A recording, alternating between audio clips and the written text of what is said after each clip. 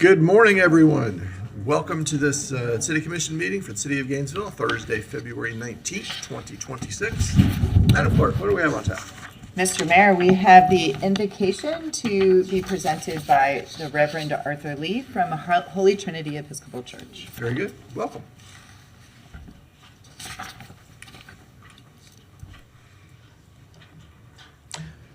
Let us pray. Almighty God, our Heavenly Father, send down upon those who hold office in this city, especially the officers and commissioners gathered here today. Send upon them, Lord, the spirit of wisdom, charity, and justice, that with steadfast purpose they may faithfully serve in their offices to promote the well-being of all people. And all this we ask, dear Lord, for your love's sake. Amen. Amen. Thank you so much for being with us. Thank you. Madam Clerk. Mr. Mayor, we're on to the adoption of the agenda, and we do have some updates here. I move approval of the agenda with the updates. Second. We have a motion and a second to approve the agenda as printed, distributed, and revised. Is there any public comment on the consent agenda? There is no public comment. Okay. Commissioner Book. This is a 30-second comment, Mr. Mayor, on one of the, should we pass this, one of the consent item agenda. I'd like to say something about it when we get to that. Okay. I have one I want to say All right. something about. Commissioner Chestnut. Okay, thank you. Oh, I'm sorry. Go ahead. Yeah. No, you want, Oh, did you? Oh, I'm sorry. We just vote to get to the consent agenda. I have So this is comments the on consent. This is, we're doing This is it. all the Okay, so above, go yeah. ahead. All right, so what I'd like to, thank you, 523 American Rescue Plan, so these are ARPA funds we've been providing. They're kind of in their end game, and I think what's important is that we've funded over 30 organizations through ARPA, hundreds of thousands of dollars over the course. It's, these are some federal pass-through funds, and if folks want to see what the city is doing, take a look at the backup information, which is available both publicly as it relates to ARPA, and you'll see the incredible amount of monies that we funded to many different organizations and done a real good job with that. And affordable housing is one of those too. But there's also many nonprofit and organizational partners. So sometimes our consent agenda items kind of get lost in the mix because we have so many business items. But this one is pretty meaningful in the list of the organizations. So, Mr. Manager, thank you for that. I think we've done a really good job tracking those funds, if you wanted to say something. Very good. Thank you, Commissioner Book. Okay, I got my lights mixed up here. It's sorry, Commissioner Willets. Thank you, Mr. Mayor. So with adding the GRU authority request, is that going to be in the afternoon or the? That's the evening. It is the evening. Okay, I just want to make sure that we know and everyone knows. Thank you, guys. Thank you, Commissioner Willets. Commissioner Chestnut. my question is on the pink house, and I'm trying to find it. That is Now I toward can't the find end of it. the evening. Okay, so I'll just wait until then. Okay, I was trying to find it. Thank you. you're welcome. All right, I see no further lights. So all in favor, please say aye. Aye. Aye. Any opposed? All right, that passed unanimously with Commissioner Becker Walker and Engel absent. Madam Clerk. Mr. Mayor, we have early public comment, but no one is currently signed up, so we will move on to business discussion items.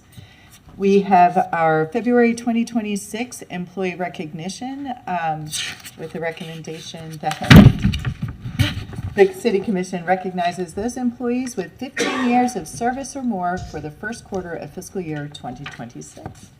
Very good. Welcome, Ms. Gretz. Good morning, Mayor and Commissioners. Laura Gretz, Human Resources Director here at the city. As I say every time I come up here, this is my favorite reason to come before you to recognize the hard work and dedication of our longstanding employees. And with that, I'll invite the mayor to come up and we'll start handing out our awards. Thank you, Ms. Gretz. Yes, this is one of the best parts of the job. We get to recognize folks who have given lots and lots of time away from their family and from other things that they could be doing with their lives to serve the people of Gainesville. So it's always a fun thing to recognize.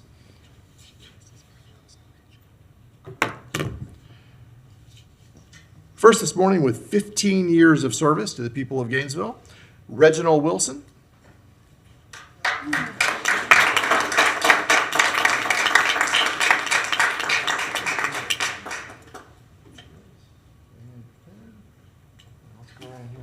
Good, good.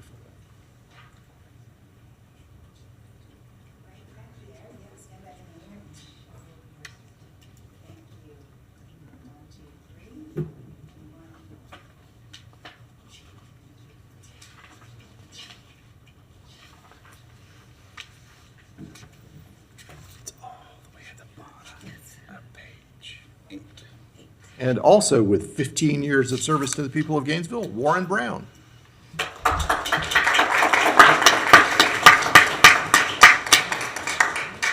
Over here.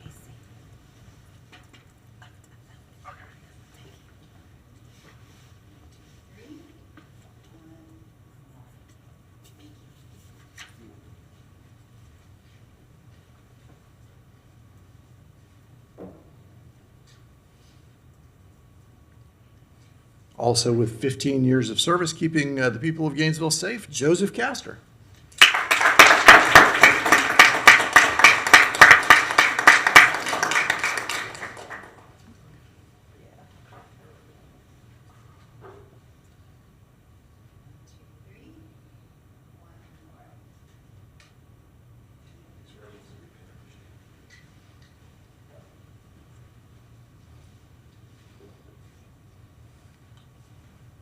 And now at 20 years of service, let's recognize Francis Donahue.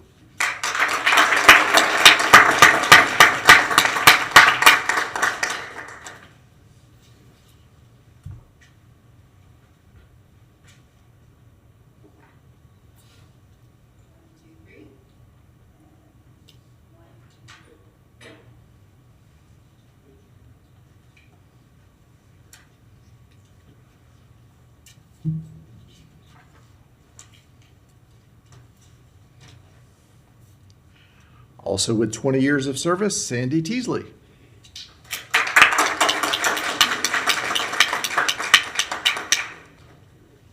Sometimes people can't make it in. That's okay. We'll make sure that gets distributed correctly.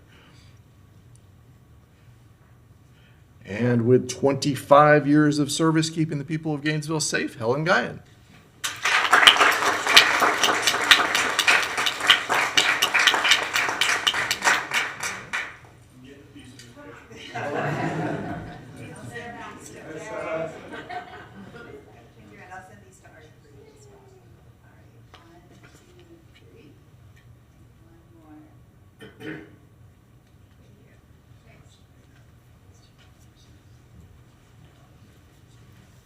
Very, very good.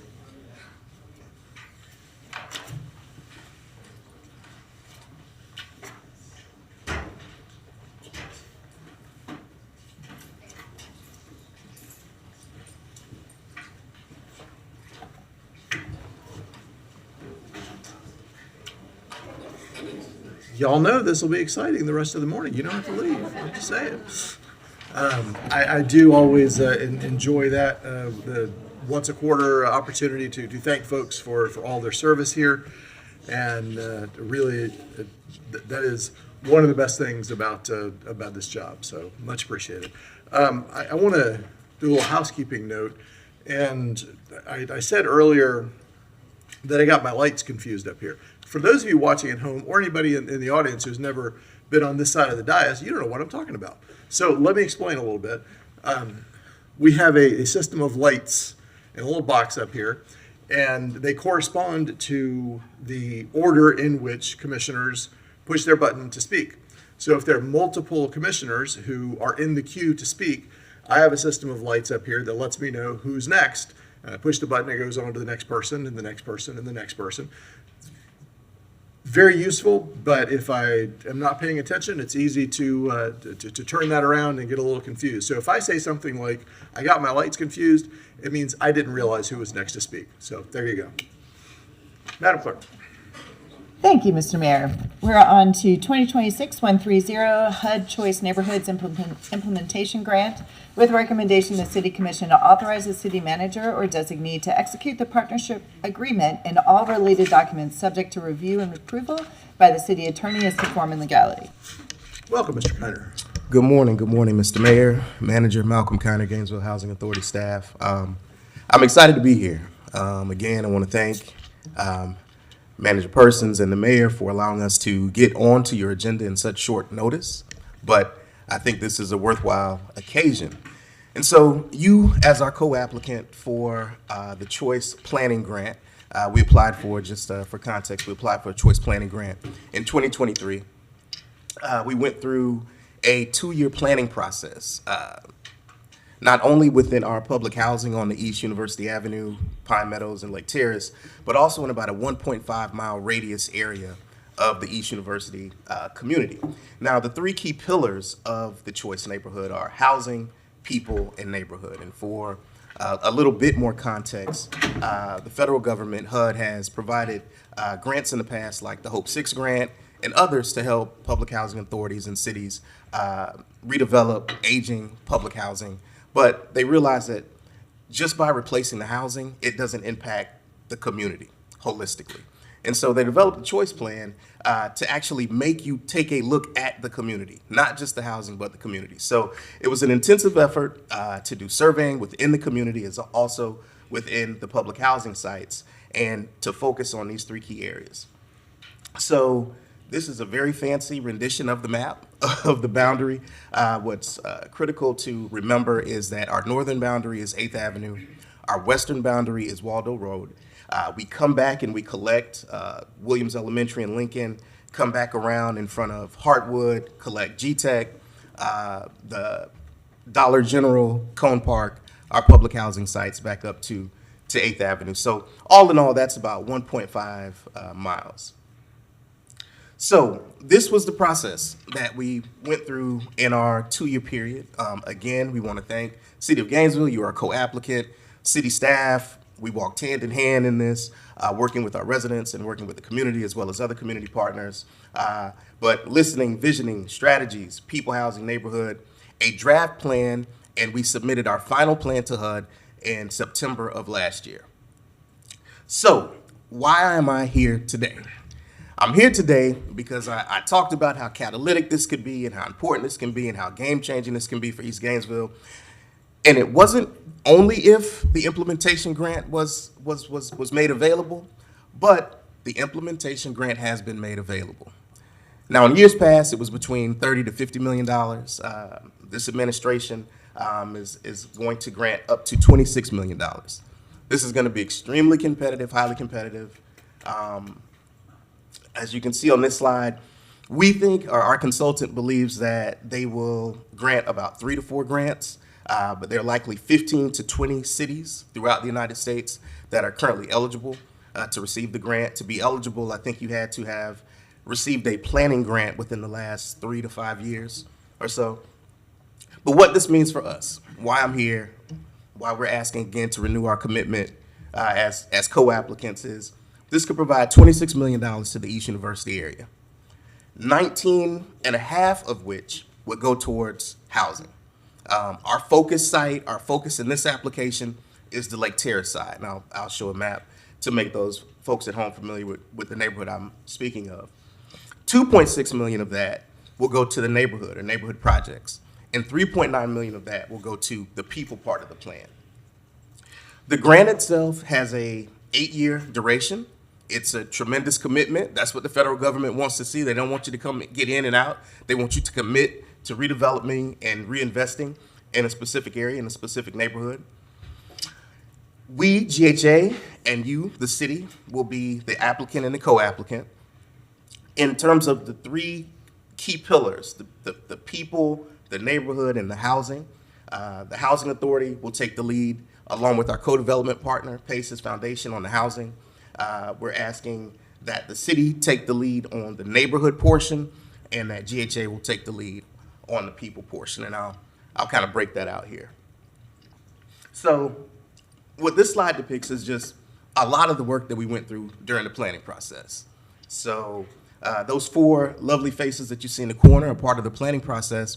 We had to bring on community ambassadors. So these are folks that we hired from our public housing or from the community that actually help to engage with the residents. It's different if Ms. Davis or myself goes and knocks on the door as opposed to someone that's from the community that they recognize, so that they can give them, their real opinions on what they want to see as we move forward with the redevelopment. The picture with the reed, for those that are familiar with Tampa Housing Authority and all the work that they're doing in Tampa, a portion of the grant allowed us to take a field trip where we took staff, community members, residents down to see what choice can actually do for a community.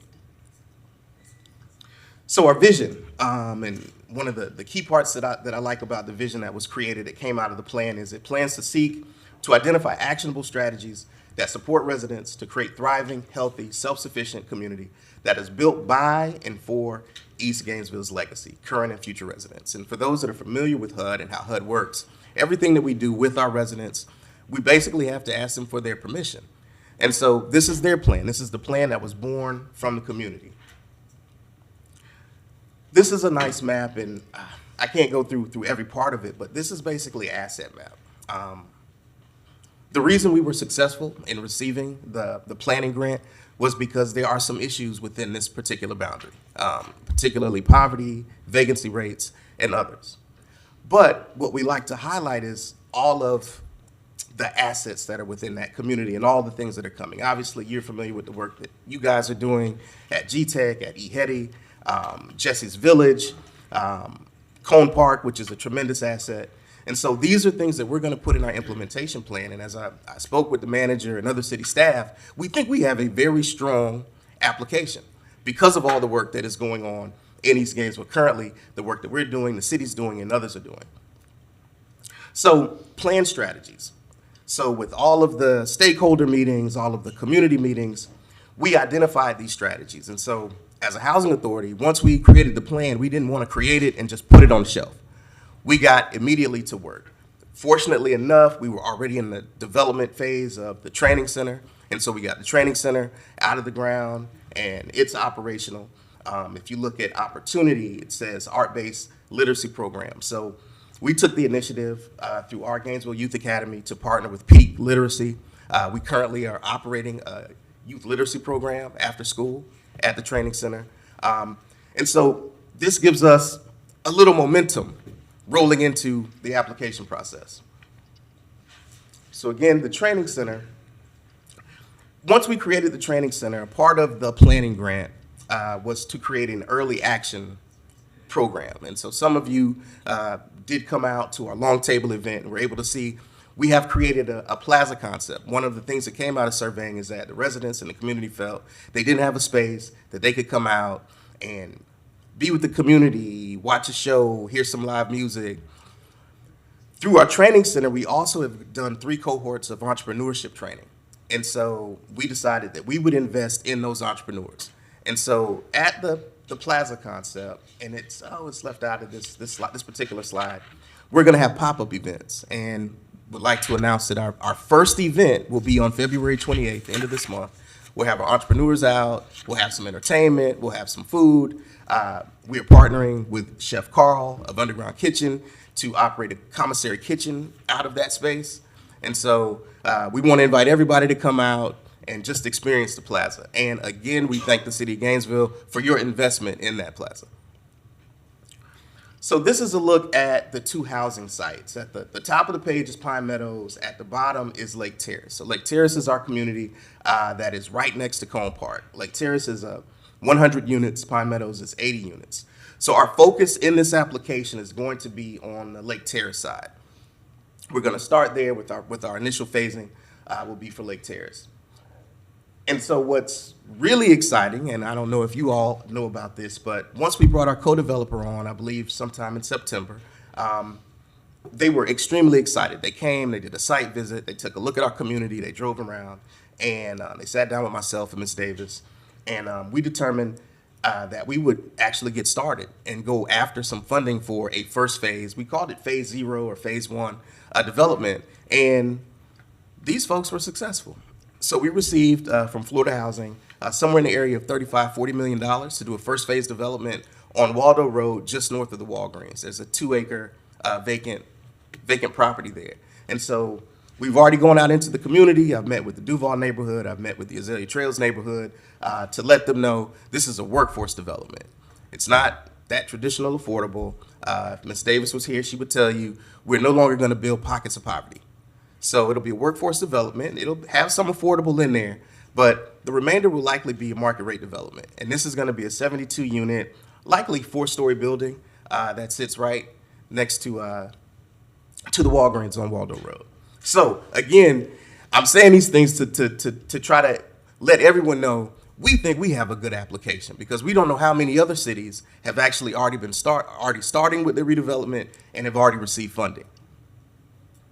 So there was a slight change since I sent this to staff. We had a meeting, and again, when you're in grant writing mode, things change pretty rapidly.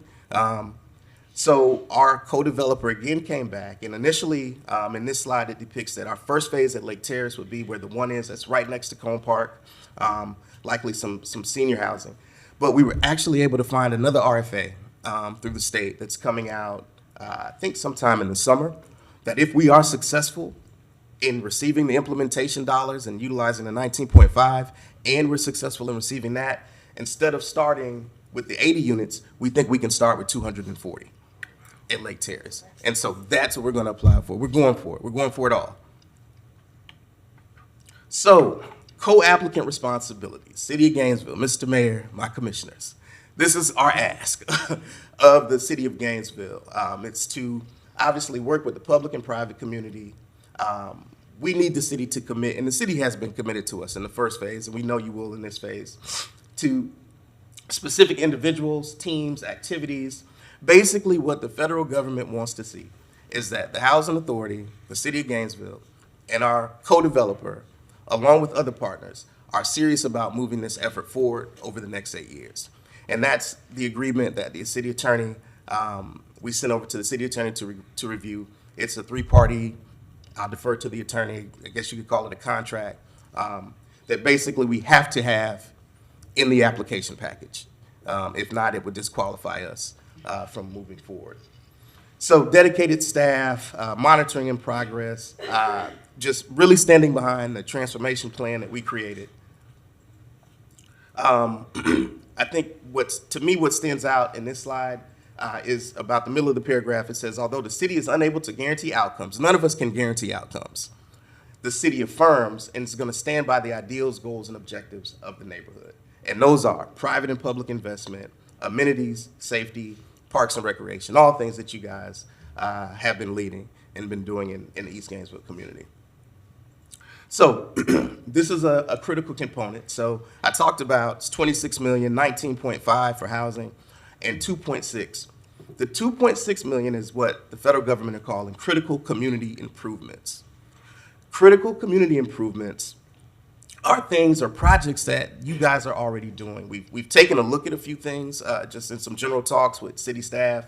And I don't know, I defer to the manager exactly what the project is called, but the city has already identified a project, a walking bike trail that leads from Cone Park to the Cornerstone development. That would be considered an amenity for our folks at Lake Terrace. And we have to mention Caroline Manor, which is also a public housing property that's right in the area. Because of the work we're doing with Chef Carl, we have thoughts of maybe including some of this funding as an expansion of the community kitchen once the housing comes out the ground. Our plan is to have some form of commercial, maybe retail space, maybe community serving space in the new development. And with that, we can kind of build out that incubator kitchen, maybe also create a sit-down restaurant along the East Gainesville corridor as you're coming into the city. And then Cone Park improvements. So if we go back, if I can go backwards, to the design of the housing, obviously this housing is going to come up right next to Cone Park. And so we thought if we can work with the city, work with you all to perhaps spend some of this funding in Cone Park to kind of make the two merge together and utilize Cone Park as an amenity, as a front door for this new community. That's the general thought process on that. Again, all of this has to be, we have to have this on March 9th. We're working, our staff is working right now on this grant application. I'm sure the city staff is as well. And so neighborhood leverage, and I'm gonna wrap up.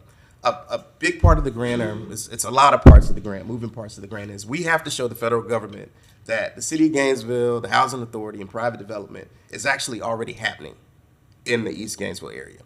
So they want to see, for us to get the maximum amount of points, they want to see at least up to $40 million in development that's either in planning, starting, on the way, some form, shape, or form of $40 million. Now, we're excited that we'll be able to capture all those points because, one, we have our new development coming out of the ground, which will be $40 million. But we know the work that the city's doing. Again, these are some of the examples: the Cornerstone development, the FDOT improvements, the 8th and Waldo revitalizations. So we think we'll be okay in receiving that maximum amount of points. There's one more category that was left out of this this presentation that's extremely important, and that's supportive services. So we also have to show that Housing Authority, the city, we've reached out into our community, to our nonprofit friends, to all of those folks that serve our residents, especially on our Lake Terrace and our public housing, and that they can show some in-kind support in terms of planning for future projects in that specific area. And again, the grant term is 8 years. So they want to see, if you make, an example, we have a tremendous partnership with the Cade Museum for Innovation. The Cade comes out, they do programming with our elementary school youth. They want to see us continue to build out that partnership, but how can we expand it in the future?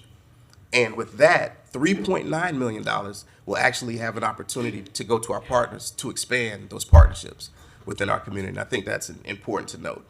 But with that, it looks like that's my last slide, and I'm here to answer any questions you have. Thank you, Mr. Conner. I really appreciate you being here today with us.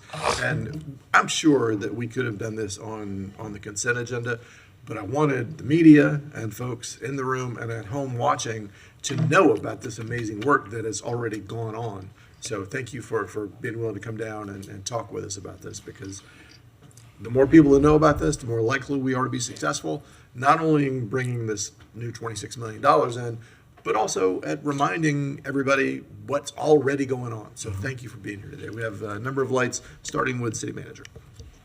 Thank you, Mr. Mayor. From I think the city organization's perspective, we're strongly recommending this. I think we can look back over the last 2 years of planning work and see real physical improvements that have been generated out of the work that we've done with GHA, with the HUD dollars, and we're very, very excited at the prospect of being able to bring a potential $26 million of additional funding to the community.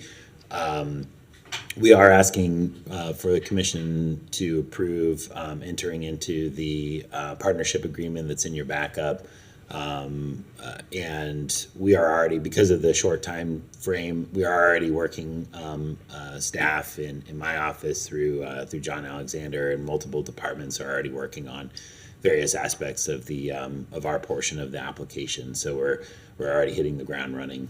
But I'm very happy to bring this to you all today. Thank you, Mr. Manager. Commissioner Chestnut.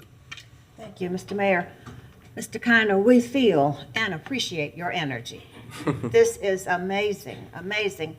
It's interesting, the mayor and I, along with Commissioner Duncan Walker, we were in a meeting on Monday night concerning East Gainesville and the school board. Have you had a chance to share any of this with the school board? Are they aware of what's happening? This particular grant application, no. This has all happened pretty rapidly. At some point in the very near future, I think it's important that you share this with the school board. They need to be brought into the fold so that they're aware of happenings in East Gainesville and what decisions that they make, the impact that will have on continued livelihood of the neighborhood. But congratulations, this is excellent. Thank you, Commissioner Chestnut. Commissioner Willits. Thank you, Mr. Mayor. I just had a question about some of what, and this may be for the manager, about some of the potential that we can do to continue to help be part of the process, potentially in the future, have direct supports or very clearly tied supports to like this larger project. And so I just had a couple questions about, like, is it, part of the Cone Park, is there what do we have currently planned in wild spaces, public places that would lend itself already to this idea? I guess I'm getting this idea of a front door to that eastern edge. We do, I think, in some of the later years, we had Mr. Singleton and I had a brief discussion. We do have some turf replacement inside of the track. What I would expect would be that in order to get the application in, we don't have to be so specific in terms of identifying specific improvements. More along the lines of having those the idea of making some cone park improvements, and then letting once we receive the grant, letting that detail get worked out. With respect to the trail, similarly, that's on the mobility plan, but obviously with a potential preliminary price tag, but that would also get worked out both in terms of the final disposition of where the trail would go, and as well as the actual design work and stuff. So Okay, and then so just off the cuff here, thinking that part of the issue is that what we have on Cone Park on that side is it's a parking lot, right? But at the south end of it, committing to connectivity to the Right. south edge of what will be the housing development would be something we could very clearly say, like, this exactly. is something. And I also probably think kind of mid block across that very large parking lot, an additional opportunity, a very clear crossing where you build stub outs, because I don't think that's currently in the current design. And I think it's a very good point. So the I think we've had some discussions about the mobility plan. The current sort of alignment of that trail is along the power line easement, for obvious reasons in terms of rights. But as we get into, if this does move forward, there might be opportunities to perhaps like realign that through the park, or otherwise like take advantage of land that we already own and don't need to get additional rights to, for instance. But that kind of level of detail will be after we get the grant approved, hopefully. Sure. And then is there, because it looks like there stormwater mitigation on the southern portion Of the property? of the property? So Yes. it's kind of roughly the It's idea. kind of there are wetlands already, obviously, out that exist, so the map is down, but yes, the phase, the way that we put it together, let me go backwards really quickly. Yeah. If you can see here, I don't know if my spotlight, but there at the bottom under the one, those are really connected to wetlands, so we're doing all of our stormwater management there at the, I guess that would be the southern end of the site. I only ask because if that's something where the city can somehow partner on, if that's where we need trail, or if we're going all the way to the south of it, where the actual power line is. So I just kind of wanted to understand that. And then, the off-site housing, I think, is also a really interesting idea, how it can help keep, young working people who are already off working, but they want to stay, they want to live, they want to be, they don't want such a long drive from the western suburbs. They can live there and be at downtown or even university in 10 minutes, I think that's a really interesting idea, and to keep people along that corridor. The part I didn't see was, and maybe it's just because it's been more recent, our grant project on Northeast 8th. Yeah, I can- That $2 million, is that part, will that go into your grant to say, we have already made this So commitment? what's going to go into our grant, we have to show, and this is another part the city's working on, the housing authority as well as the city have to show capacity. What they want, what the federal government wants to see is, okay, yeah, Gainesville Housing Authority, can you actually do this? Yeah, City of Gainesville, can you actually be a master developer? And so we're going to utilize our Woodland Park example of us being a master developer for both phases. And again, the city was a partner through ARPA funding for Woodland Park. And I'll just note, just so, as the mayor said, so people know what's going on. And the city's been a partner on all these projects. We are funded. We're currently funded right now. Obviously, Woodland Park is underway. That's a $45 million project. Oak Park has been funded for rehab, for redevelopment. I had my first resident meetings last week, so Oak Park will be totally renovated. That's an additional close to $40 million, and this development is close to $40 million. So Housing Authority, City, we have $120 million in redevelopment east of Main Street going right now. whether it be through construction or whether it be in underwriting. Yeah. But we can't count anything that's outside of the boundary of the choice area. So I wish we could. The work that you guys are doing at Citizens Field Complex, we want to count it, but it literally sits just outside of the curb of the choice area. Okay. And the last thing I'll just say is I like this idea, and I really like the idea of Cone Park being kind of a front lawn, front yard too, because there are other places in the city where our public parks do service as that, and maybe it's not fair necessarily, but I just yesterday walking past Roper Park and like that is the front lawn for some very nice homes now, very renovated and expensive homes. And I don't see nothing wrong with us making a commitment to saying this is part of connecting it to a neighborhood. Sometimes we call them neighborhood parks, and so whatever was done in the past, less connective. Well, your parcel doesn't really face out that way; it faces to your internal street. Right. So, but if there's an opportunity, I think this is a good. I think this is, and it aligns with your plan, at least roughly aligns with our comp plan about how you develop. And so this is getting back to comp. We developed our transformation plan with you guys, with your staff. Right. So it was all contemplated. So thank you, Mr. Mayor. Thank you, Mr. Mayor. Thank you, Commissioner Willets. Commissioner Book. Yeah, thank you, Mr. Mayor. Yeah, kind of following through with what the Commissioner was talking about, was just, what are the other leverage, what are the other partners that you have? I did not realize that the MLK Citizens Field couldn't be counted, for example, because that's millions, and it aligns with that 8-year, plan, because it's several years. So that's unfortunate. But you've listed a lot of projects that you leverage. There's far more than $40 million that you can put if you put real dollar figures to it. These are not swag figures. These are the real thing. So that's good. And, Mr. Manager, I thought the first and most important question, I support this 100%. We already got the planning grant, which showed us that we knew what we were doing to try and figure out how to get to an end game. But you said we have the capacity to help them in this regard between now and March 9th, and that's absolutely essential. Thank you. Is there going to be the opportunity for your consultants potentially to get with the manager and have them take a maybe additional set of eyes on that grant, because grant writing in this regard is so large? Again, Commissioner, and I'm thankful for my relationships with the city. I called the manager and the mayor, and we already have met with the consultant. I had a meeting with the consultant, and he went through the note for the grant and the amount of work that it was going to take. I said this is an emergency. I have to have the city's help with this because it's a lot. I think we estimate that our application itself will be in the area of 300 pages.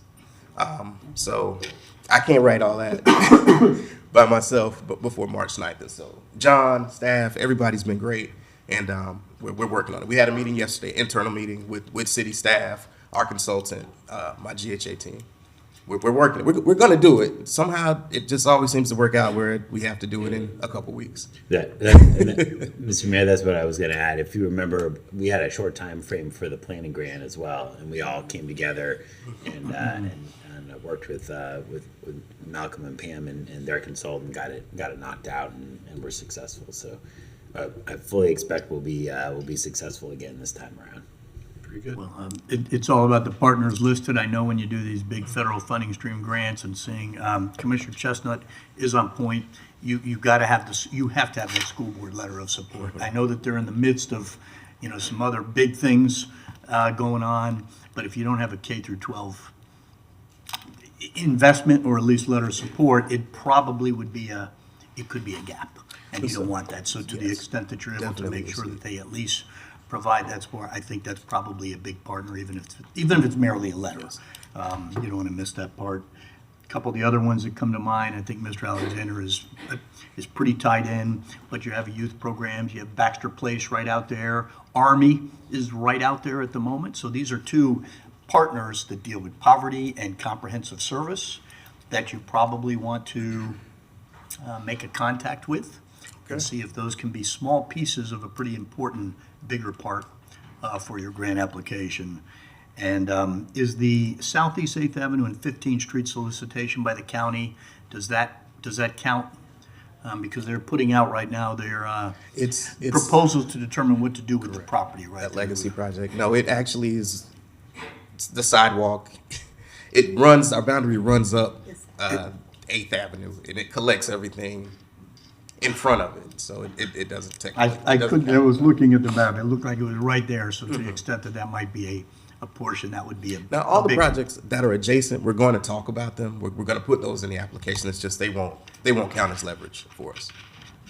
Last partner that you just may want to consider, I realize time is tight, so everything we ask you to potentially consider is time, is, the chamber is in kind of in a reorganization phase, and yet the economic development for the corridors that we've put in as a city is pretty dynamic. This might be very ripe for them in their current, kind of reorganization to say, golly, here's a big project that they may want to at least get behind from a public support thing. So those are just some of the partners that may strengthen the application. 100% support.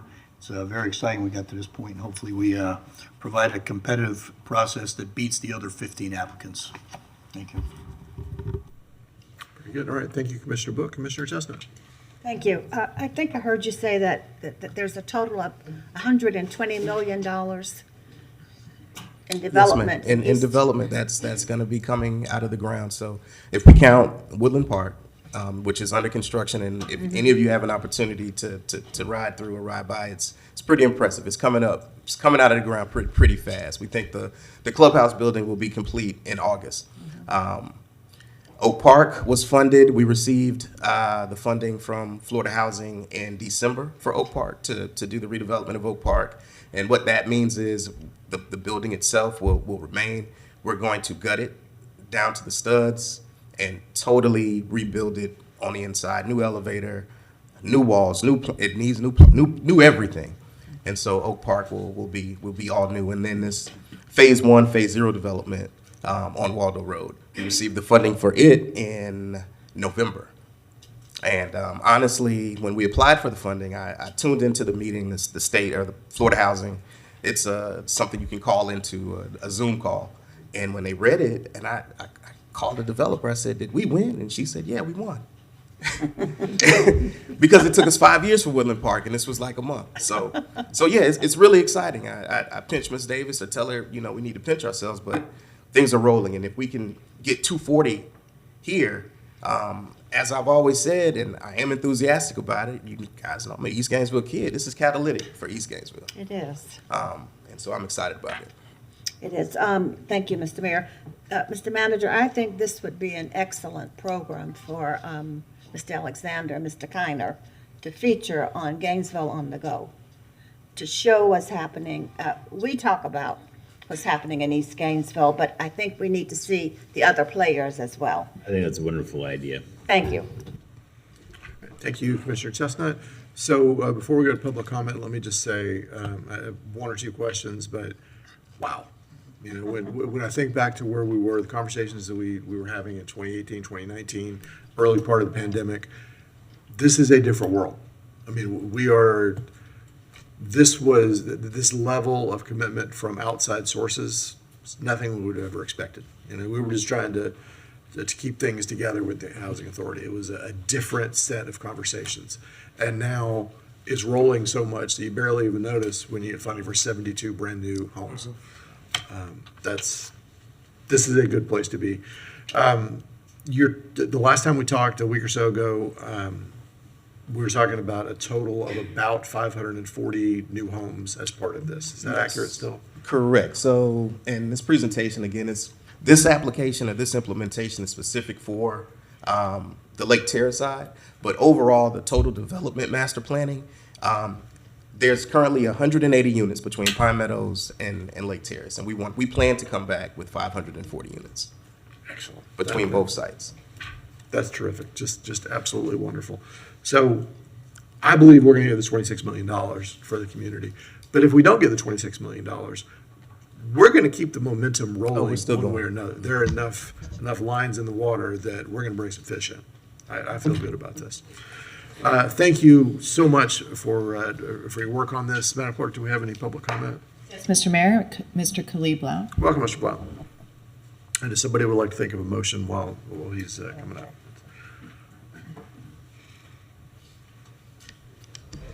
Thank you. Fortunately, 3 minutes will hardly be enough, but I'm going to try. First of all, I want to say hooray for the idea of telling the public in this on-the-go platform, but I might suggest get the grant first and then crow about it. Now, as to just doing this at all, I was on the board of Gainesville Housing Authority years ago and crowed against the level of maintenance that was going on at that time. That's the level of maintenance that got Seminary Lane apartments torn down. So, but that was under the founding regime. That was before the current leadership there. And I'm glad that they're doing some necessary things. A lot of people misconstrue what's being done, like the way Woodland Park is being rebuilt. But this mixture of public-private has to happen when people know, like from the vantage point I have now at Alachua County Housing Authority, how the Fed is constantly reducing support for public housing. It's like declaring themselves out of that business without saying it explicitly. So the things they're doing are necessary, and that maintenance I talked about was happening at Lake Terrace and all the properties back then. I looked at that then, and as recently as yesterday, someone was talking to me about an elder relative who is a resident of Lake Terrace, lived there since childhood, raised her own next generation in that unit. So she's been there a long, long time, and thought the units were very solid, they said. They're very solid. Inadequate in some other ways, but at least very solid. They're not going to blow away. But I witnessed the attitude on the board when I was on it about doing specific upgrades for the residents, and that's a whole nother different 3-minute delivery. So much has changed at Gainesville Housing, and thank goodness it has. The people I talked to yesterday with their elder relative talked about how the place looked like it was just crumbling apart in some places. It looks like it's about to be only those solid stone walls standing. The system after system needs upgrade. And again, from the vantage point of the housing authority I'm with now, that takes a lot of money. But housing authorities are under another particular gun. All the reserves they can manage to get out of their federal appropriations, they gotta commit it quick, because DC loves to snatch back money. That's an annual experience. So they have to commit it, and they have to go out and get these public-private partnerships, because their part, while it's a horrible amount to have the Fed snatch back, is not enough to support these projects on their own. So the public-private partnerships are important. And real quickly, doing development in that area was talked about back then. So you can set an example for the county against things they have done, like not developing an area east of Eastside High School that they declared 32 years ago as a focus area. And none of the stuff like they did for Celebration Point has been done out there in 30 years. So thank you. Thank you, Mr. Blount. That was our last speaker, Mr. Mayor. Thank you. Commissioner Chester. Thank you, Mr. Mayor. I have a motion. I think that Ms. Davis and Mr. Kiner have shown us what a new day dawning looks like, and we appreciate their work. And I just want to say, too, that all of us have talked about development in East Gainesville for years, but we can finally see things truly moving. So this is exciting. And thank you for Oak Park. Much, much needed. All right. I move that the City Commission authorize the city manager or designee to execute the partnership agreement and all related documents subject to review and approval by the city attorney as to form and legality for the Choice Neighborhoods Second. program.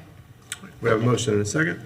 I see no for the lights. All in favor, please say aye. Aye. Any opposed? All right, that passes unanimously with Commissioners Duncan Walker and Engel absent.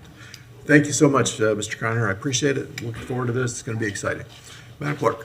Mr. Mayor, we have 2026-83 Parks, Recreation, and Cultural Affairs Quarterly Update with a recommendation the City Commission hear a presentation from Parks, Recreation, and Cultural Affairs. Welcome, Ms. Gonzalez, Ms. Leidendorf.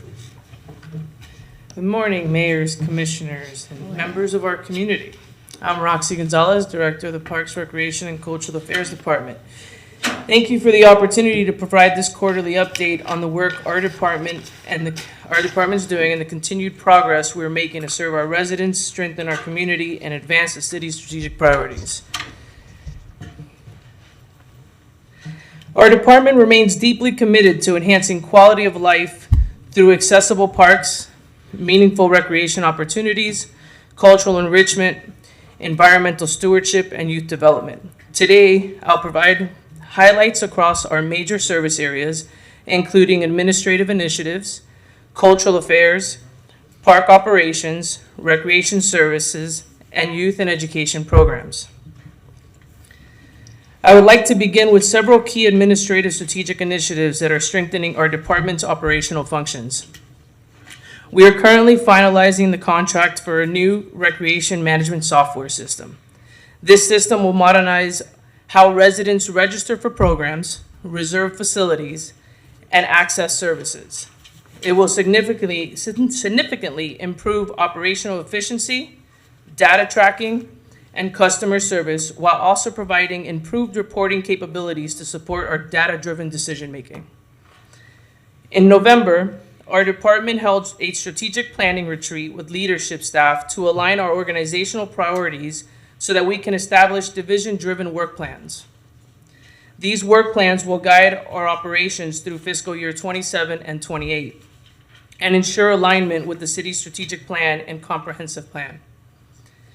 This effort strengthens accountability, improves coordination across divisions, and ensures that our work continues to directly support the city's long-term vision. Additionally, our team continues to support major citywide initiatives, including the comprehensive plan updates, expanding community-wide holiday programming, and advancing cultural significant projects such as the reimagining of the Rainbow Bricks. These initiatives reflect our commitment to inclusive parks, to inclusive public spaces, community identity, and a thoughtful long-term planning. Our Cultural Affairs Division continues to play a vital role in enhancing the cultural vibrancy and economic vitality of Gainesville. In the first quarter alone, participatory art programs served over 2,100 residents through hands-on art engagement opportunities. Our cultural festivals and events attracted approximately 40,000 attendees, reinforcing Gainesville's reputation as a destination for arts and culture and generating significant community and economic impact. Our galleries, museums, and cultural venues, including the Thomas Center Galleries and Aquin Jones Museum, continue to provide accessible arts and historic programming for residents and visitors alike. Major community events such as the Downtown Festival Art Show, Downtown Countdown, Great Pumpkin Bash, and Veterans Day brought residents together and strengthened community connection. In addition, our public art programs currently have 5 active projects underway, and we continue to pursue grant opportunities to expand public art and culture access throughout our city. These efforts support local artists, activate public spaces, and contribute to the cultural identity and economic vitality of Gainesville. Our park operations team continues to provide exceptional stewardship of Gainesville's extensive park system and natural resources. During this quarter alone, staff removed more than 21 tons of trash and debris and completed nearly 7,000 hours of maintenance work to ensure our park remains safe, clean, and welcoming. Staff also conducted over 370 playground inspections and completed dozens of park infrastructure inspections, reinforcing our community's safety and proactive maintenance. Our trail system continues to serve as a critical community asset as well, with more than 156,000 trail users recorded this quarter. This level of utilization highlights the essential role of our parks and trails play in supporting community health, wellness, and outdoor recreation. Key operational improvements this quarter included relocating fencing at Ann Park to address neighbors' concerns, upgrading animal enclosure and infrastructure at Morningside Nature Center, and improving vegetation management along all multi-use trail systems to enhance accessibility and safety.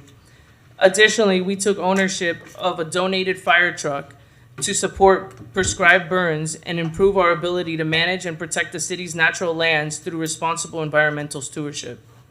These efforts ensure our park remains safe, resilient, and sustainable for current and future generations. Under our Recreation Operations Division, we continue to provide high-quality programs and events that serve residents of all ages and ability. This quarter, our aquatic facility welcomed more than 13,000 visitors and provided swim lessons to over 1,000 participants. These programs not only provided recreation, but also equipped residents with critical life-saving water safety skills.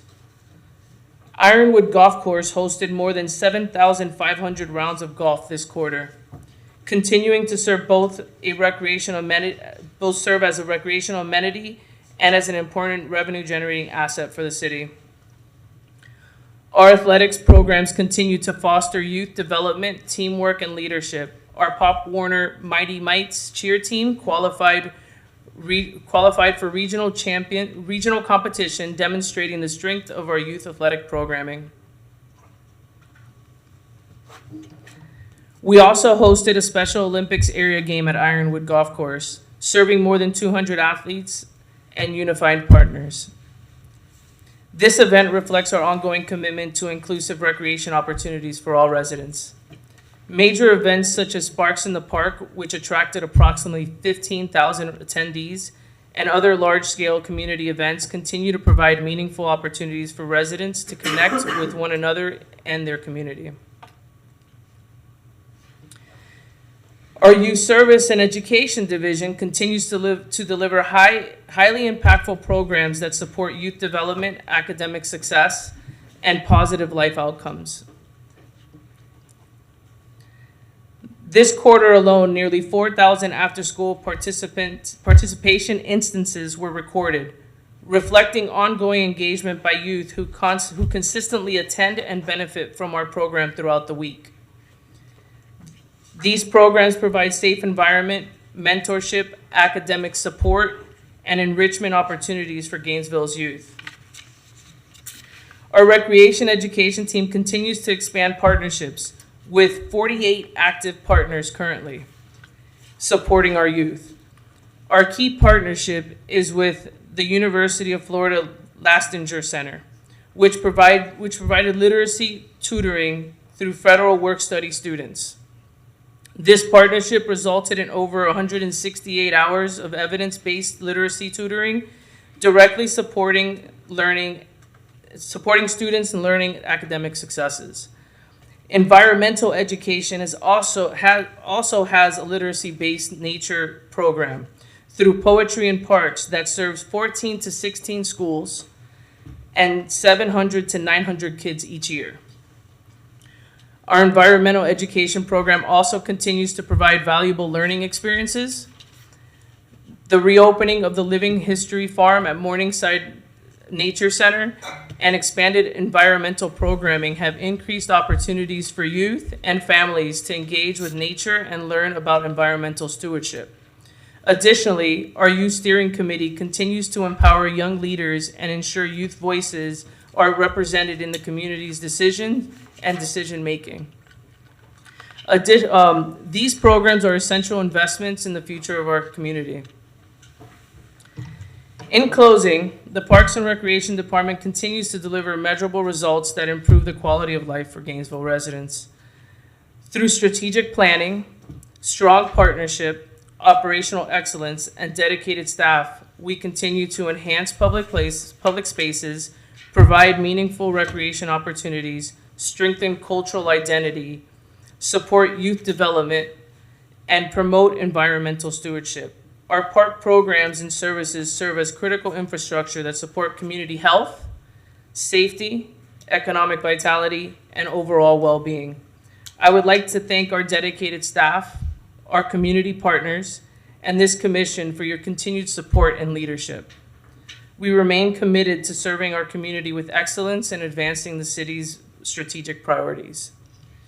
If you have any questions. Thank you, Ms. Gonzalez. I want to thank your dedicated staff as well for all that you all do, and that was really highlighted yesterday in the State of the City address at the event at the Thomas Center.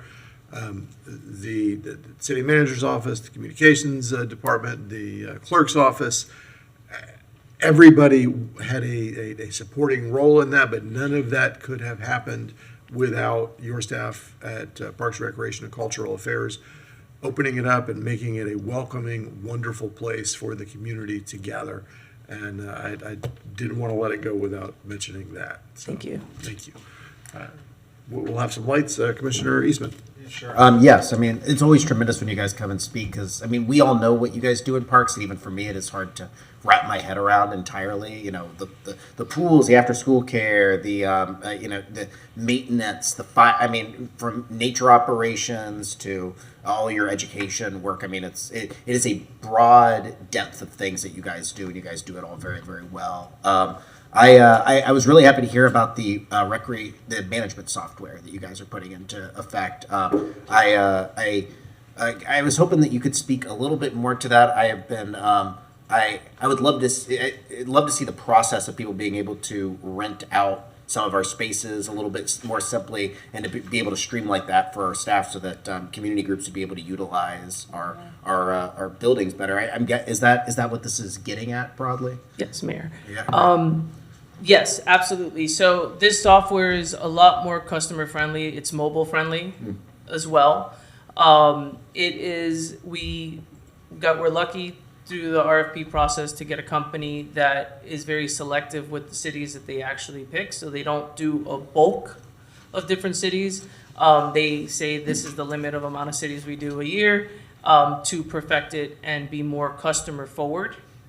And kind of, they do work with the institutions and the agencies that they work with to custom build how that works. So in the reporting element, it is huge for us. Yep. In the customer forward facing, it's going to be able to sync up. We're working with our communications department, so it syncs up with our website. And so it'll be easy access where you can get on our website, you can get on that software. And currently, right now, the system we have has been outdated. I think it hasn't been since 2013, 2014, maybe even before that. And so we're not capable of using all the modules. So now what we currently do for facility rentals is you have to call in, you have to book. This application will give you access to do most of that work online. Okay. It also allows you to upload your information into the system. And so that way you're not having to come in person as often if you don't have the time. That's great. Yeah, I mean, we have so many great facilities, and I see, I see community groups. I would love to see, like in my neighborhood of Oakview, I know we're currently leasing that out to someone else at the moment, but just seeing, more people being able to use those facilities. We built them. They're great facilities to utilize, and anything we can do to make that process and then streamline for your staff the ability to just open that up. I know there's liabilities and things like that, but it's, I think the one thing that a city has is we have physical space, we have buildings that people can use, and the more that we can utilize those, I think it's tremendous. And then I loved you're working with I did not know that you guys were working with the Lastinger Center on literacy. I think that's great. I like seeing us, partnering with with all the folks at the University of Florida with our higher education to do what we don't know how to do, which is the kind of those bigger picture, more the stuff that UF does very, very well and leverage all of that. So I was glad to see you guys working on that. Yeah, and just to voice on Cherie Kelly and the work that she's doing in her area as well, is UF has actually classified as best in class, where our staff currently is training and teaching other organizations in the county how to do a literacy program to make it as effective. That's great. And then you mentioned, and this is kind of just a note in here, but it said something about vegetation cutbacks along the rails to trails. Can you elaborate on that a little bit more? Yeah, so we have enhanced our maintenance program to be able to, on all of our trail systems, not just rails to trails, but all of our rail systems, is we're going in and making sure that we're doing the proper vegetation cutbacks. So those branches that are hanging over, the ones that are just dying out, we're cleaning a lot of that out now. So we have within the transition of our park operations managers, when after Mr. Weber retired, we now have a system in place that is able to fine tune our maintenance process, where we've fully have combined our natural resource maintenance staff with our park operations staff in creating teams that both teams will be going out to nature parks and trails. And it's not just a team of 30. Now we combined it to have about 45. Yeah, that's great. As you pointed out, that is one of the top things that that folks use. You said, what is it, 156,000 people? About 156,000 uses, not individual people, but so making those look nice is really roimportant, and I'm glad you guys were able to streamline that. All right, thank you, Mr. Ray. Thank you, Roxy. Thank you, Commissioner Eastman. Commissioner Willets. So Roxy, first of all, just some great kudos. I was at Sparks in the Park. It's amazing. I think I mentioned it is the most diverse event I've ever been into in the city, probably in my life anywhere. Just a broad swath of our community. So that was just so great. So how, I saw some great festival attendance there. And I just want, it's not in here, so I just want to know for something I need to know about in the future. How many attendees were at the Pride Festival roughly? Could y'all do some counting through, or is that GCRA that counts through the fancy application? So we don't have the counts through the fancy application. So the Pride Festival is not our festival. Right. They apply for the Seas grant, so we give them our in-kind services for the city, so up to a certain amount. So my department alone in-kind services was approximately $4,000 worth of in-kind services. So we don't count the attendees in there because they're the ones that run their event. Right. So that's what I want to know. So that festival number is not everything that we have small participation with or that use our facilities. That is just your PCRA. Yeah, that is Q1 City of Gainesville run festivals. Perfect. That does not include Fest. It does not include any of those. Thank you. I think that's a good for us to remember. Like, there's a lot more going on at festivals than like you said, Fest. Pride. I'm sure I'm missing something. Yeah, we support those organizations that run those festivals and events on our property by staffing it and making sure it runs safely and smoothly, but we do not conduct those events. So these numbers reflect our events. Right. Perfect. That's good for me to know. So then generally just how is hiring and vacancies going in PRCA? So blissfully, I'm knocking on wood, our turnover rate is gone. I mean, we are retaining staff fantastically at this point, knock on wood, even at lower level staffing. So at one point it was hard to staff the grounds and events worker and the lower level staff. There was a big revolving door at that moment. But at this point we're averaging maybe 2 or 3 employees at the lowest level, the lowest pay grade, that are rotating, either being promoted. So we've had this past quarter, I just ran those numbers, and we had a total of 15 promotions. And that's where the filling would come in, and that's in every division. So they've been promoted into other positions through the full interview process. So hiring's okay there. Where we find challenges is when we get into the supervisory level on a national search. It's been a challenge and this is statewide, I've talked to other directors, it's been a challenge to either get those qualified with the experience in that field, because people aren't leaving where they're at right now due to the administrations. Okay. Due to what's happening federally. All right. And then just one other kudos. Parkrun had their largest park run ever during that quarter, 191 on Thanksgiving Day. So that's something that happens in our park on a holiday. So huge kudos to your staff who is able to, hopefully it's not too much work, but just facilitate a whole bunch of people to enjoy our parks and at dawn and see what nature has to provide and see what their bodies can do on a 5K. So I was there that day. It was amazing, 191 people. So that was huge exciting during that quarter. And then my last thing is I've loved the letters in Depot Park because joy and love. And so are you doing anything for 4th of July for 250th, like 250 USA? Would you like some direction on that? It sounds like it. No. No, because so there's a couple things happening this year alone, right?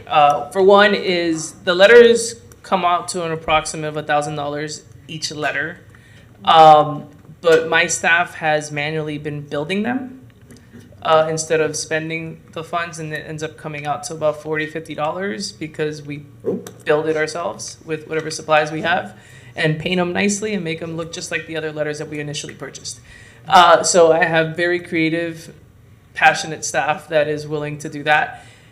So asking for more letters at this You have a time was U tough. and an S and an The A. other thing, I'm trying to- the other thing that we have, and I might just pop the bubble on that before the advertisements go out, is come around the end of August, early September. It's Depot Park's 10-year anniversary.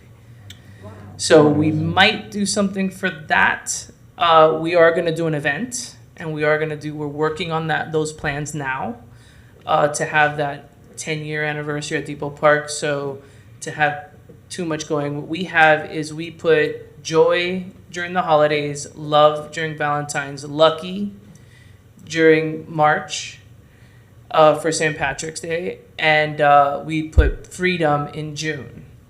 So then we'll have whatever we put for the 10-year anniversary. We're still figuring that out. Well, this 250 is a very big anniversary of the country, and I kind of think, and I don't know whether it's the county does more of this kind of stuff.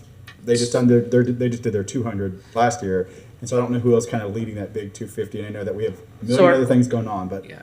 So what our is 250 cultural like? affairs division under Carol is we are leading the 250. We got a grant to do Okay, events, and we're doing American Girl throughout the city at different parks and different locations, and doing a good historical performances at some locations, storytelling at others. I know Morningside has, I think, 2 events coming up and stuff like that, and you'll see it on the event list that communications sends out to everybody. Perfect. All right. Well, that's exciting. I still would like USA or 250 in Depot Park, but it sounds like there may be some other options. I think it's I'll look at some people lights will out want there to for you. remember this years down the road. People will want to remember, and I think people literally go to Depot Park just to get that picture, or they definitely stop and get it done. So I watched it at Sparks in the Park. It was hugely popular. It was hard to keep children from climbing on the letters, but. But we can consider possibly looking into the cost to see what it would be to put some light feature on Bo Diddley Plaza of the 250th. Because I think with all the county and the city in the same location, it might because there are more events, more activities happening at Bo Diddley, and Well, I can look into that and get back to you. I think it'd be worthwhile to spend a little money out of fund balance for. I mean, this is a big deal, and we haven't talked about it so much because we parade, holiday parade and other things going on, and we're just busy, right? And so I'm like, wait, this is coming up, fast. So, anyways, it's something to talk about. Thank you, Roxy, so much, and thank you, PRCA, for everything you do. Thank you. Thank you, Commissioner Willetts. And I will note before I forget that Bo Diddley Park, or Bo Diddley Plaza rather, was originally the Bicentennial Plaza, which didn't last a long time, but that was the initial notation for that, I believe. Mr. Manager, you're next. Thank you, Mr. Mayor. I did want to point out something that I think we sometimes, especially these days, take a little bit for granted, but it's worth mentioning. In these updates, I think primarily due to the work of Ms. Gonzalez and Ms. Ladendorf here, these presentations are full of statistics, numbers, data that's being collected. I think the Parks Department does a great job of collecting data and being able to report on that. So when we're talking about visitors, when we're talking about attendees, we're talking about folks that are enrolled in our programs, the numbers are so important to be able to tell the story, look at trends, be able to react. So we're not giving these presentations that are all kind of vibes based, like, oh, I think we're doing a great job. Like, they actually can report on that. They're tracking it. And as Ms. Gonzalez said, when we implement the Kaizen software, we'll have, even better data that we'll be able to pull out. So I just wanted to, it's not something that's like a program, but it's just something that under undergirds the work that we do in the Parks Department, we're trying to do in the rest of the city, and being able to report those things to you on a consistent basis, so. And thank you, Andrew. I also would like to include that you'll see in future presentations and quarterly reports, we'll start including our RBA results-based accountability results. We just started collecting that information now through certain programs because we finished the process of learning it. So as we go, we'll start including those, not just our statistical values, but our result-based accountability in regards to that. Very good, thank you. And before I go to Commissioner Book, I don't want anybody to think that I missed that Commissioner Engel snuck in from medical leave while we're sitting here. So welcome back, sir. It is good to be back. Thank you. Commissioner Book. Yeah, welcome back. Yeah, so City Manager, you talked about, data and stats, and that is important. I like seeing that. That's just a factor of excellence in what we do. So while the vibes are good and we can say great job, you want statistics and information that backs it up. Commissioner Willis was talking about the Park Run Czar over here. Madam Clerk, who I know you've worked with, and that's just one example of regular activities that we have, weekly, and now has expanded to 2 areas. A couple of questions. So I understand that these big events that we track data, they've been, it appears to me, as just looking at those, they've been ultra successful. So whether it's a Hogtown, the Sparks in the Park was tremendous. The fireworks show was outstanding. The amount of people attending the Morningside Cane Boil Fest. Saw a couple of you all out there. If anything, I think you undercounted the numbers because when it was out there, it was good weather, and I know you track folks as they come in through one entrance, but was packed in there. So I think we've been really fortunate with that. How was our Hogtown attendance this year? We've had a lot of discussion about Hogtown as it relates to last year's. We had great weather. Yeah, not quite sure yet. So we were gathering that information. We just had our post meeting recently. So in the next quarterly update, we'll give you those numbers, or if you want them sooner, I'm more than happy to send them. Okay. Is it possible, Mr. Mayor, just get it? So we have some projects in the hopper that are kind of nearing completion. Maybe we could just hear just a snapshot of those. I'm thinking about talking about Tom Petty Park. We talked about what's happening with that. What we're doing with Ironwood. I know you're making some changes with Ironwood.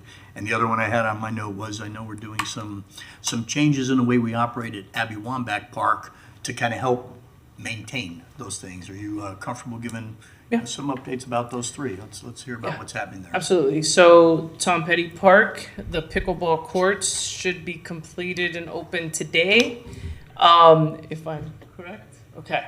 Yes, that was the last that I heard as well. So it is still an active construction site, so the multi-use field space will be resodded as well. So they're going to work on that area too. You have the paths. There's still certain things that they still need to update, but the pickleball courts will be up and running. I'm also meeting next week with a pickleball ambassador to see what type of programming we can do with the youth, how we can partner together in regards to those elements. And we will be bringing to the attention of the city manager a pilot program in charging for tournaments. Because it's 8 courts, it will be a tournament-based facility at the end of the day. So we will be presenting those opportunities as well. And the news release will go out today. So that's where we are there. We also completed the lighting system out at the baseball fields as well. That's already up and running. We have baseball practices happening out there as well going on currently. And then the bathroom renovations have kickstarted now. So that won't be done till I believe May. Approximately May.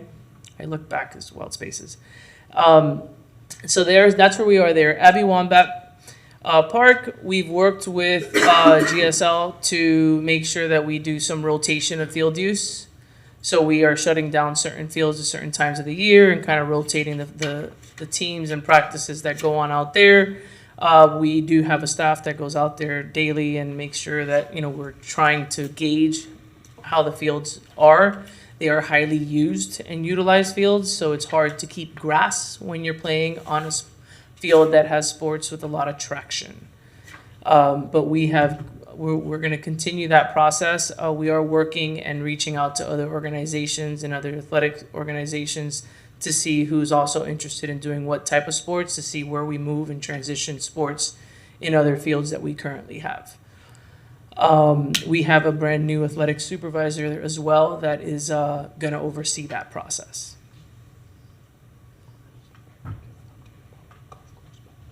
Okay. And then in regards to the golf course, we're not prepared to give an update on that at this time. Okay, all right.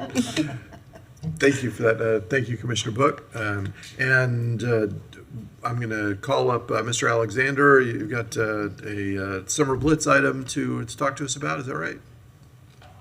Yeah. Maybe? No? No? Yeah? Yeah. Maybe. And while he's on the way up, I just want to say that I love the data. I love all the data that's been reported. But behind all that data, everything that happens in our parks, recreation, and cultural affairs, those are experiences. Those are things that provide value back to the people who live in our community. Those are out walking with friends on Saturday morning, or just out for a casual stroll. Those are first dates. Those are weddings. Those are kids taking their first ride on a bike.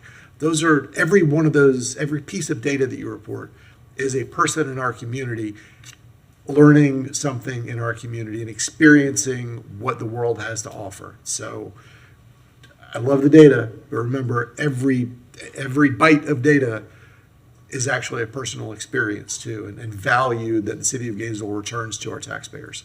So just wanted to put that out there. Mr. Alexander, speaking of adding value. Thank you, Mayor, Commission, and City Manager Persons for the opportunity to just share an upcoming event. Just proud to say that the City of Gainesville is invested in our young people. And a couple of years ago, we just noticed there was a large volume of youth that did not have summer activities to engage in. We know summertime, that's the prime time for children to maybe get into activities that they should not. And so we launched the effort of Summer Blitz, and the concept was that we could just gather as many youth organizations together and have them to hold registration at least until that day. Believe it or not, a lot of organizations are already full in terms of summer registration by the time they hit March. And those programs are in high demand. And so that's what Summer Blitz is about, working with organizations to come together and give parents and young people the opportunity to explore many different programs. And so last year, we hit a pretty high number. We had over 500 participants come through, close to 40 organizations. We had it at the MLK Center. And of course, our very own programs are there, PRCA as well as the Gainesville Police Department. And there was something for everybody, very diverse. Some of you all came out and saw it. So we're doing it again. March 7th will be at MLK from 11 to 2. You'll get an invite. Kristen and I had a conversation this morning already about it. And so you'll get that. It's already on the city events calendar. And the school board and Children's Trust are signed on as sponsors and partners with us. And so they're going to be there as well. And so we want to invite you out. And we're just grateful to have the opportunity to do it and get our young people signed up for constructive activities during summer months. Thank you. Wonderful. Thank you. All right. I don't see any other lights. Is there any public comment on this, Madam Clerk? No public comment. Okay. Very good. Thank you all for this excellent presentation, and thanks everyone for the conversation as a part of it. Appreciate that. Madam Clerk. That concludes the morning agenda. Excellent. I'll see you all back here at 1 o'clock.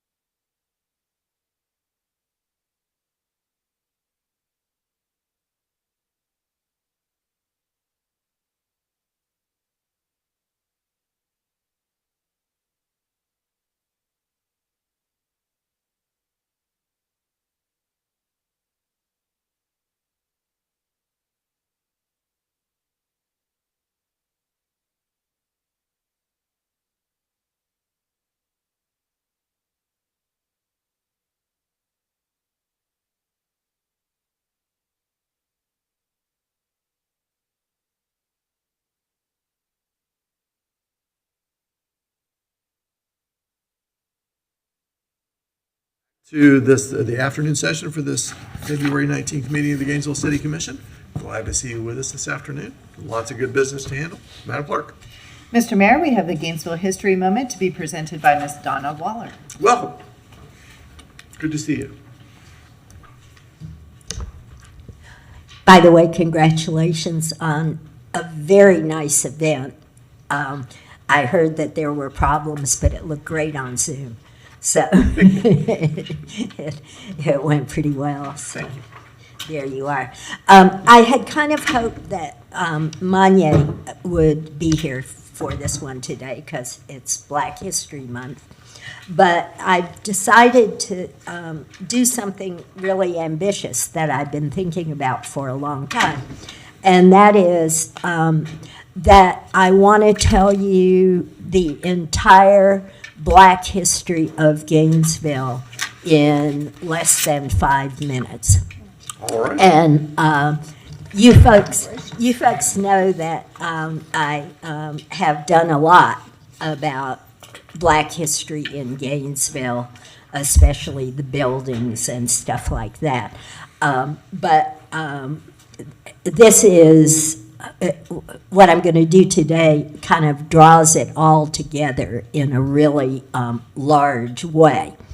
So you can't begin with the history of Gainesville because Gainesville wasn't around when the Black history of Gainesville starts. So I want to begin by reminding everybody that the history of Alachua County is Black history. It's all our history, with the exception of the Spanish and occasional incursions by other Europeans until the early 1880s. The vast majority of people who lived in this part of Florida were people of color. And until the 1880s, this county had a Black majority. That's not reflected in the census records because until 1871, our Black citizens were recorded as property, not as citizens. But the county until the 1880s had a Black majority. And you want to remember that in the 1820s, the Seminole Wars occurred, and Florida became a territory and state because of this, because the Seminoles had been absorbing African American slaves for centuries. And there was a very large concentration of those in this area. And to move outside of Gainesville, some of the oldest rural Black families in this county, especially in the area around Campville and out by Monteoka, are descendants of these indigenous Black communities that were formed before the 1800s. When the city of Gainesville was founded in the 1850s, this older Black majority grew because Alachua County was cotton country. And most of the plantations here that I've talked about in the past were carved out in the early 1850s. And a good example of how that maintained the Black majority in this county is Hale Plantation. When the Hales arrived from South Carolina, there were 6 white people and 34 Black ones. Okay. Basic numbers. This city, Gainesville, formed in the 1850s, was literally built by our Black citizens, period. After the Civil War, the Black and white populations both grew. And I've talked about the Pleasant Street neighborhood, which grew up then. But I've been thinking about that. And guess what? Pleasant Street is not just the first black neighborhood in Gainesville. It's the first real neighborhood. The whites that were here were strung out along University Avenue and out on the edges of town. And everything we think about as neighborhood life started in the Pleasant Street neighborhood here. So in that way, also, Gainesville is an essentially black city. Union Academy, built to educate black people after the Civil War, was Gainesville's first public school. So if you think about the foundations of a community before the 1880s, every single one of them here is black. By the 1890s, the railroads had ended the majority status of our black community here. But even during the Jim Crow era and beyond, black people continued to build this city and keep prominent places in the community, even in the face of lynchings and events like Rosewood. Gainesville's black community was the most highly educated in the state and provided leadership to Florida's black community during and after the Civil Rights Movement. Our community continues to lead the way in according power to the people who built it, and that's how it should be. Happy Black History Month. Thank you so much. Good to see you. Madam Clerk. Mr. Mayor, we have early public comment. We have Khalid Blount signed up. He's speaking to a number of items, including the quarterly housing update, the GRUA resolution, and all of the construction items in the evening. Okay. Welcome, Mr. Blount. That should be fine. Hello again. And all respect due to Carter G. Woodson, but happy Negro Hysteria Month. Because it's 100 years later, and now it's crazy to keep cramming the beginning of human history into the shortest month of the year. I wanted to speak on several items. On the housing update, it's just my chance to repeat again what you've probably memorized by now, that you need to codify the time for reviewing your results from your first wave of inclusionary zoning, or workforce housing, whichever title is less politically sensitive, and not wait another 20 years as city and county did when they had the voluntary incentives. On GRUA, I don't know if you guys are aware, I hope the political bubble at the local level is not as thick as it is for federal officials. You should know that when the general community sees you arriving at understandings with GRUA, that they see you as collaborators, that you're sleeping with the enemy. On Wilhelmina Johnson Resource Center, I'm glad you're going to put some work into that building. It is essential that it not interfere with the functioning of Cultural Arts Coalition. And what Cultural Arts Coalition has with that building is what you ought to be doing with the Porter's Community Center, the Cone Park Center, the Duval, the Kelly Center. Local groups ought to have unfettered access. You hear too much from those neighborhoods out. We can't get in there. We can't do stuff in those buildings. Why is the city supporting that standing space without the people who live right around it having good access? On the GRU generator thing, I want to find out if they're talking about extending the life of Kelly Plant downtown. It was calendared for decommissioning in 2051 up till now, and those of us that live over that way, we're so looking forward to the disappearance of that plant, and we'd only have left the residue of mercury vapor in our neighborhood that from 100 years of fossil use. I was going to talk about the Porter Center, but it is that same comment I just made about Wilhelmina Johnson. And on the changes to GTEC, I hope the changes there can happen without interfering with the operation of those entrepreneurial things in the building.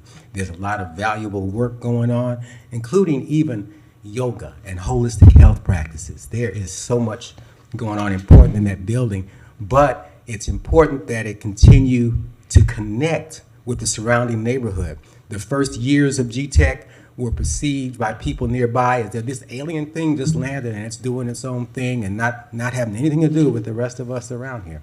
So I know you're expanding activity in that area, including the upcoming, hopefully, Claudette Colvin bus transfer station. Connections to community have to get important, including educating local people about the quality and types of housing you're trying to put in and what can look more acceptable to them than the stereotypical ideas when you say affordable housing, and they think you're going to build another Kennedy Homes when you say that. You have to do real education, and I'm glad you've accelerated your outreach efforts, but you're going to have to do something to pull people in. I don't know if you have charcuterie at all these gatherings or something to get people pulled in, and maybe door-to-door flyering in the half-mile surrounding every meeting site when you're doing outreach meeting. So please keep stepping that up. Thank you, Mr. Blount. That was our last speaker for early public comment. We are now on to general public comment, and our first speaker, we have five speakers, starting with Adrian Hayes Santos, followed by Jason Corey Brunson. Very good. Welcome, Commissioner. Good afternoon, Mayor, Commissioners. And yeah, yesterday was a lovely event, so great job to everyone who put it on as well. My name is Adrian Hayes Santos. I'm here today to talk about the proposed fence along the Northwest Multi-Use Trail by GPD. This isn't about a fence, it's about connectivity, it's about safety and a kind of city we want Gainesville to be. This is the proposed fence that's being built along the trail, along 6th Street as well, that would kind of completely enclose that area. The shared youth path next to the police station isn't just a trail, it's a vital link connecting neighborhoods. Families walk it, students bike it, seniors use it, people commute along it. I run on it when I do all my runs. It's a backbone of mobility in our network. When the police station was built over a decade ago, there was a push by GPD to put a fence along this path as well. The city commission at the time stood strong and said no, recognizing that a police department should be welcoming and not closed off. They were right, and because of that path that has sparked renewed activity and small business growth along the trail in Grove Street and Pleasant Street neighborhoods, we're seeing new businesses pop up probably more than anywhere else in the city right now of small businesses along the trail. Installing a fence right next to it would be a fundamental change in how our space feels. It narrows a corridor, creates a sense of confinement. It makes a space that should feel open, welcoming, and safe feel the opposite when you have a fence directly next to you. This matters because this path embodies Gainesville's community walkability, biking, and multimodal transportation. When we value neighborhood connections, this is where the commitment is tested. There is also symbolic impact. A fence along community pathway next to a police station sends a message of separation instead of partnership. It visually and psychologically divides the public from the very people sworn to protect them. Instead of inviting community members to feel safe and welcome, it creates distance. Our police station should feel like a place of refuge, not a barrier. Studies indicate that walls and fences near community spaces can create feelings of separation and distrust, even when their intent is for security. How we design and use our public spaces communicates our values, and a fence here would speak louder than words, but in the wrong way. I ask you to not build this fence. We don't often get a chance to shape the character of our core corridors. Let's choose connectivity, safety, and trust. Choose a Gainesville that brings people together, not divides them. Thank you. Thank you. Jason Corey Brunson, followed by Andrew Coffey, and there are only 4 speakers. Welcome, Mr. Brunson. Thank you. My name is Corey Brunson. A couple of years ago, I believe the student-run publication Literary Magazine is called The Atrium, but I could be wrong, I read about the old Dunbar Hotel and was really excited to learn that a wine and cheese bar was going to be occupying the space soon. Unfortunately, that enterprise went out shortly after. However, I've been looking forward to the Southern Cooking restaurant that was scheduled to take over in the near future. Just yesterday, I was walking by after dropping off my usual bike at the shop and noticed that there were staffers on the front and asked them what was up. They said they opened in December, and I have a date there tomorrow night that I'm looking very forward to. And then just arriving at this commission meeting, I learned that the fence had been planned for the GPD campus abutting that restaurant, although of course the fence itself won't abut the parcel that the restaurant is on. Nevertheless, I thought it worth mentioning that the police department at that location is unlike those in almost all of my previous experience in a variety of cities. I tend to think of police departments as presenting themselves as protecting themselves from the public rather than protecting the public from anyone else. That's just the visual impression, but it's a strong impression. In contrast, this station is the least offensive I've ever seen. And the green space surrounding it makes the whole commercial and even somewhat residential area in the vicinity benefit, makes it more inviting. Certainly made me feel more invited. I don't know that I'd be as excited to go to the Dunbar if the immediate surroundings were similar in presentation to a jailhouse. So I would also urge that the fence not be built. It would be a step in the wrong direction for police-community relations. Thanks. Thank you. We have Andrew Coffey, followed by Thomas Hawkins. Commissioner, come on up. Thank you. Oh.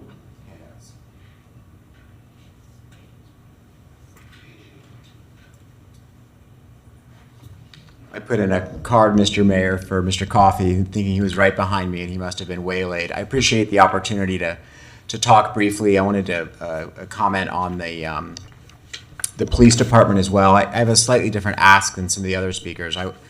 It's a little bit more broad than asking not to build or construct the fence. It's instead, let's have some meetings with folks that live in the area and reside in the area, the other stakeholders who interact with the GPD campus and the surrounding land, and then decide what the best thing to do is. I have the impression that capital project has gone a long way into the planning stage without doing this sort of first initial step of looking at what our values are and what our objectives are so that we can look at the best kinds of design that meet them. So that would be my ask, would be to recognize that we have a clean drawing board, and we're going to seek input from y'all and from members of the community before making any decisions about site design. A couple of comments specifically on fencing. Two values that I know have always been really important to our police department are community policing and also to the city, crime prevention through environmental design. Community policing is about engaging with the community rather than conceiving as our police department and our city as separate from the community. I don't think a fence supports that. Fence also doesn't support the tenets of crime prevention through environmental design, which would support creating clear avenues of sight, engagement with the surroundings rather than separations from the surroundings. I think the pictures that I have here underneath that first page really clearly show what fences represent. And then on the back, I took some photos. I don't know if y'all have spent time on the rail-to-trail in this area recently. We have a fantastic and really moving memorial that exists there to our officers who have been killed in the line of duty. And something that you might notice if you go out and read those plaques is that the two officers who were killed in recent memory in the last quarter century both died at the hands of drivers. And both were outside of a motor vehicle when a driver killed them. In that way, I think that our officers and the folks who use the trail have something in common, which is we do have a safety concern in the community, and it's one of transportation. If we could use the arts and public places funding that we're talking about allocating towards having a pretty fence instead towards talking about safety and honoring the victims of traffic violence, I think that would just be an incredible thing. It doesn't have to be that, obviously, but I just wanted to posit that idea as something really positive that could come out of the public funding that we're going to spend along the trail, and would be much more meaningful than having a fence there.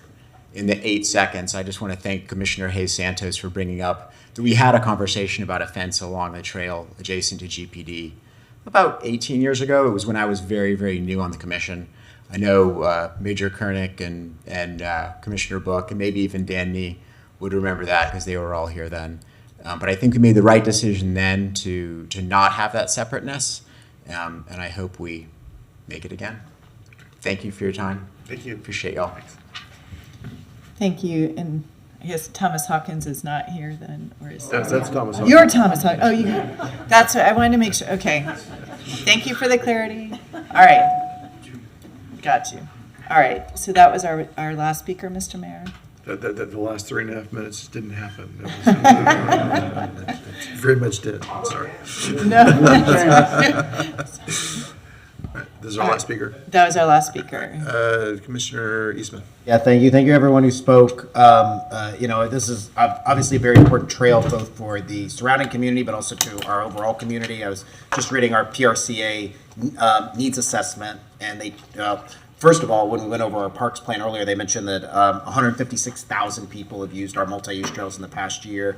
When I was going through our needs assessment, it found that this was the 4th most used parks facility in the entire city, is the Hawthorne Trail over the 6th Street. So I do think it's worth having a larger discussion. I was hopeful Mr. Singleton or if someone else could speak to, a memo was recently sent out about the fence, correct? And there were multiple lines about, proposed and future and timelines. And can we get an overview of where we are in terms of this portion of the capital project? Yes, Mr. Mayor, I think we have the map for the overhead. Welcome, Mr. Singleton.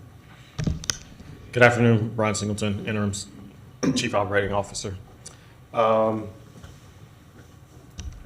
this is a diagram of the GPD campus. The existing, or 8th Avenue is here. 6th Street is here. The existing HQ buildings on the corner here. As you come into the campus, the existing property evidence building is here, and that is the building that we're getting ready to reconstruct. Just as a tangential note, the contractor, I believe, is mobilizing the first week of March. In order to complete construction, this section of the trail will have to be closed, so they'll be routed along 6th Street and 8th Avenue for construction logistics. But as part of the current contract, for the construction of the building, there's a small section of fence included in that construction contract.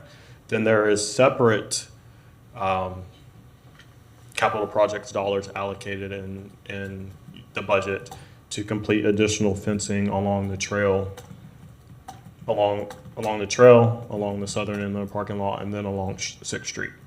What we discussed with the manager was that in GPD is that the fence along 6th Street could be reduced in height versus the 6-foot proposed along the trail, and then that the gates to the driveway would be open during daytime hours, but could be closed in the event of some type of need during the day on GPD campus. This is generally what the existing fence looks like out there, but that controls access into the main part of campus. That fencing is already essentially right here between the existing building and the old Walker building. So similar fence is proposed along the trail in those sections and along the southern end of the parking lot and then along 6th Street. So that's where we're at today. We would, if we have support to move forward with the fencing, we would construct the fencing towards the end of the property evidence building project, which should be sometime next summer would be the time frame. So this is important in terms for clarification. So you said if you get support for the additional fencing, So does that mean that the intention right now is to come back to the commission to request an additional capital project for the fencing? Does that mean it's currently in process? I guess I assumed it was a part of this project as its own, but then you just said if we get approval.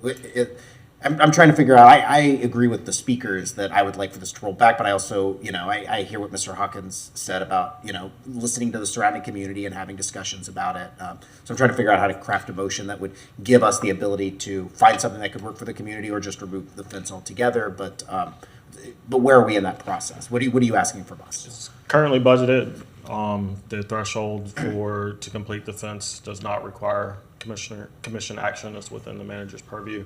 So you already have approved the budget to construct the fence. We're planning on moving forward with it unless we get different direction. Okay.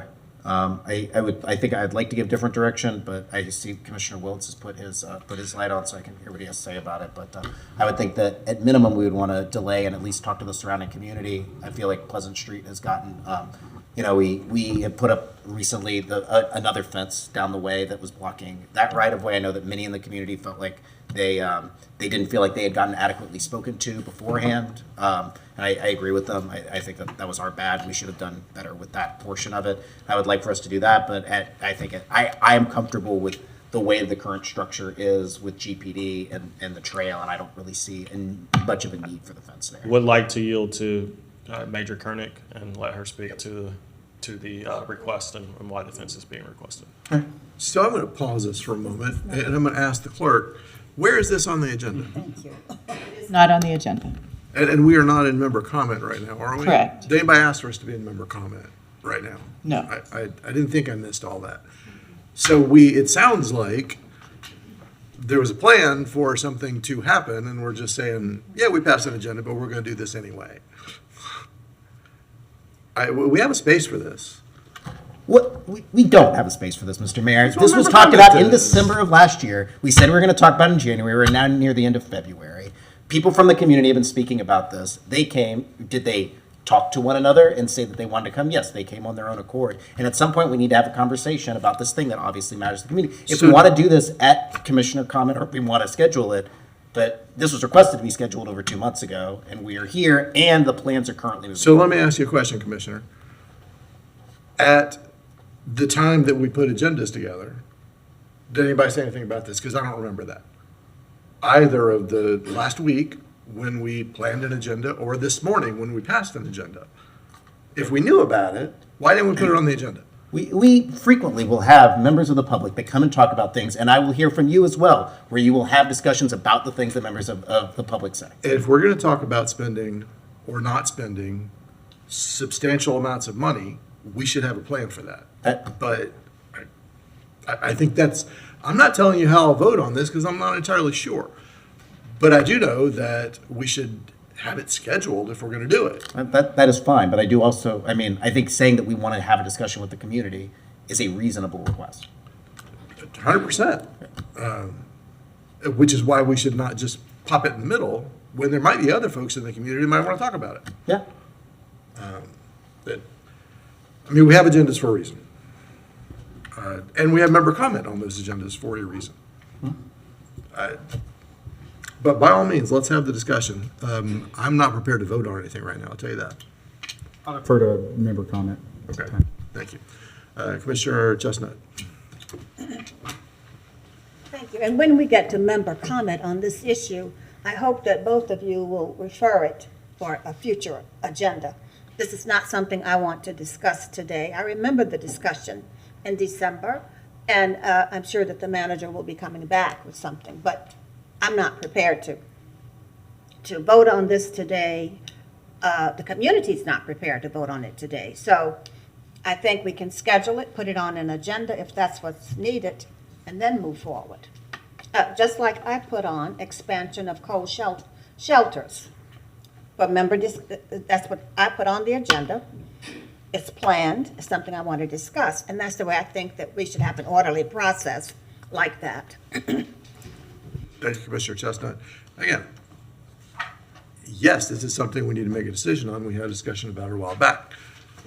Let's have that opportunity when it makes sense to have that opportunity instead of jamming it into a space that the rest of the community did not have an opportunity to know about. So, Commissioner, or excuse me, Mr. Manager. Thank you, Mr. Mayor. I think you all know, we sent out the memo, which includes the map that we're looking at, and we're happy to, if this gets pushed to a future meeting, we're happy to sit down with each of you and talk about the reasons, the adjustments that we made that Mr. Singleton mentioned, and ultimately we would like to put this to bed one way or the other. How about we put this on the March 5th agenda? Anybody feel good about that? I mean, that's our next meeting. Madam Clerk, let's make a note of that, please. We'll make sure that's on the agenda. Very good, thank you. On this topic, did we make a decision on the art? We made a decision on the art. No, there has not been a decision made on the art yet. There is a call to artists out Okay. to add decorative panels to this section of fence. But there hasn't been an award or anything of Okay. that nature All at this right, point in time. thank you. Thank you, Mr. Singleton. Commissioner Book. Yeah, Mr. Mayor, I just want to mention, Mr. Manager, that the Pleasant Street Neighborhood Association, I think, meets after that March 5th, so perhaps we can send them back of any information to them. They have a really good email network list. You get it out to Ms. Fabusy as the chair, and my guess is she'll kick it out, and we would have people get feedback from whenever it's scheduled. Thank you, Mr. Mayor. I believe that's already happening, so I appreciate it. But yes, we will. That's why you're the manager. Please don't misunderstand. This is something we need to make a decision on. Absolutely. We had some concern about whether or not we should move forward with it as it was originally produced. We did talk about having a discussion about it at a future meeting. Nobody ever asked to put it on an agenda. So now we have it on an agenda, and people on any side of it can come be aware and come talk about it, and we can make a good choice. Anything else, Mr. Singleton? No, sir. All right. Thank you. Madam Clerk. Our last speaker, Mr. Mayor. You're on to our business discussion items for the afternoon. 2026-108, appointments to the City of Gainesville Affordable Housing Advisory Committee and Bicycle-Pedestrian Advisory Board. With the recommendation, the City Commission discuss the applications received for appointments to the Affordable Housing Advisory Committee and the application received from Jason Corey Brunson for the partial term to the Bicycle-Pedestrian Advisory Board, and take action deemed necessary. Now, if you had noticed in the agenda, we saw Bicycle Pedestrian twice. We did have consent on Aaron Weiss as candidate, but we did not, consensus. And, but we did not have consensus on this second candidate, so that's why we're here two times. But it looks like Mr. Brunson is the only other candidate? Is that Yes, accurate? that's correct. For the one position that's available?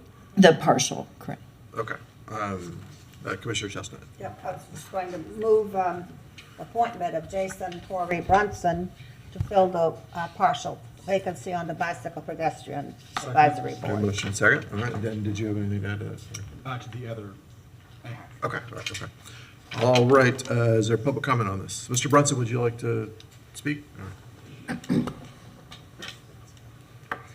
right. Thank you, Mr. Mayor. I'm Corey Brunson. I didn't bring prepared notes. You have my application, but I'm here to answer any questions.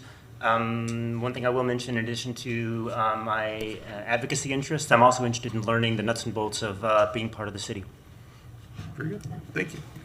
I don't think we have any questions, but thank you. All right, any other public comments? And we have our. On that? Not on that one. Okay, all right. All in favor, please say aye. Aye. Any opposed? That passes unanimously with Commissioner Duncan Walker absent. Congratulations, Mr. Brunson. Welcome to the board. Thanks. Mr. Mayor, then we have our openings for the Affordable Housing Advisory Committee. We have 4 openings with 4 candidates. Okay, all I right. do believe we have, I was told that Jessica Parrish was going to come speak to her. Ms. Parrish, if you'd like to speak, and then Commissioner Willett, your next. Good afternoon. That's high. Jessica Parrish, CEO for Alachua Habitat. Nice to meet you. Newish CEO as of September of this year. I want to thank Commissioner Book and Willits for coming to our most recent home dedication. We do have another one coming up, which I'll invite all of you at the beginning of March. But I've been in affordable housing and local government for, I don't know, since I was 5. No, just kidding. About 25-ish years. So I've ran SHIP programs, home programs, CDBG, switched to the nonprofit side. So now I'm over Habitat. So it's a pleasure to meet everyone. Very good. Thank you. No problem. Commissioner Willets. Thank you, Mr. Mayor. I know we have a bunch of applicants, and I just have a couple questions about if city residency is required. At least that our cover sheet says that. Is that accurate? That is accurate. Okay. So that's one thing we need to consider to make sure all 4 applicants are city residents. I did have staff double check residency. It was represented to me that they all were city residents. Okay, I thought one of these said no for city residency. On Mrs. Parrish, it says, in what city district do I live? And it says I do not live in Gainesville. So that's the one I came to mind. We can get some confirmation on that. But the other one is just generally about, I know we're looking for people with a lot of experience in housing and whatnot, but what do we do when we have applicants or people on the board that are potentially seeking funding that has to go through this? Because I just know that NHDC and Habitat, at least in the last round, I think the last 2 rounds have been definitely applicants, and the kind of money that goes through AHAC, though obviously people can, be like, oh, I have conflict of interest, I can't. The same way we do on plan board and whatnot. So I just didn't know whether we had any kind of either an ordinance or code or history for this one. I know on plan board we're very used to this idea that sometimes members have to. So maybe this is a question probably for the city attorney. Mr. Mayor, we can look into it. I'm not aware of anything specific to this board. I think the general conflict rules are going to apply. And then if there's any direct pecuniary interest, or pecuniary interest to those in your family, you have to abstain from the discussion and the decision making. But for more specific as to this board, I'd have to get back to you on that. Okay. I'm not aware of anything. The clerk might be. I'm not aware of anything. But do they have any specific rules about it? We don't have any specific rules, but we do have the state form. So if somebody does have the conflict of interest, they fill that out within 14 days, hopefully prior to the meeting. But if they discover a conflict, they can file it 14 days after and abstaining from the vote that was taken. Okay, I just wanted to briefly mention it just because it comes up now, and then sometimes with plan board in particular, those are 2 that come to mind. And just so we remember that, we pick people with a bunch of expertise. That means they may be active in the field right now. So just as a reminder. So. And then it does appear that Ms. Parrish is not eligible. Okay. And so I'm so sorry, Ms. Parrish. I read details very closely. And so then we would definitely need something, but we have 4 applications and 3. Knowing that, I've served with Michael Pellet, and I read the other 2 for Kista King and Russ Hershik. So I move, at least for now, that we appoint Russ Hershik, Kista King, and Michael Pellet. Let me confirm, are these all the same length? They're all full starting That's correct. now? Okay. To the open terms. And re-advertise. And re-advertise for a 4th position. Very good. Thank you. Second. Got a motion and a second. Commissioner Book. Identical question I had was the conflict of interest. Excellent question there, Commissioner Willett, to make sure that we don't run afoul, but it was advisory board, so I thought that probably gave us the capability to probably put people on the board with a little more discretion than we might have if it's one that's a decision-making board. And so sharp nuance, and everything else is ditto. Thank you. Thank you, Commissioner Book. Any public comment on this? No public comment. All right, very good. Seeing no further lights, all in favor, please say aye. Aye. Any opposed? All right, that passed unanimously with Commissioner Duncan Walker absent. Madam Clerk. Mr. Mayor, we're on to 2026-91 Countywide Bicycle-Pedestrian Master Plan update. With recommendation, the City Commission provide feedback to staff on work conducted to date. Very good. Welcome, Ms. Moss. Very good, because I don't know a lot about Country Walk. Good afternoon, Mayor and Commissioners. Allison Moss, County Transportation Planning Manager, and also Deputy Director for the GACTPO. Trying to get used to saying that. I am here today to provide an update on the Countywide Bicycle-Pedestrian Master Plan. I wanted to provide a caveat before I start that with the kind of long lead item of getting all the materials on the agenda, we've made some progress since I prepared these materials. So you all who are also on the TPO board are going to be seeing additional updates at the March 2nd meeting. And there's also a presentation that's available on the project website, which I'll refer to later.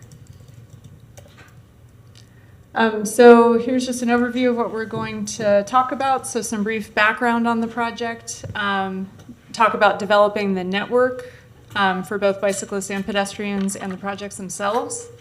I will talk about prioritization criteria that projects were subjected to, feasibility criteria, and then next steps.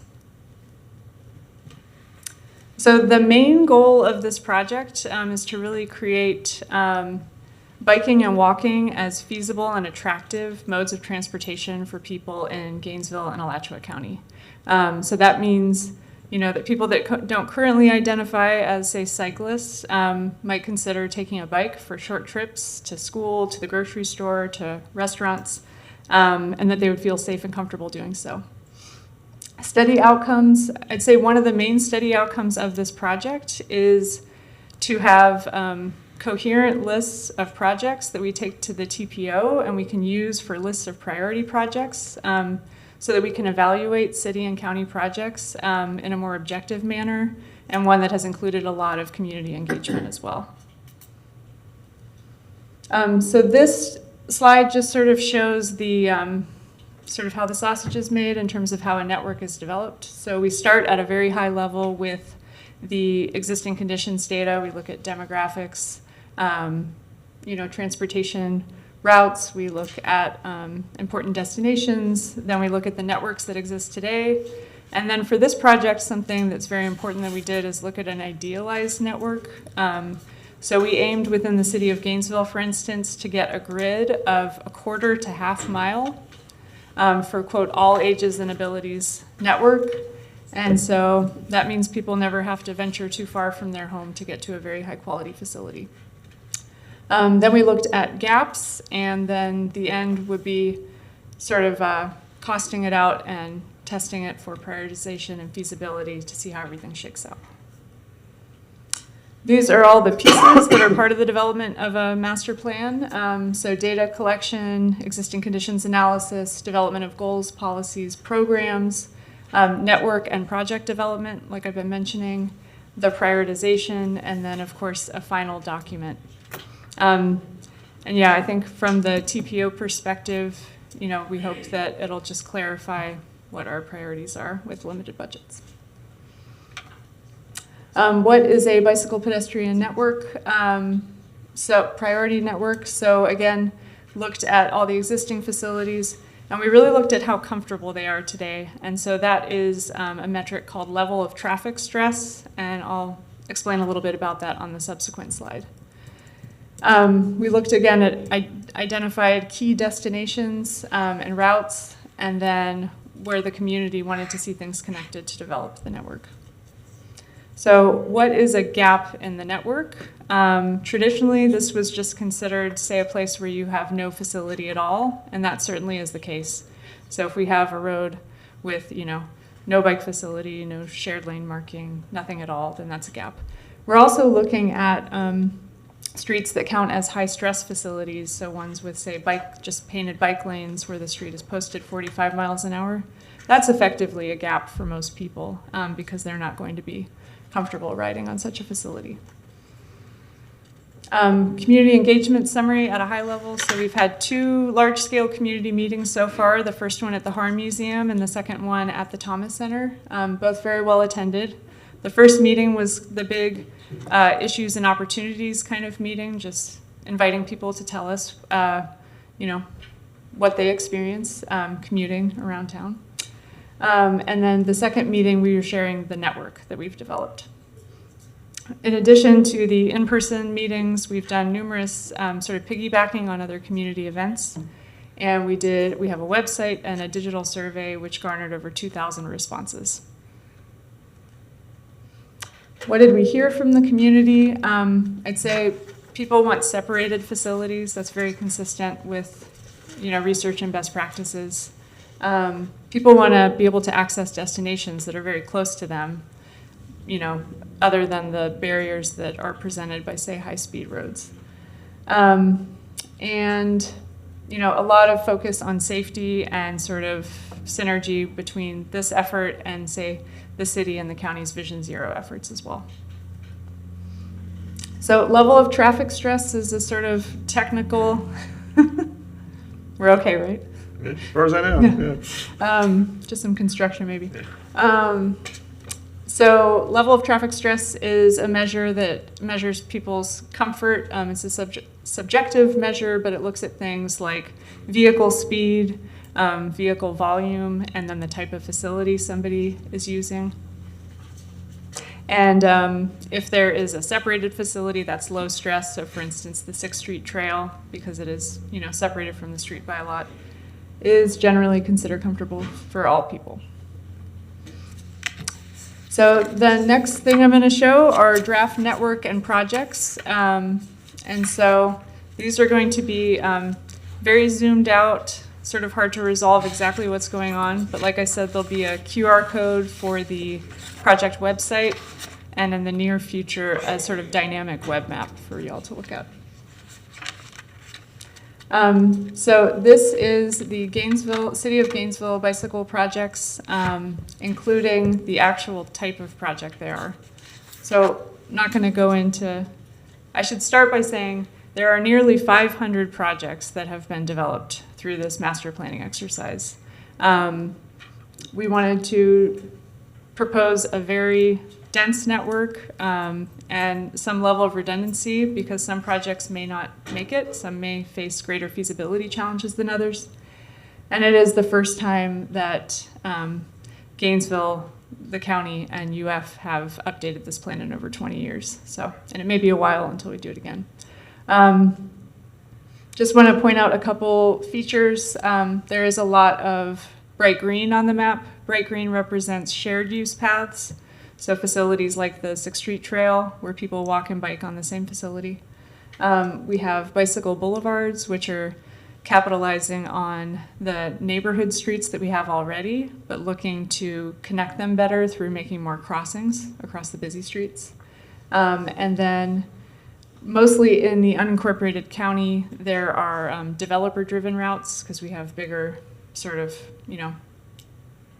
mega parcels and areas of opportunity where we would like to get routes that really make sense and provide direct connections. We have some separated bike lanes within the city of Gainesville, specifically around University of Florida and the downtown area. We can talk about those being proposed in this plan, sort of in relation to all the discussions that have happened with FDOT. But that is the consultant's recommendation for the best facility for those corridors. And here is just a little zoom in, so you can see on University Avenue, east of 13th Street, they're shown a separated bike lane in the orange color.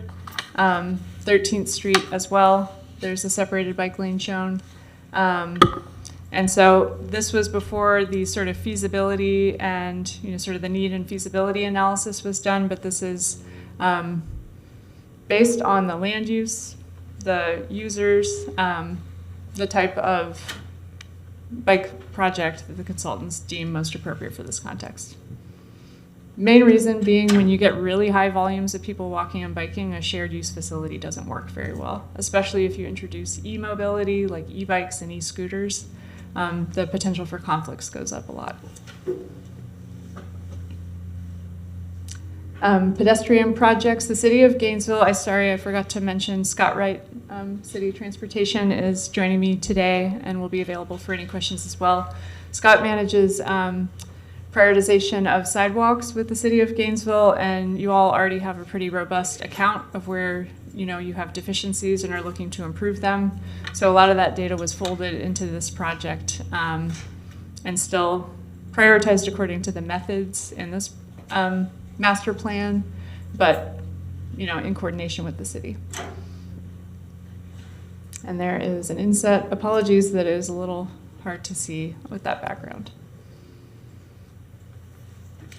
Prioritization criteria. So this is the step we just got kind of through the first pass of. So these are the inputs that the consultant has used: safety, healthy people, and healthy communities. So making it an easy choice to do the healthy thing.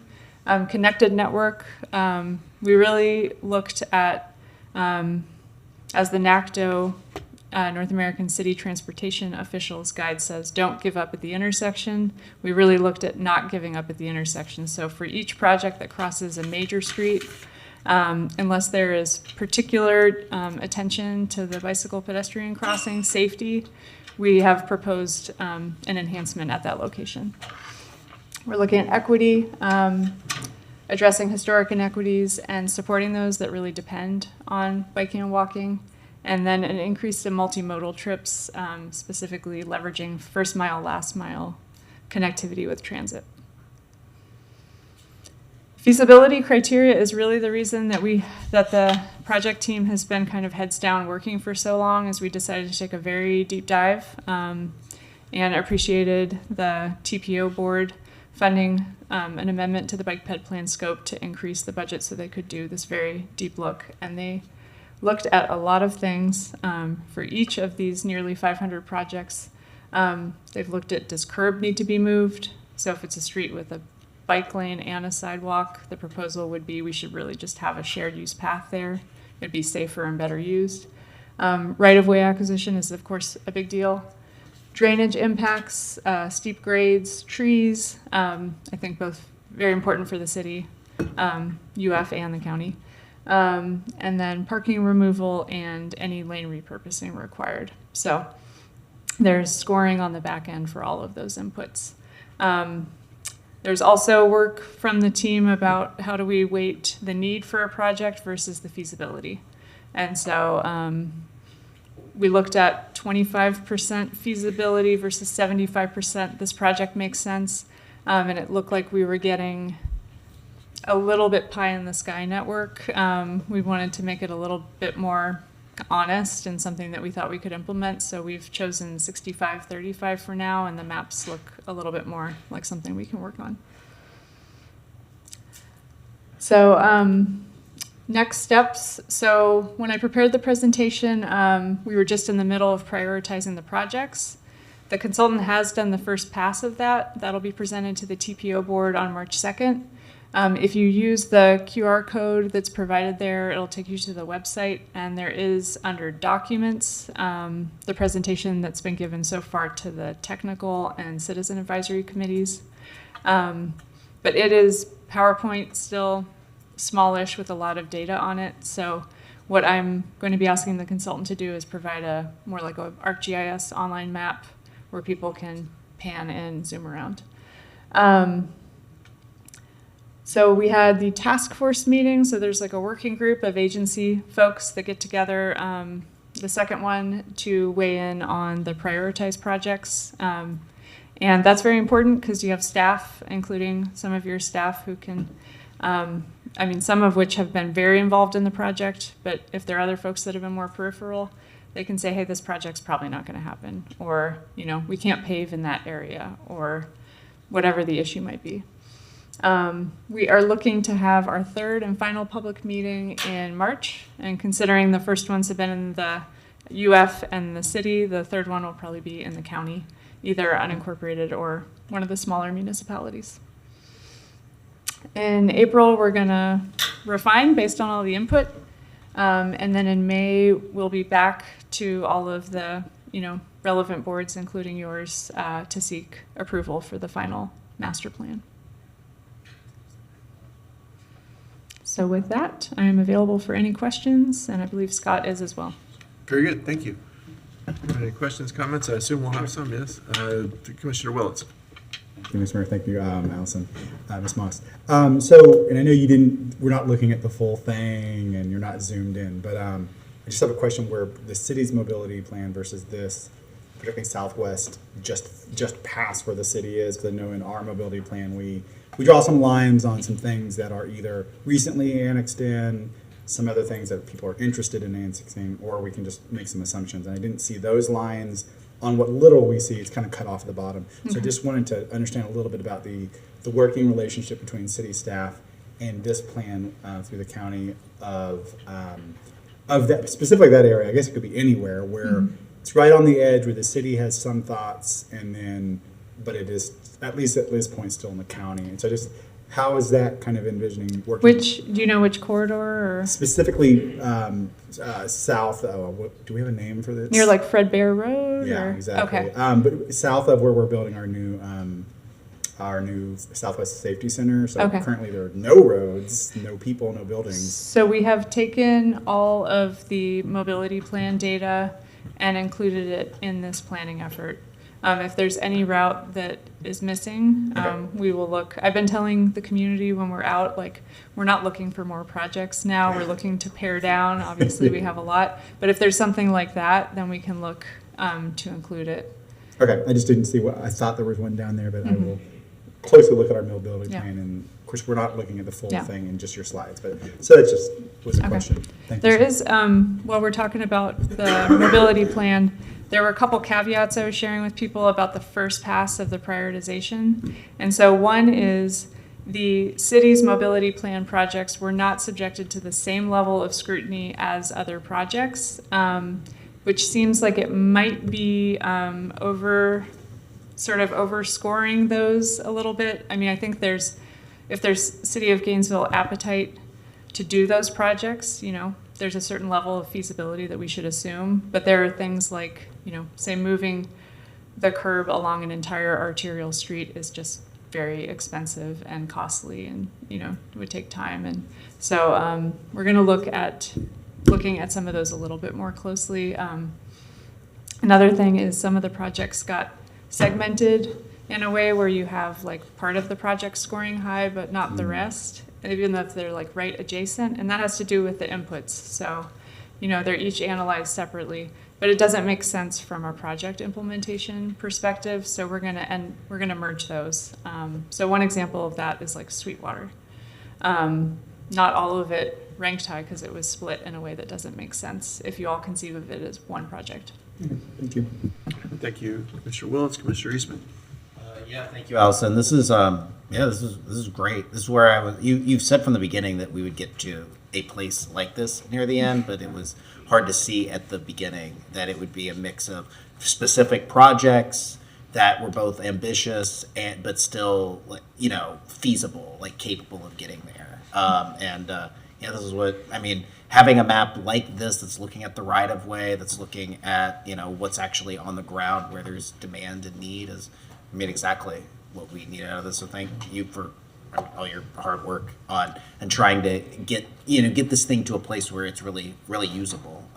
This looks great. I guess I don't have really any questions. I was curious about the mobility plan. Right now we are going back to our mobility plan is sort of hung up, awaiting SB 180. We have projects within that mobility plan that. Have been sort of reviewed in their own way, but not sort of in the spaghetti, the ranking, the sort of quantifiable way to do it. Are we looking at potentially adding some of these? I'm looking at the TPO, the BP, the Bicycle-Pedestrian Advisory Board review, and you guys have prioritized projects, a whole lot of stuff in here that I think could really strengthen that mobility plan. Scott. Scott Wright with City Transportation. Just to try to quickly address the question, I guess, these are two separate efforts. They've obviously got a lot of overlap. I would say the Bike Ped Master Plan is a little more aspirational. With the mobility plan, we're trying to look at specific projects that we can quantify and determine that we think they're feasible. We can assign a cost to them so that they can be inputs and inform our mobility fee. Right. So it's a little, the mobility plan is a little more specific in that way, I guess. We have tried to cross-check those plans through the process, and as you point out, there may be some projects that came out of that are coming out of the Bike Ped Master Plan that are good projects, and maybe we should include those in the mobility plan. I don't think we're, against doing that by any means, but because at this point the Bike Ped Master Plan is just very conceptual in nature. think we haven't at least not yet delved into that, looking at some specific projects and whether or not they should be also included on the mobility plan. Right, but the mobility plan also has things like building a trail through middle of GRU's campus, or a boardwalk that goes through the old, that on property that we don't currently own. I mean, there are some conceptual things within our mobility True, plan. that's true. There are some places where we don't have complete property control, I guess, if that's the way you want to say it. But I would definitely say the bike ped master plan is still more aspirational. Right. So there will be things that are on that plan that are probably not in the mobility plan. Maybe at some point in the future, they'll move. I think we'll probably know more once we get through this prioritization process and we know what the top 10 or 20 projects are in the bike ped master plan. Then it probably makes sense to look at those top 10 or 20 projects and say, okay, should they also be within our mobility plan? Well, forgive me, so maybe this is a question for Allison, but I went to the website that you guys brought up there, and I'm seeing a slide on here. Sorry to reference a slide that not everyone else is seeing, but it says Gainesville top 20 bike projects. So it sounds like you've already gone through and done that rank and prioritization. Yeah, so there has been a first pass, but it does not include, again, sort of a closer look at the feasibility of some of the mobility plan projects. There was a presumed understanding from the consultant, okay, if these are already in the city's mobility plan, they've already been vetted in the same way.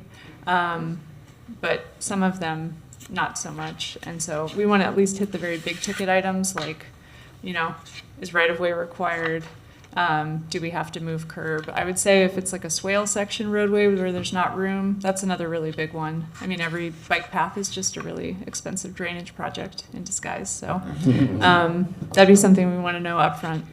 And then the sort of joining disparate segments to see if other projects come to the top. So I think with the next pass, and maybe even by the TPO meeting, there would be potentially refined map, but I'm not, no, because based on the agenda being published, it'll look largely the same.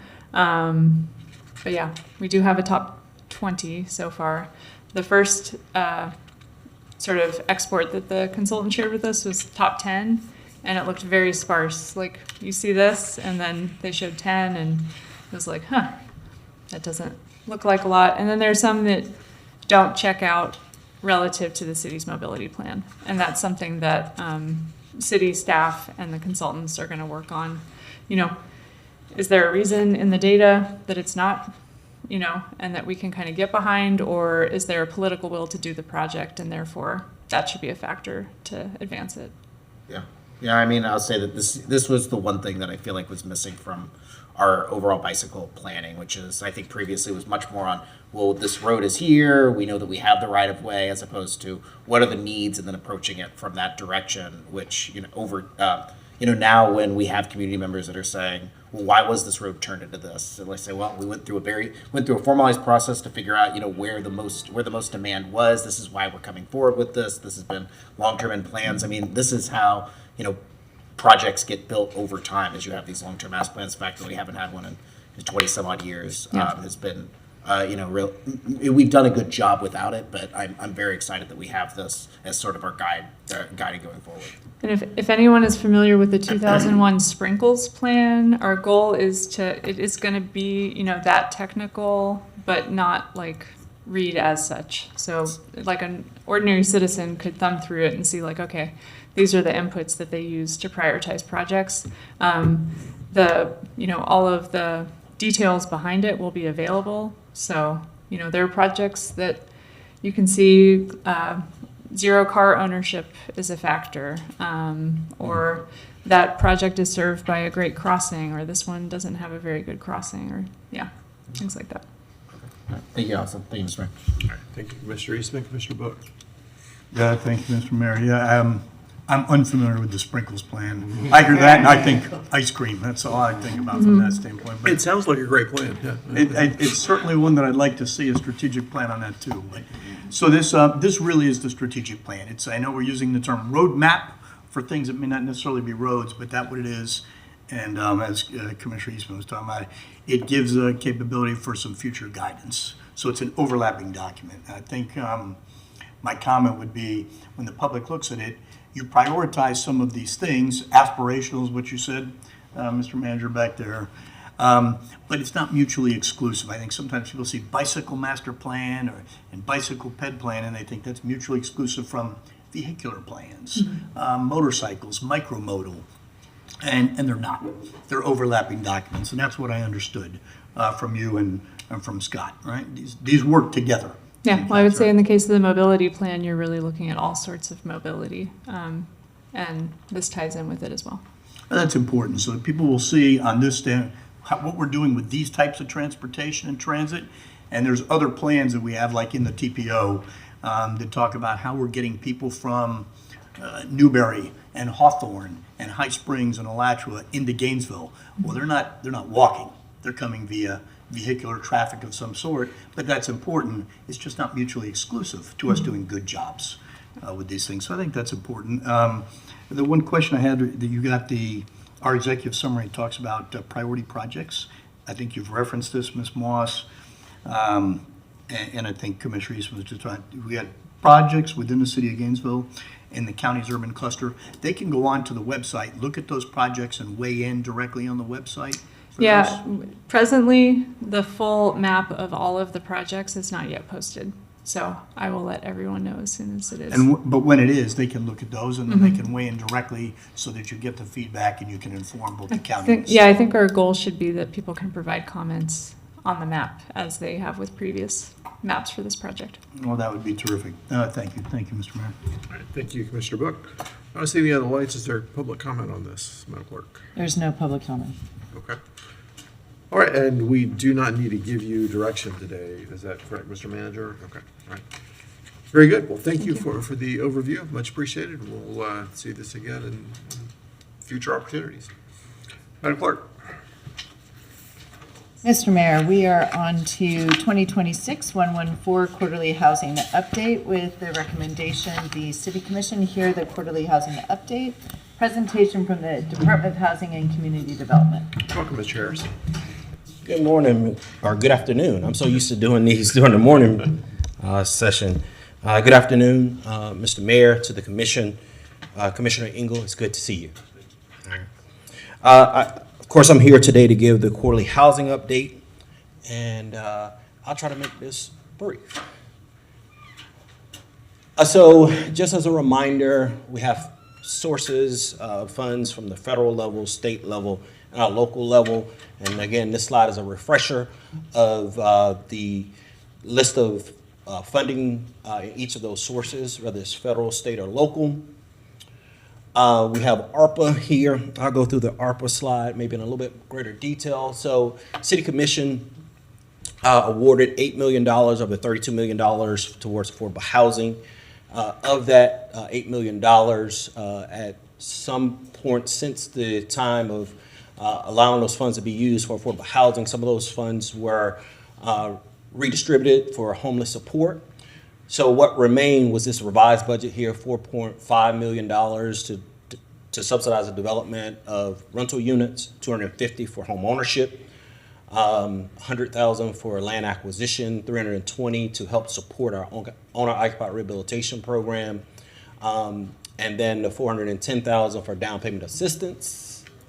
Here's our balance. So if you look at the presentation from earlier today that was in your consent, a lot of those numbers correspond with the numbers that we have here, but this is the remaining balance. We have a little over $1 million. The bulk of that $1 million is the remaining portion of funding support for Woodland Park Phase 2. And I'm happy to say that they've requested all of their funding up to this point. But of course, this is symbolic of what has transpired through December 31st. But to date, they've already requested reimbursement, and we've paid them all of their remaining funding for that project. $280,000 is for the Jesse's Village. That developer has elected to submit for reimbursement at the end of the project. So once they receive a certificate of occupancy or CO, and the anticipation, and I have this in a later slide as well, is that that project will be completed in June. Wow. Okay. You can see here the remaining balances here. We've exhausted all the resources and down payment assistance on occupied rehabilitation. We still have some dollars there. And then our admin support, that allowed us to hire Vanetta Lewis, our Housing and Community Development Manager. And so she's been working with the ARPA program and with housing and community development in general. If I could pause you just very Yes. briefly. Can you remind me how many units, how many homes we're talking about at Jesse's Village? 22, I want 22. to say. Very good, thank you. Okay. Oh, it's right here, 22 units. All right, here we go. Okay. Step ahead of me. So here's just a brief update on Woodland Park Phase 2. As I mentioned, and I heard Mr. Kiner say earlier, they anticipate their clubhouse will be completed in August of this year. We recently got some pictures that's not reflected in this presentation last week, and they're on the second or third floor of one of their other buildings as well. So Woodland Park Phase 2 is 144 units, 68 net new units. They requested $4.285 million. As I mentioned, they requested, to date, they've requested it and been reimbursed that $4.258 million. Jesse's Village, I mentioned that one, 22 units, tentative completion date is June. And then NHDC, they exhausted their resources relatively quickly, so that's just a repeat of what has transpired. Here's some photos for you. And these photos, again, was as of the end of January for when we had to put in a presentation for the commission. And so you see the framing there, and I think that framing is of the clubhouse. But if you drive by now, they're at second and third floors on a couple of their units. I think when we went out there, they mentioned that it's a total of about 6 pads, and they're doing like 2 at a time. So the first 2 are at a further stage than the remaining 4. Jesse's Village, they've topped out as far as they have completely dried in. So that project is moving forward. Really excited about that. So I would encourage you, if you're out East Gainesville, to take a look at these 22 units. Let me pause you again Yes, for a sir. moment. And you may not know the answer to this, Mr. Harris, but at Woodland Park, there's basketball court. Is that the housing authority's responsibility, or does the city know anything about that? I don't know. if I that's- don't know, unfortunately. Mr. Singleton may be able to add something, yeah. Basketball court is a city park. 2018 timeframe, the city did make a commitment to make some investments into that park. We do need to make that allocation in our Wild Spaces Public Places funds and make some improvements to that basketball court in the amount of approximately $200K. Let's put a note on that, Mr. Manager, Madam Clerk, to talk about that at a meeting in the not-too-distant future, because I have some thoughts about that basketball court, specifically naming. So, thank you. NHCC, here are the 5 units that they redeveloped. Beautiful homes. I would encourage you all to take a look at those. It's definitely a shot in the arm to those neighborhoods because our infill lots. I'll tell you the 3 of those are in the Porter's community. And so, again, I would encourage you to take a look at those when you have a moment. Community Land Trust, as you may recall, the City Commission elected to award $1 million of Bright Community Trust to bring a land trust to bear in our market. And so with that $1 million, the city also in a separate agreement awarded them with 10 lots. Of those 10 lots, 4 of them have been constructed and completed and sold to income eligible buyers. The remaining portion of those, so the remaining 6 lots, Bright was able to do some creative development, and so one of those lots turned into a duplex, which we had the groundbreaking not long ago. And then the other lots was large enough for them to do a lot split, and so that produced. So ultimately, this would produce 12 units opposed to 10. So it's always nice when there's an opportunity to leverage funding support. And I will say this about Bright Community Trust: although ARPA funded 10 units, they were able to apply for some additional funding through the city, through our home program, as well as the $1.6 million that you put forth as a competitive process. And they were awarded to help subsidize the development of those additional 2 units. Here are some photos from Bright Community Trust. CDBG, Community Development Block Grant, comes from the federal level, as mentioned early on. Last year, we received $1.4 million. And every year, we have to produce an annual action plan. Every 5 years, we have to do our CAPER, which is our Consolidated Annual Performance and Evaluation Report. In addition to that, we provide support to outside agencies, and we fund our housing programs. Here are the list of outside agencies who have been awarded funding for this fiscal year, the current fiscal year. You'll see that we don't show a reflective of the balances because HUD just sent over our contracts to the city.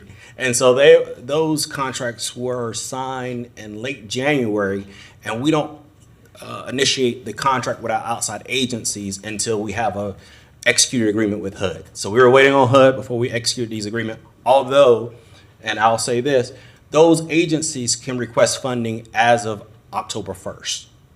All right, so they can backdate any activity, all right, to October 1st. So any activity that has happened since October 1st, they will be eligible for reimbursement for. But you'll see where for our outside agencies, we don't have very much money that has come through in the first quarter because we didn't have an executed agreement. But here are the list of agencies, and you can see they're broken up into affordable housing with CDBG, public services. In the public services area, we have mental health, we have nutritional support, homeless assistance support, and youth services and job training. And we also have a small carve out for cold night shelter. In our federal home program, typically we will receive a little over $500,000. And really, when you think of home, you should really think about really bricks and mortar. And so oftentimes this support is used to help support our owner-occupied rehabilitation program, our home ownership preservation, as we oftentimes refer to it as. And so here are the outside agencies that receive funding. Neighborhood Housing and Development Corporation is our only CHODO. That's a community housing development organization. And it's based on their organizational makeup. And so in home rules require that you give 15% of your home allocation to a designated CHODO. All right. There have been other organizations. Pause you for a moment real quick. Commissioner Buck. A very brief question. I just can't remember of the organizations or the funds we had on the preceding slide. SEVA. Tell me a little bit. SEVA, what is that? So SEVA was the organization that provides, and I'm gonna have to get one of my colleagues to come up here. They provide the nutritional support, and it's providing meals. And so I can get you that exact name. Give me just a moment. But I'll come back to you. It was merely some context. You can provide that Okay. at some later point. Okay. Also, I see it's under nutrition report. I just wasn't familiar with the organization. A lot of times we recognize many of them. Thank you. Very good. Thank you. Go ahead. CDBG CARES money. So as you may recall, shortly after the pandemic, the federal government allocated to those participating jurisdictions, those that receive a federal allocation from home and CDBG, they awarded them some additional dollars through the Home Art Program and also the CDBG CARES money. We were able to provide assistance to projects that can relate back to the pandemic. And so you can see here, we've been able to provide support to a number of interdepartmental agencies of the city, so GFR, and also Park and Recreation and Cultural Affairs, Park, Recreation, and Cultural Affairs. Our Home Art Program is related to our accessory dwelling initiative for the city of Gainesville. We've been working with the Department of Sustainable Development to produce permit-ready plans, but also be able to produce these models that would then be converted into affordable housing units for those populations that meet the eligibility criteria. And so here's where we are in that planning stage or in that development stage. We have 2 in construction stage, 2 are in the design stage, and the other one is at the pre-development stage. Here's the budget that's been laid out or set forth. Now moving into our state funding sources.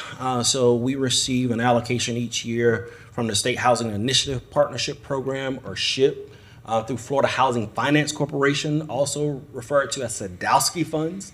You guys may have recall over the years, these dollars have been swept from time to time, but over the last 4 or 5 years, we've been seeing a consistent allocation of a little over $1 million. Currently, and I'm going to talk about this a little bit more later in the presentation, we're working to develop our next 3-year LHAP. So our local housing assistance plan, which is our investment strategy for how we deploy SHIP resources in our community. And so at our last AHAC meeting, we went over the plan and also discussed some of our strategies. And every night this week, and again, I'll get into it later in the presentation, every night this week, we've been at a community engagement event. I'll go through those individual community engagement events. When you think of SHIP also, SHIP has specific guidelines, and those guidelines here states how much money can be used in each category. So a minimum of 65% of the funds must be spent on eligible home ownership activities. 75% must be spent on construction-related activities. At least 30% of the funding must be reserved for very low-income households, so that's individuals up to 50% AMI. 30% must be reserved for low-income households, which is up to 80, okay, at least 30%. And the remaining funds may be reserved for households up to 140. Typically, we don't go any higher than 120, but we do have the flexibility to go up to 140. And 10% must be, or can be used for admin, which we take advantage of that. So here's the breakdown of our SHIP resources here. And here's a list of our strategies. So these strategies are in our current LHAP, down payment assistance, major rehabilitation, our roof replacement program also, house replacement is up there as well. And then we have mortgage foreclosure intervention. As I stated in the past, through our SHIP resources, we're able to provide up to $7,500 in support to someone that's facing foreclosure, and that's financial support.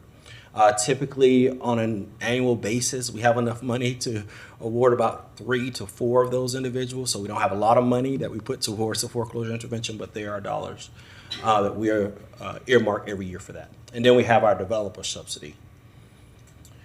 Our local sources, we have GRACE, of course.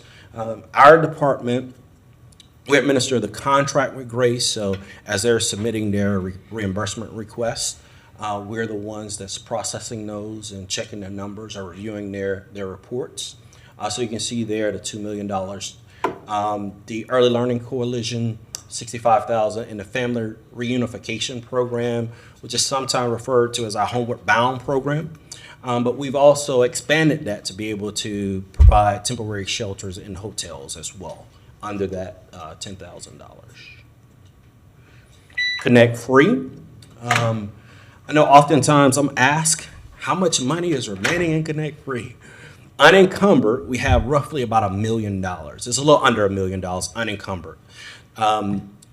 Keeping in mind that some of the money that we've encumbered may come back to the city if the projects don't move forward. But unencumbered resources, we have just under $1 million.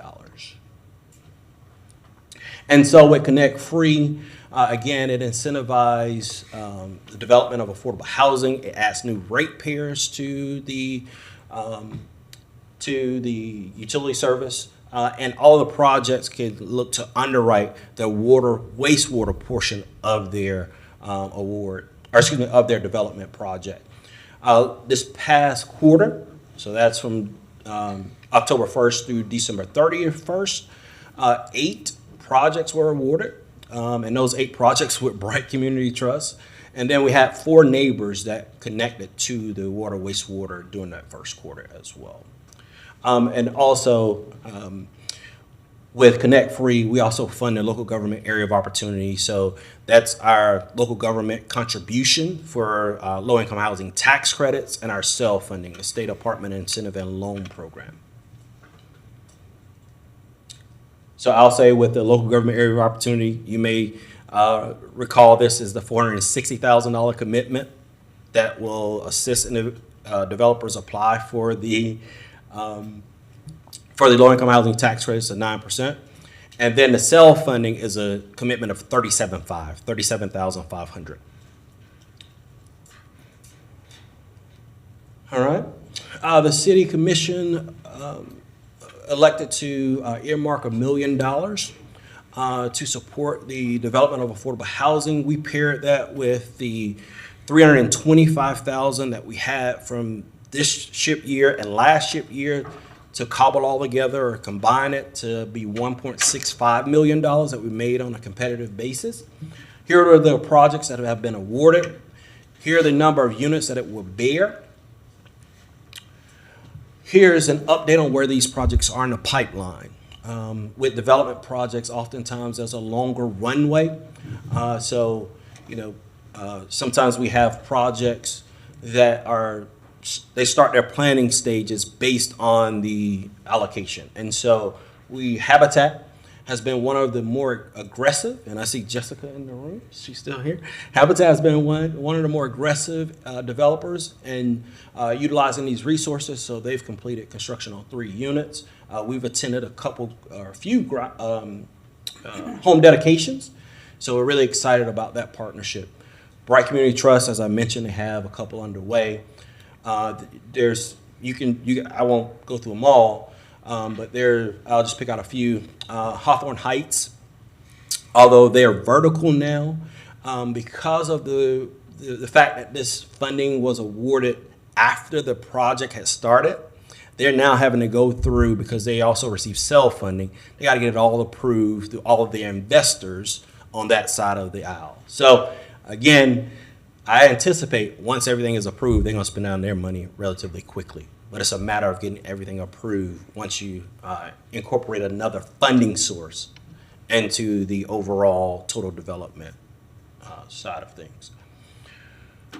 In housing and community development, we have staff liaisons for 2 citizens advisory groups. It's AHAC, the Affordable Housing Advisory Committee. Commissioner Duncan Walker is the commission representative on that committee. They meet on the 2nd Tuesday of every month. Their primary function is to produce the incentive and recommendation report. So every year, as a jurisdiction that receives SHIP funding, you have to produce an incentive and recommendation report, and that's their primary function. Our AHAC has asked to be more involved, and so oftentimes we'll take our local government area of opportunity funding, as well as our self-funding to them, as well as any additional funding support that we put out on a competitive basis to get their recommendation for funding. In the past, you've seen an AHAC recommendation for funding as well as a staff recommendation for funding. Our Citizens Advisory for Community Development, they're associated with our block grant. So oftentimes when we come before you with outside agency recommendations for CDBG and home, that recommendation will come from our CACCD, our Citizens Advisory for Community Development. They typically will meet on the 3rd Tuesday. Actually, they met 2 nights ago, and it was virtual. As I mentioned early on, every year I have to submit an action plan. We have to do a consolidated annual performance and evaluation report, and then that 5-year consolidated plan. Interagency housing coordination. So shortly after I arrived here at the city, there was a recommendation, or maybe not a recommendation. We were tasked with meeting with the Alachua County Housing Department more frequently, and so we've continued those on a monthly basis. And so our next meeting is March 17th, and so we've been able to coordinate with them about our LHAP. So we've had some joint conversations about our LHAP. We've also talked about doing maybe a joint presentation to the public in regards to our local housing assistance plan, because they receive SHIP funding. They don't receive block grant or home funding, but the same funding source, which is SHIP, that we both receive. There's been some coordination talks about our developer subsidy and how we've awarded that, and looking at our application process. And so a few weeks ago, I had the honor of going on a tour to see their hotel conversions. Those are coming along very well. And so this has produced a more collaborative approach. I know that, there's several entities that would go to both the city and the county for funding. And so there's an opportunity for us to have those conversations, so they're not pitting the city against the county and vice versa. So if someone comes to us for a particular funding, we can say, hey, we know that you've been in contact with the county, and how are they going to play together? And so again, let me pause you for a moment to ask about, and you may not know the answers on these, but a couple of county projects that I'm just curious about. The motels that are in process. Do you have any kind of update on when those might be available and who they may be offered to live in? So, good question. So, when I went on the tour, I asked those questions. And right now, the schedule is late spring or early summer. I know they were talking about getting a CO potentially in April. March or April. No, they were talking about it last August. But one of the latest updates we got, they were saying at the beginning of the year, they were hoping for March or April. The way that someone gained entry is through a needs assessment. NHDC is one of the local organizations, as well as Grace. Grace is another local organization that can perform this needs assessment. With this needs assessment, they also have to be paired with an organization that will provide a voucher to help support the point of entry. And so we've been able to coordinate with NHDC for them to do a needs assessment on a few of the clients that have been referred to us. They're going to be managed by the Alachua County Housing Authority. Okay. And one other question about, thank you, that helps with some information about that. But do you know, and I know there has been some conversation at the county and some community conversation about the property that the county owns on Southeast 15th Street. I don't know. I don't remember the name of the process on that, but Legacy Project. Legacy Project. Do you? I don't expect detail, but do you have some broad ideas about what that looks like? So the latest that I got is the RFP was so just going back a little bit. They put out a solicitation last year. The county ended up rejecting all of the applicants. Right. They have republished the RFP and with some major tweaks in it. The goal is now home ownership, and so I don't know when that solicitation is due. I can get that information and have the city manager. But that's a relatively recent development. Yes. Right. Okay. Mm-hmm. All right. Thank you. Mr. Mayor, it republished this week. This week. I saw somewhere it was asking for proposals. Very good. Thank you. How many beds for the two hotels? Ooh, that's a good We're question. probably looking about 70. Okay. Maybe 75, that area. Okay, thank you. The county's legacy project, the applications are due Friday, March 20th. They are looking for a combination of 30 or more detached single-family homes, duplexes and triplexes. I will say that the current zoning on the property doesn't align with the RFP, so that would have to be demonstrated in their application process is what they have published, how they would overcome that. But we're going to have more discussions with the county about that. Okay, very good. Thank you.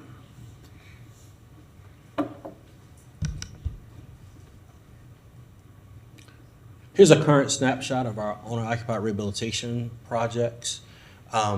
We have a vacancy at our rehab specialist, which is a critical team member. And so we've seen some slowdown in our owner-occupied rehabilitation, but we're still moving forward. So we're hoping to have that position filled relatively quickly. For the first quarter, this is a slide that I always enjoy because it looks at the total investment in our community for the first quarter. So again, not to constantly repeat myself, but from October 1st through December 31st, 2.6 went out to outside agencies. The bulk of that would be our GRACE, the 1.6 out of ARPA, and then the 32, or excuse me, let me rephrase that. The bulk, a large portion of that was GRACE, but actually the bulk of it was from our ARPA allocation for GHA. $1.8 million for GHA, and then Bright Community Trust got another 32, and the general fund piece, a large portion of that is GRACE, and that's the 460 that I was referring to. With our house replacement program, $144,000. Our major rehabilitation was $490,000, and down payment assistance, $139,000. So that $131,000 from our Connect Free Fund. So that's $3.5 million total investment. So kudos to this commission for allowing HCD team to do the work that we're able to do. So I want to talk to you a little bit about an opportunity for developers. So for those at home, if you're interested in the development process, I know there's been conversations about what goes into the development process. We have a seminar on Tuesday, this coming Tuesday at 10 a.m. It's called a Development Review and Permitting Seminar. And it's going to walk developers through, and it's really focused on our affordable housing developers. But any developers, we're not going to turn anybody away, or if the general public want to come in and just listen in. But this is an opportunity to, and this is a collaborative approach with multiple departments. So we're going to have DSD there, we're going to have GRU scheduled to be there, Public Works, every department that touched the permitting process.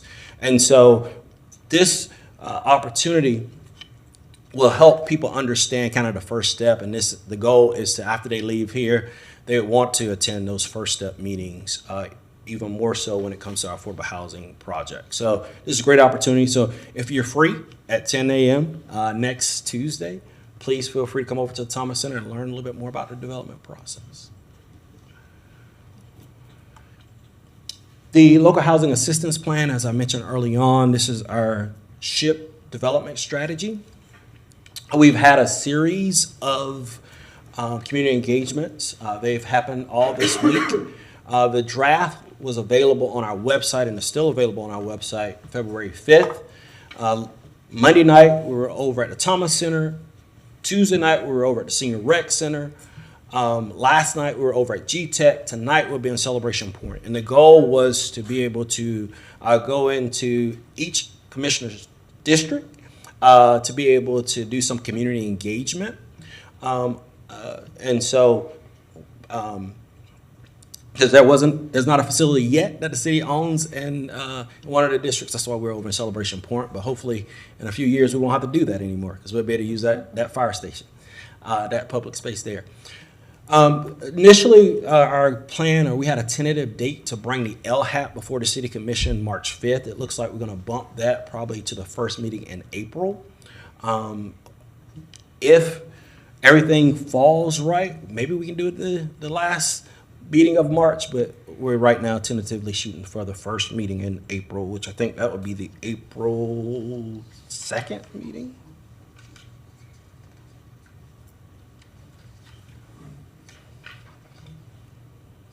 Yeah, April 2nd. It's due to the state May 1st. The infrastructure surtax funding, we put out a solicitation last spring. We got no responses. So after the solicitation period closed out, we did an informal survey with a number of developers to say, hey, we have these resources, just to kind of poll them and see why nobody applied. After that time period, we put it back out the end of last year. We've gotten 8 responses from developers, and they're currently being evaluated now by the team. So as you can see, the RFQ went out on December 4th. The deadline for submission, December 4th. The deadline for submission was January 30th. We'll pause you, Commissioner Willits. Thank you, Commissioner. Can you tell us anything about the failure on the first, or is this kind of under cone of silence or something? Yeah, so it is relatively under cone of silence because they're vetting. But I can say to you what we heard from the first round is that a number of entities didn't feel comfortable with the arrangement of having to hand the property over to the city, or it remains in the ownership of the city for a long period of time. And so remember, with these funds, we can only do land, take down land or the improvements, so raw land or land in an improved structure, but there's no money for repairs. And so the proceeds from the agreement, the rental agreement, would need to offset the dollars needed for repairs. And so we were told that a number of developers didn't feel comfortable with that arrangement. But after talking through it, I think more and more of them got comfortable with a long-term, it's almost like a long-term leasing agreement, because the city owns the land in perpetuity. Like Lot 10. Yeah. So they've at least seen us do something since that went out. Right. We're committed down a potential path like that. All right. Thank you so much. Thank you, Mr. Wilson. And can you remind us what the total dollars on that will end up being over the course of the? So initially, it was estimated to be $8.7 million, but the first couple years, that amount has come in a little bit higher. So we're thinking it's going to be, the last projection that I received was a little bit more than $10 million. Okay. Very good. And so. All right, thank you. YIGBY, the City Commission directed staff to develop a mail out to all of the churches for Yes in God's Backyard. And so a mail out was circulated, and again, this was Senate Bill 1730. This mail out actually went out last Friday to all of the churches. The county, as well as Florida Housing, they're going to be doing an information session on Wednesday, and it's going to be from 1:30 to 4 to talk about YIGBY. And so staff has been working as a team to prepare for development projects that will come before us that may want to qualify under Senate Bill 1730. So there's a great opportunity. So if you know of anybody that has any religious institution that have land and they're interested in participating in this, it's free to the public. It's going to be over at the Thomas Coward Auditorium, so over at the Health Department. Great opportunity for them to get as much information as possible. I'm sorry, what time is that? It's at 1:30. 1:30. 1:30 to 4. And I want to say that some churches have received the information. It's being well received. Good. So thank you for getting that out. We actually mailed it twice just to make sure that everybody got it. So the last Friday mail out was the second mail out that we sent. So we're looking forward to it and spreading the word. So. And so that's February 25th. Correct. Correct. Next Wednesday. Okay. Yes, thank ma'am. And I'll be remiss not to mention those that have collaborated to get the information together: Department of Sustainable Development, Communications, Community, Governmental Affairs, and Community Relations. So it was a total team effort for getting this mail out to the public. Community First, Pleasant Street neighborhood is our Community First neighborhood, ACD's Community First neighborhood. They met last night. They have a neighborhood cleanup that's scheduled for next Saturday, February 28th. It's going to start at 9 o'clock at the Pleasant Park. And so if your schedules avail themselves, by all means, we would love to have your hands out there. And so some of the things that they've been discussing last night, they wanted some information from Parks, Rec, and Cultural Affairs about some of the programming and things of that nature. So they are well organized. I appreciate Ms. Fabacy ensuring that we're there. They typically will meet on the third Wednesday of every month. It usually lasts no longer than an hour. So I can definitely appreciate the work that we've been able to do over in Pleasant Street. That's what I have for you today, Mr. Mayor, and to the commission. Very good, thank you. So I don't see any of the lights here. I have one question, and you'll think about any questions you may have here. The city owns some property still on or near Northwest Fifth Avenue neighborhood. I know that we have been waiting for a time to come together when the adjacent property owners or developers and the all the stars to align to get something built, but they don't seem to be aligning. I am very interested in us just moving forward on our own with some of that, or getting that property in the hands of one of our partners who is willing to do some things, because it's not getting any better by itself. It would be wonderful if the other parties involved were all ready to move, but I don't know if they're going to get ready to move. So rather than just waiting for that to happen when we know there continues to be a need, this is housing we could put into people's lives. Does anybody have any thoughts about any of that? I mean, there's opportunity for duplexes and a variety of things to happen there. I've talked with some of the longtime residents of the neighborhood. They'd love to see some things get moving there. And I don't think all the stars are going to align anytime soon. So, Commissioner Willits. You're talking 5th, very close to 13th, in between 12th and. So, or is this the one? Not the one little lot down.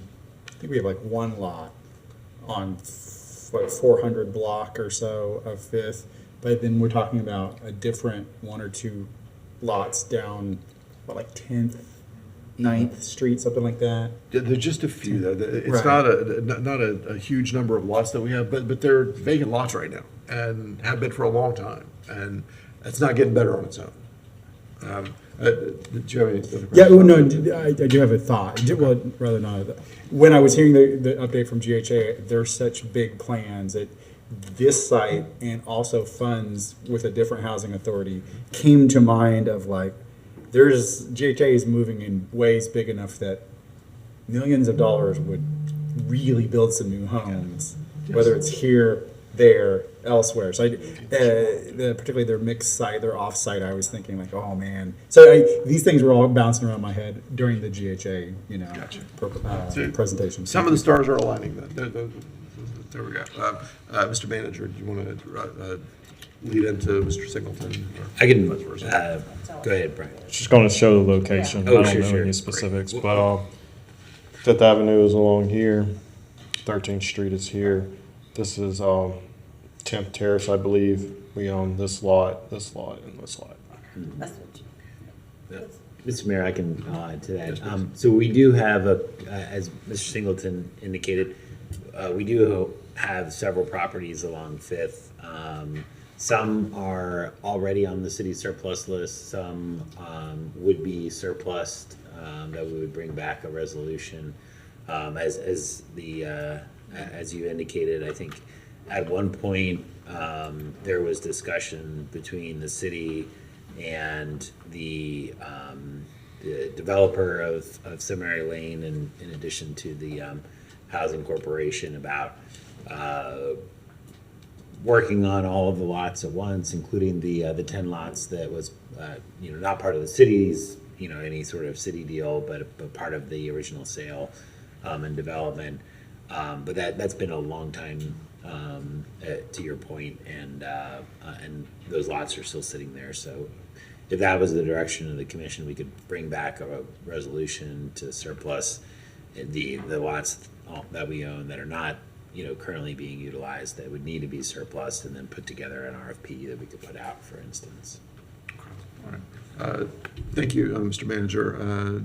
Commissioner Chestnut. Thank you. Yes, I was going to ask the process when we have surplus property, when it goes on surplus, how does someone access it or get to us? Mr. Manager. Once it's been surplused, it's very easy. It's essentially a letter of interest. If you're an affordable housing provider that's on the city's list that we maintain, it's simply a letter of interest for developing affordable housing. Essentially we offer a contract for sale. It is contingent on a number of factors, and affordability, covenants. They have to break ground within X amount of years. But it's the real estate the city's real estate policy specifies that, and it's a relatively straightforward process. Now that said, if the commission for these lots wanted to do something a little bit more formalized and put out, let's say, an RFP. I know in the past there's been some discussion about a desire for specifically senior housing or those types of things. That would be direction that we would want to get. Otherwise, it would surplus it. It would go through the real estate policy. And to add to that, we sent it out to everybody on the list. First lot of interest we get is the person that gets the contract. Once we give them a contract, they have to execute it within 7 days. If they don't execute it, then it rolls down the list. Okay. But it's for affordable housing only? That's the affordable housing process in the real estate policy, correct? And your real estate policy does allow for market rate sale if it's not for affordable housing, and it would go through appraisal, that kind of thing, and then you would sell it at the market. I think we have some community groups that are interested in surplus properties, the reason I was asking about it. Thank you. Okay. Thank you, Commissioner Chestnut.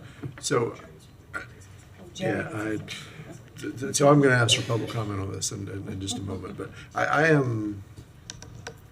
I would prefer for everything to get developed, as has been the conversation for a long time, together for affordable housing, like all the available stuff go up at once and have some continuity of design and thought. But if that's not going to happen, then these lots that are sitting there not doing the people of Gainesville any good, let's make them do some good. So let's open up for public comment. And sounds I like, have a card for Mr. Denbach, but I figured, yeah, go ahead. just come on, Mr. Yep. Buck, that's good.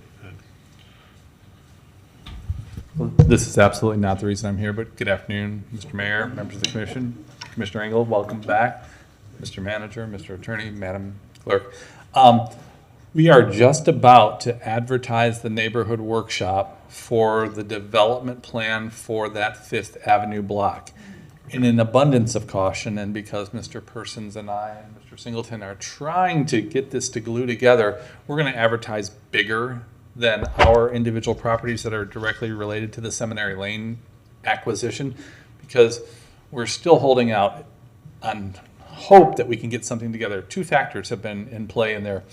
There have been some illnesses with members of the Gainesville Housing Corporation, effectively, and getting them to formalize something, and Mr. Persons, as your interim manager, doesn't want to bring something to you that's half-cooked.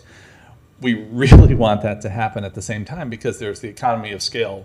We've already held our first step meeting. We've held our GRU project meeting. We have architecture by Ms. Jennifer Langford, who is the architect of Hale Plantation, Hale Village.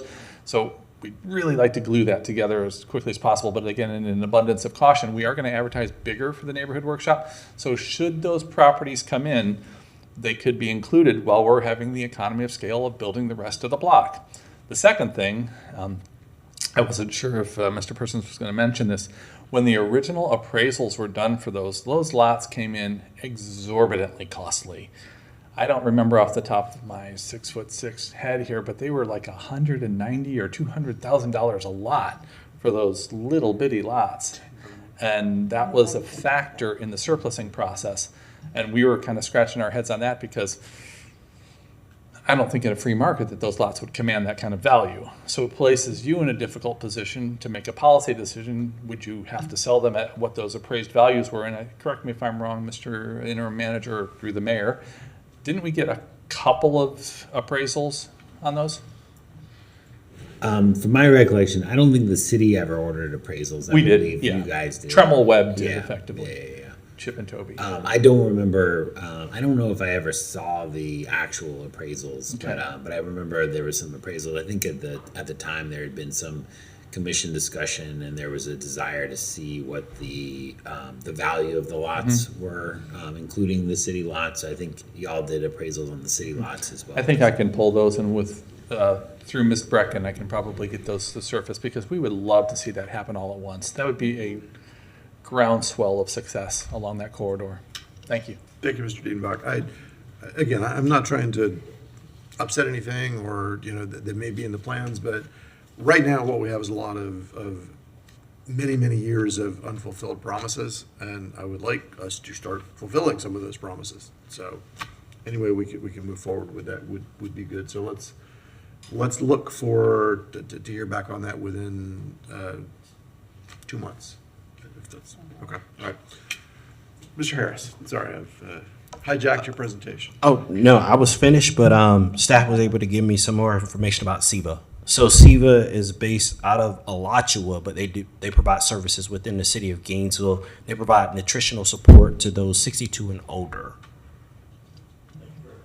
Thank you. All right, any further questions or comments about this? Excellent. Mr. Harris, I really appreciate the work your department's doing, and I look forward to more of the same. We have lots to brag about with what Housing and Community Development has been able to deliver to this community over the last few years. So thank you. Madam Clerk. Mr. Mayor, we're on to 2026-131, expansion of cold shelter night program to community-based organizations. With the recommendation, the City Commission discuss and take action deemed necessary. Very good. Thank you. Commissioner Chestnut. Thank you, Mr. Mayor. This is an issue I brought up at our last meeting a couple of weeks ago, based on some actions that John Alexander and the Governmental Relations Committee office had taken in trying to get shelter and blankets to the homeless or houseless. So that's when I learned that we only have two shelters on cold nights, and that's St. Francis and Grace. So what I would like for the city to consider is expanding the sites. And to expand the sites, we could have the city manager look at working with or reaching out to the faith-based community to see if they would like to participate and provide shelter. We used to have a program like this years ago through Interfaith, and the churches provided additional shelter. And then, I don't know what happened, but I think if we could look at bringing that back, perhaps providing a stipend to the faith-based institutions. And we have a year to get ready for the cold nights next year. I understand we're going to have cold nights again next week, but I'm looking at next year. This would give the manager time to prepare, to get the information out to the community, if the commission is interested in pursuing that. Thank you, Commissioner Chestnut. I can provide a little insight on Interfaith Hospitality Network as it used to work, because when I worked at Holy Trinity, I was the coordinator for working with IHN. IHN turned into Family Promise. Nationally, they did a switch over. They evolved into Family Promise, and it became less attractive to lots of houses of worship to offer space for not so much cold night shelter, but for it used to be that a week at a time families would locate at churches, and then they would change every, they'd be there for a week or 2 weeks, and then they would go to another church. And the model IHN and Family Promise found was not really conducive to getting out of the system that way, because you're uprooting once a week. And they moved into a different model where they could provide a little more stability. And churches just weren't as interested over time, and particularly when they got as far as COVID, it just kind of, that opportunity fell apart. But most of that was on that Family Promise IHN model that was based around families as opposed to specifically the cold nights. Mr. Manager, do you want to tell us how we have been, what our current system is for the cold night shelter program, so we can consider how to do that? Absolutely. So I think, and Mr. Harris can speak to this as well, but I think, as you saw, the primary method by which we fund cold night shelters through CDBG application, and we can absolutely make direct and intentional outreach to places of religious assembly, churches, etc., to both advertise when we're going to open applications. That is something that the city wants. There's no restriction in terms of who can apply for cold night shelter assistance. And we've sort of gotten used to, I think, that money going to typical partners like Grace and St. Francis House, but we can absolutely do that, broaden that outreach. The other thing I wanted to mention too, I think to the mayor's point about, we've had some ongoing discussions with Family Promise. They did do a lot of emergency shelter prior to the pandemic. Some of the discussions have involved Brandy Stone with from the community health perspective, and we've been talking about kind of ways that we might be able to restart some of those, some of that. Including trying to get to link all these efforts, including YIGB, and talking about that all at the same time. So it's good timing, and I think we can definitely take this on and look at ways that we can expand cold night shelter. One thing I did want to mention too is with this recent season of and the particularly the extended amount of cold nights that we had. We were also in communication with Alachua County with emergency management, because we were talking about potentially opening MLK as a temporary cold night shelter. They do have that ability in order to just expand capacity when we get close. So I think a year will be plenty of time for us to work on this and be able to bring back some options for the commission to expand. Very good. Thank you, Mr. Manager. So you're gonna bring back options. We don't need to. We don't need a motion. Yeah, I don't know. We'll happily take a motion. That helps. Yeah. Okay. But I have a motion prepared. Okay. This is to direct the city manager to, I'm trying to see it now. Do you want me to read it? Yes, thank you. To direct the city manager to, one, expand the cold night shelter program utilizing community-based organizations for the year 2027, and two, bring back an update to the city commission with a report on the expansion's progress and results. Yep, sounds good. And I think, Mr. Mayor, Mr. Harris, I think we have CDBG opening, application periods opening relatively soon. Is that right? So, anything coming out of DC, we don't know. So, Mr. Mayor, typically we will open up the application process once we get an announcement from HUD. Just keep in mind that we've typically earmarked about $25,000 for cold night shelter. So any additional resources would reduce the amount awarded to outside agencies. So if we were to expand the program, instead of doing 25 to 50, that means those other organizations that are out there, they would be competing for a smaller pool of resources if it's coming out of CDBG. All right, so we have a motion. Do we have a second? Second. Okay, a motion and a second. Commissioner Book.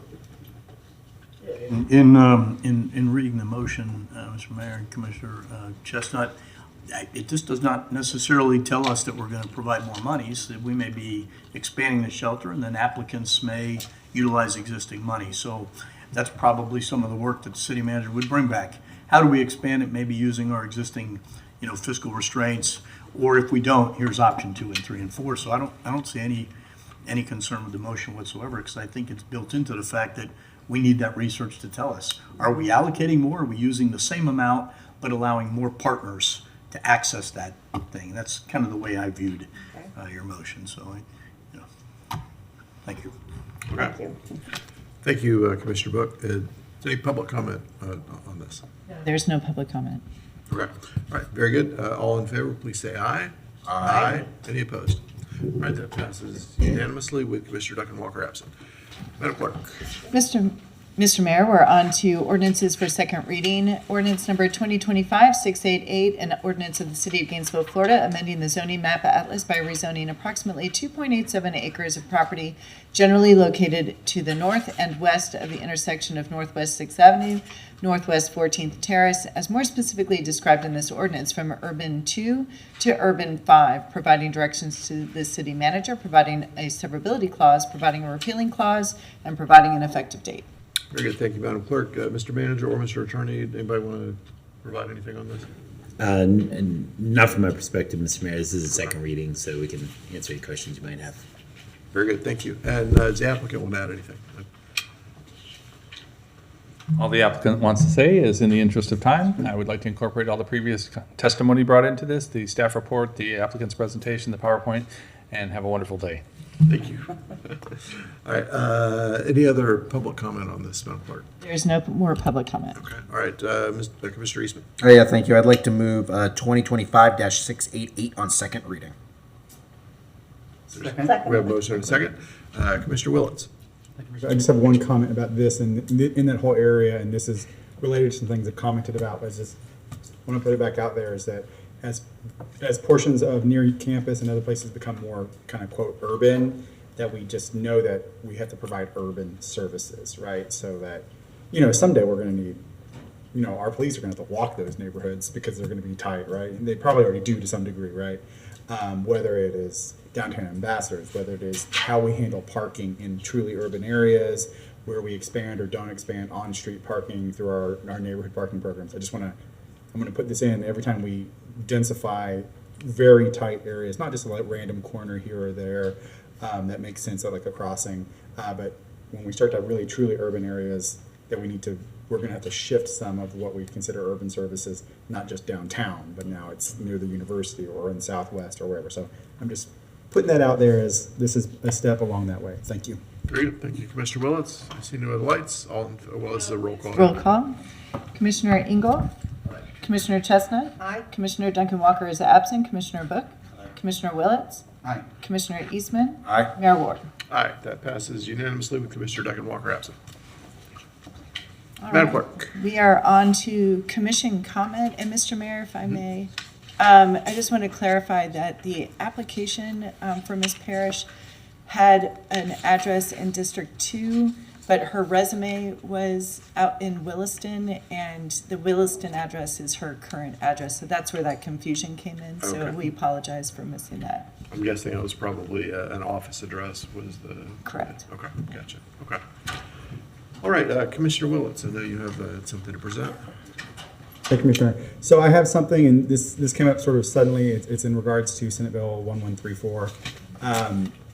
This was heard Tuesday at I think noon, and I was going to sit on this a little while longer, but then the city of Miami, I learned this morning that the city of Miami Beach had a unanimous letter to, I don't know if it goes to the governor, the governor and President of the Senate and House of Representatives as well, regarding Senate Bill 1134. So they have a special meeting. Miami Beach has a special meeting today at 3:30. But evidently this was still important enough that they did a pass around letter is what I'm assuming, where somebody wrote it. I don't know who wrote it. Maybe it was the chair or maybe it was the mayor, and then it circulated and they got unanimous signatures. So Mr. Mayor, I know this is sudden, and I wanted to talk about it. Their letter from Miami Beach was much more specific about every individual instance where they have just the beginning of the questions, but it was an advocacy letter to say, please oppose. And so I was thinking, and I worked on very, very, very generic language about the bill, because one of our priorities for state legislative efforts this year, as it has been, is just about preemption in general. That we oppose preemptive bills. We want to be able to do our own local thing, and so mostly I couched it in that this is something that is particularly harming or threatening our community because we need to be the ones to make the decisions. So I have a resolution that is very, very generic, and it really doesn't get into all the individual instances where we have questions about the effect specifically on something we have or something we're thinking about. The manager can probably provide some of those. I don't know that I want to talk about every one of those now. This is a much more generic talking about local control and kind of the free speech aspect of what we're able to do, or the people that we award money, what they can do. So if you have a chance to read it, it is very generic, and I would like to propose that we do pass this resolution to just let our legislators know this bill, and part of this, let me make sure it's all in here. Part of it says, just reject or substantially amend, which this is the part of the process in the legislative process where amendments can happen when it gets to the floor. Sometimes it's in committee. This was heard in committee, or when the other House of Representatives might see this. And I suspect there will be some opportunity for amendments. This is not specifically saying this is the amendment we want, because I don't know enough about crafting it, but just saying we have concerns, opposes it, and urge you to either reject it or substantially amend it. And those things to ensure protection of municipal home rule authority, safeguards for local economic stability and business confidence, preservation of constitutionally protected freedom of speech and expression, and avoidance of unfunded mandates or increased litigation exposure for local governments, because it's about as generic. So I left it a very, very generic.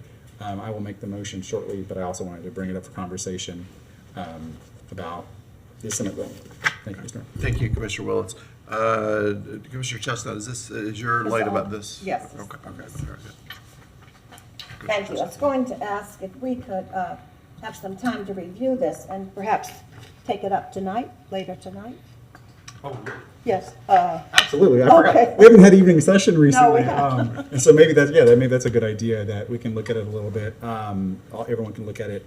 Like I said, Miami Beach for some reason thought it was important enough to do this pass around letter, which would have been a strategy, but I didn't want to get, Well, that puts a lot of pressure on. Yeah, it is very important. There are several bills passing around the legislature at this time regarding DEI, equal opportunity, and I think it would be great if we could have an update from our lobbyists on what's happening with all of them. But because it is very concerning, several of the bills have made their last step. And the next step for them will be going to the floor. And so we need to, I think we need to be brought up to speed on what's happening with the legislation there. But I can certainly understand why Miami did this. It's quite timely. Thank you, Commissioner Chestnut. Commissioner Book, is this on this issue? Okay, all right. Commissioner Book? Yes, similarly, I thought this evening might be good because it'll give us more context. A couple of my questions that we might have answered at that time would be, who wrote it? For example, did it pass legal muster? Was this, so we've got all their opinions on here, and it looks like their entire board passed it. But I want to make, did the questions come kind of from some of these may be able to be answered legally. So that might be for the city attorney to take a look at. For our equal opportunity director, Director Folsom would be great if he would review both the language and the bill and tell us what we can see from our city perspective. We need his perspective on it. Would be helpful to know what has the League of Cities viewed, all right? What is their position? Because they may have some official language might help us on there or other cities. And then lastly would be for our lobbyists, where is it in committee? Is it likely to pass? Is it moving through quickly? And I just don't have that context. Those would be helpful because sometimes we don't necessarily put ourselves on the, sometimes it's better to see if we know that it's not likely to be pushed forward, then we may be better suited for speaking about it without sending something. But there's, I don't feel one way or the other. I just feel like I need a little more robust information. Okay. Thank you, Commissioner Book, Mr. Manager, and potentially Mr. Alexander. Thank you, Mr. Mayor. I just wanted to add a couple of comments. So we've actually been in communication between Mr. Alexander, Mr. Folston, Mr. Nee, and I with our lobbyists, including and had several conversations with Commissioner Willetts. I feel like we have enough direction from the commission in terms of, as Commissioner Willetts pointed out, preemption was a topic that you all were concerned about. The proposed bill language includes, several preemptive mentions of various aspects, along with several areas where the language is vague, it's subject to interpretation. It may impact things that we do, operationally, and certainly with with a variety of different things like events that we fund. And so there's enough there that we've already put together from our side a list of concerns, of potential issues, and we've shared those with our lobbyists. I've read the resolution. I'm comfortable with it. If that's the direction the commission wants to go, with a formal declaration, and I know Mr. Alexander has been in communication with our lobbyists in terms of tracking some of these bills and discussing that with Mr. Folston. So, Mr. Alexander. Mayor, Commission, as City Manager Person stated, we're following these very closely. We've actually been in communication with our lobbyists to do a legislative update. We talked about it doing it early on, but this session is very different right now, and so the recommendation was to wait a little bit until things really kind of begin to settle down, especially topics such as property taxes, the local business taxes. We've been in communication with our department directors and their particular staff who are tracking these bills as well. So we are going to do a department-wide legislative update with our departments and these bills that may impact their areas, either February 23rd or the 27th. We've actually already been in conversation of doing one-on-one legislative updates for commission, the same way we do our federal updates. And so we do have that on the horizon. In terms of these particular local bills here, Senate Bill 1134, in terms of status, you asked for that. So it did pass all three committees, Judiciary, Community Affairs, and Rules. And so yesterday, the last one was Rules, where it passed almost unanimously. In terms of the House bill, this companion bill, which is HB 1001, it has been assigned to three committees. It's passed three. I think that was a criminal justice, and there was commerce is the last one that is waiting to be assigned. It's been assigned there, but it has not been heard. So it's passed two of the three committees there on the House side as well. So it is moving. Currently right now in second reading on the Senate side. So that's kind of the progress of it. Florida League of Cities does have language.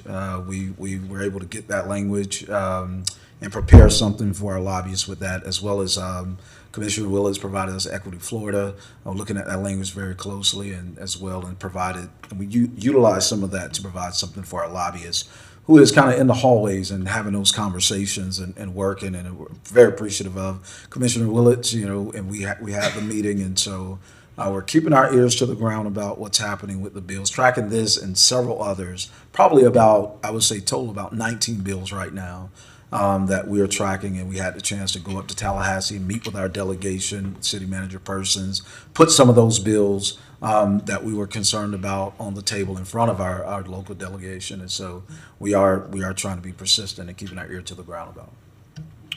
Thank you, Mr. Alexander. Commissioner Engel. Just hang out, Mr. Alexander. Don't get too far. So just to remind me on this, next week will be the last week of committee weeks in Tallahassee. Is that correct? Yes, the session's supposed to end on March 13th. However, it's not going to happen. I think property tax is actually going to be heard in a special session now. And so, yeah, it's supposed to be next week. Yeah, committees should be wrapping up, most of them in their last committee assignments. But March 13th is supposed to be the last F session. But so we should know whether or not this bill has been assigned to its last House committee by the end of this week. Commerce meets either today or tomorrow, so we'll probably hear this next week on their committee. Likely to pass, but Thank you. All right, thank you, Commissioner Engel. So, Mr. Alexander, just hang on. I don't know if I have a question for you or not, but Okay. save you the trip, just in case. Commissioner Willits, is this, City of Miami Beach has sent a letter yesterday. Is anybody else that we know of working on this? I tried to find quickly. I know there are individual. I know there are individual cities. I spoke with some elected officials in other cities that they have, through their lobbyists more so, they've been, and potentially through the media as well, piecing together some of their concerns, much more along the lines of Miami Beach's kind of list of like questions and so that they, but theirs is more of a, we oppose, these are the very, very local, and I didn't want to dig into every single last local, because there are some confusions. The bill very well could have an amendment. There was an amendment this week early. Yeah. I don't think it changed much because it was mostly striking and putting a whole bunch of the exact same thing back into it. So that, that part is, I think there's still some questions about, but partially when we talk about, the confusion, maybe that confusion in an amendment does, so there are some, Pinellas County or St. Pete, I forget which one, has been gathering kind of a similar list of like, wait, this is something we like to do. This is something the community supports. And some of that I don't think is in a form of a letter yet. It is in, the lobbyist, that kind of communication to their individual legislators, but not in the more so public. I was going to wait. The Miami Beach is what kind of led me to go ahead and kick it now to start talking about it. So I will say that my hope during this session has been to keep the word Gainesville out of any legislation. And I appreciate very much what you're saying. I've read the bills. I've talked with Director Folston. I obviously, they're bad bills. I mean, they just are. There's a lot that's very, very sloppy about them. I don't think they're well considered. I think they are culture war stuff. I don't think that is. I don't think that is useful, but I don't know also how specific this is to, how specific the bills would be toward what we currently do. Depends on how you read the bills. And I don't know that it changes if they pass much about, if a bill passes, if it changes much about what we do at the City of Gainesville. Maybe it does, maybe it doesn't. Depends on again, how you read it. And look, if we consider this tonight at member comment, which I think gives us a chance to read it, I would almost certainly vote for it. But I am, again, I like keeping the word Gainesville out of the halls of the legislature right now, if we can possibly do that. This doesn't do that. I don't know what we're going to gain from it either. Now, will I be there with it? Yes, of course I will. My name will be on it. But I don't know that the legislature, for the most part, particularly cares what the City of Gainesville, the Gainesville City Commission says. And that is certainly a consideration. But we can all read it and have more discussion about it, and hopefully get a little more input from our lobbying team before the end of the evening. Commissioner Chestnut. I too have some concerns about raising the name Gainesville. It's not a term of endearment to the legislature. So I would like to see what the League of Cities has said on it. Have they adopted a policy? Have they submitted something in writing regarding the bills? As I said, there's just several bills. Yeah, they posted something on their website. That's where we pulled the Okay, documentation I see. from. But in terms of taking an actual stance, we All right. Well, I would like to see what they had to say, okay. if you can get that Yeah. as well. But I also just have some concerns about stepping out on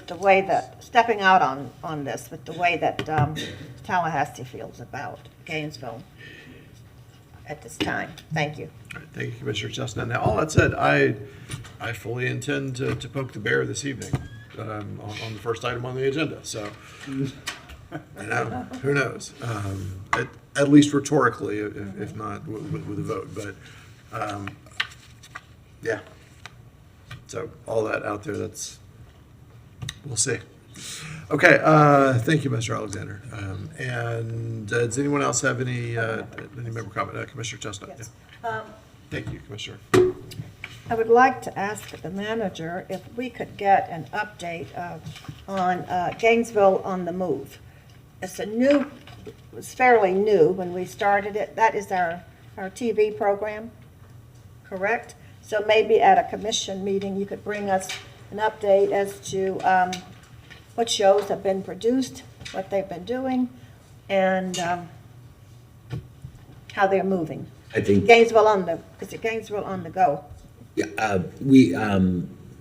Ms. Smart, is it Gainesville on the Go or Gainesville on the Move? I believe it's Gainesville on the Move. Which one is it? On the Move? Don't mess up the branding. Yeah, I know. I don't want to. Yeah, trust me, I don't want to mess up the branding. Well, that's why we need a presentation. Jennifer actually- Smart, Communications Director. To Mr. Mayor, to Commissioner Chestnut's point, we actually will have communications coming to give a department update. I think on the 5th, I believe. Is that correct? March 5th, we have So one we due. can We can definitely update do you that. then. All right, then. We do have 19 episodes. We're in our second season. You are actually our next guest that we were hoping to invite. Oh, okay, thank you. And not just because you asked about Not it. just because I asked the question. Okay, Thank you, Ms. Smart.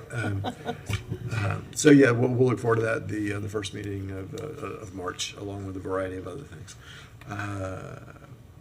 Anything else, Commissioner Chestnut? Okay. Commissioner Buck? Somewhat new topic. I just thought that this, just bring it up now, since we have comment this evening, but we have some items that may take a little bit of time this evening.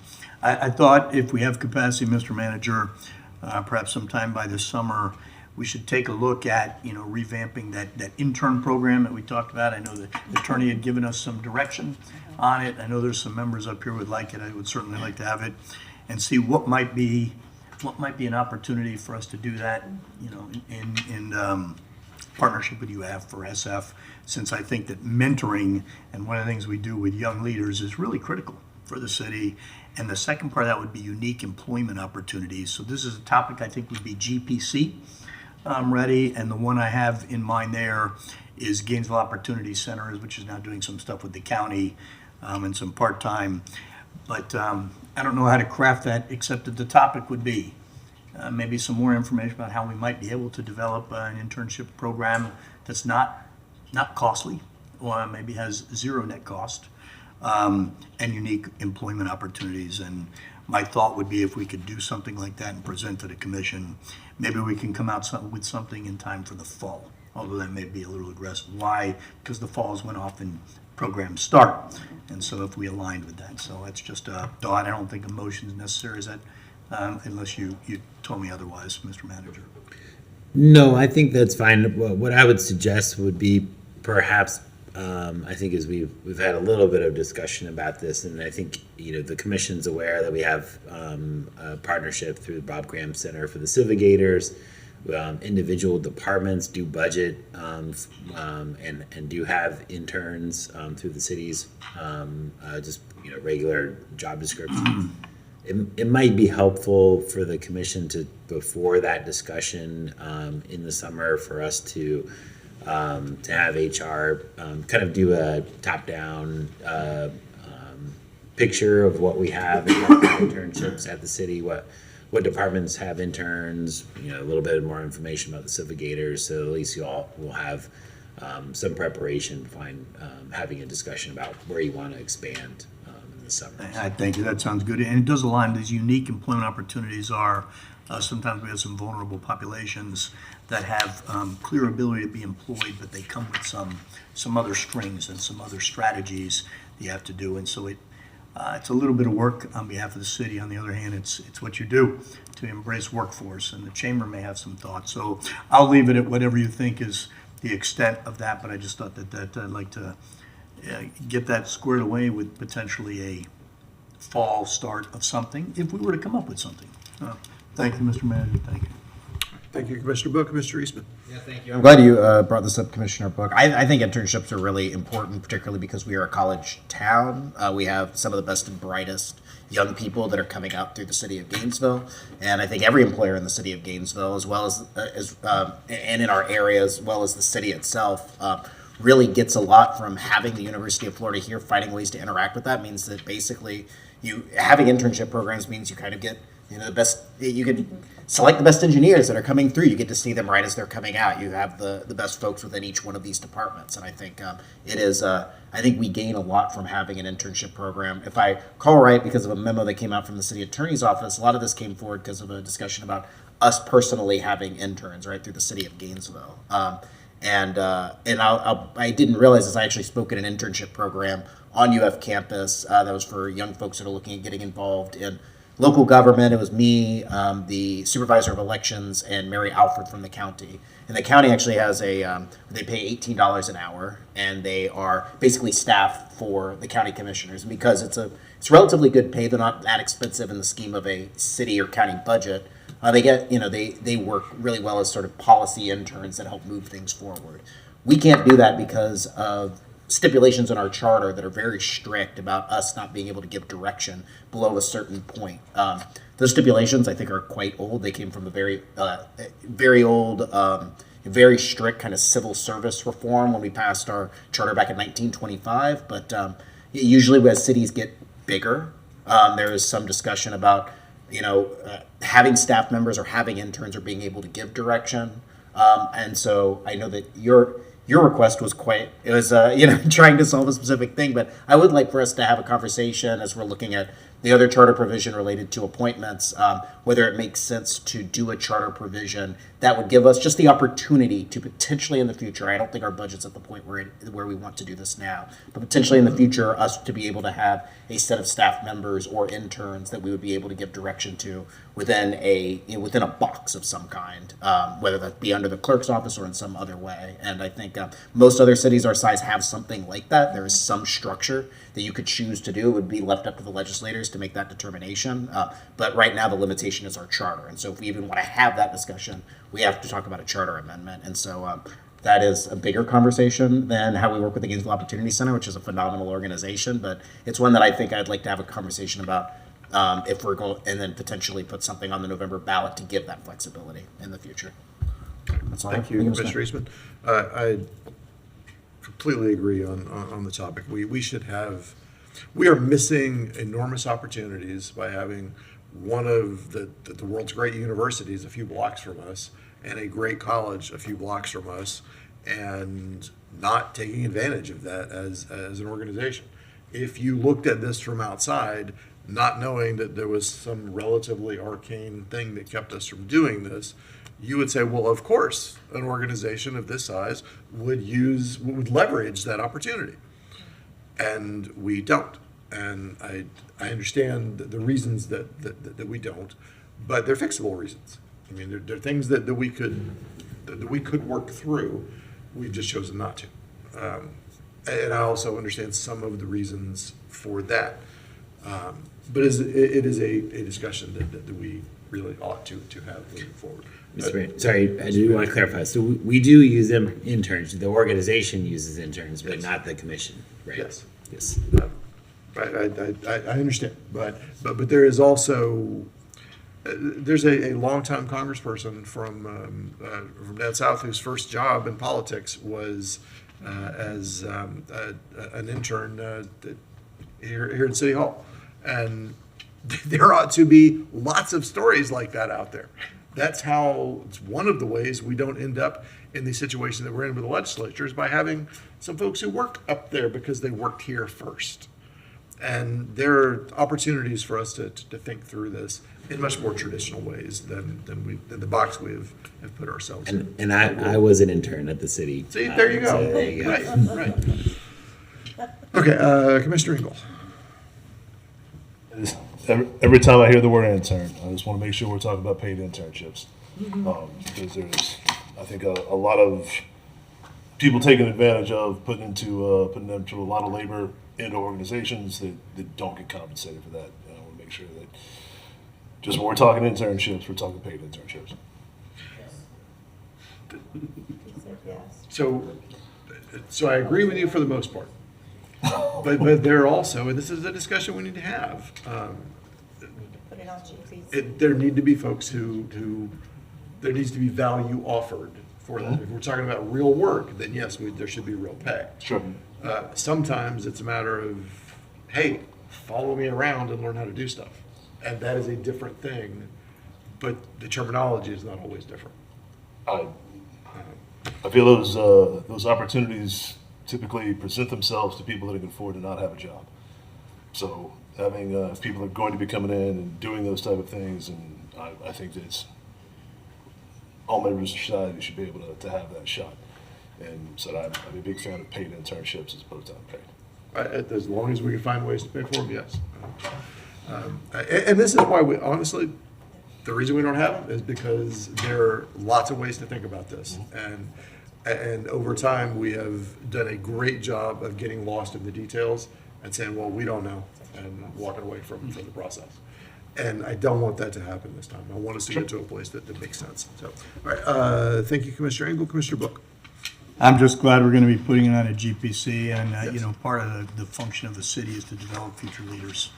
And to the extent that we're able to do that, we do it through training, we do it through job training, we do it through workforce development.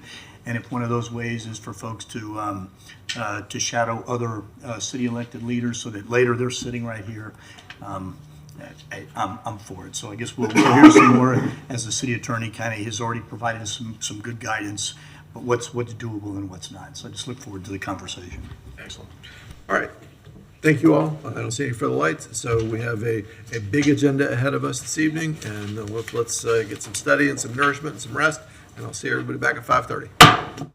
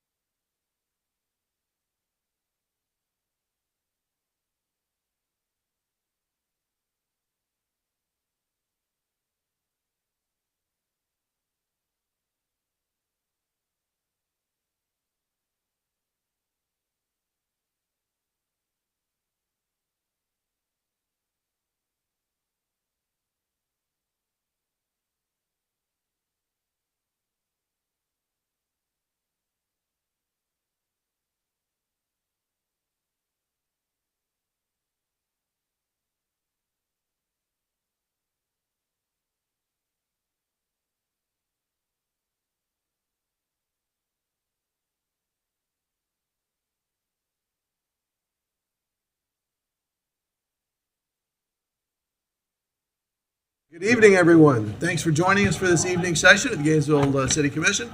Very glad to have you all with us this evening. Madam Clerk. Mr. Mayor, we have the Pledge of Allegiance to be led by Buchholz High School Air Force Junior ROTC. Excellent. If you all would come forward and do your thing, if you all would rise with us.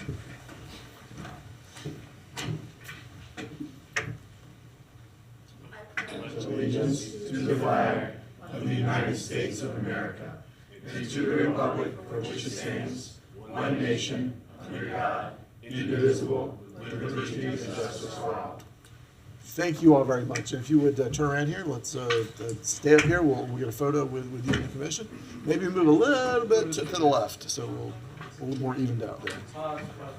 There you go. Let's get, yeah.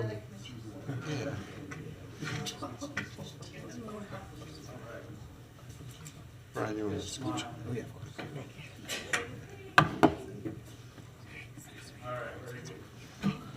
Very good. Thank you all.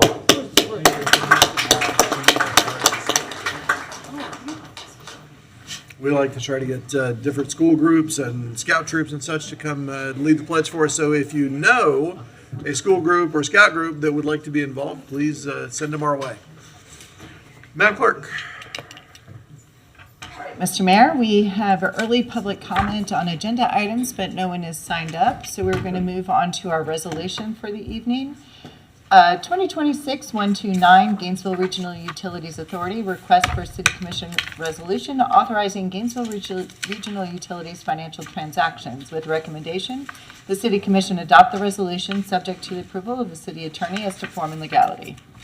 Very good. Thank you, Madam Clerk.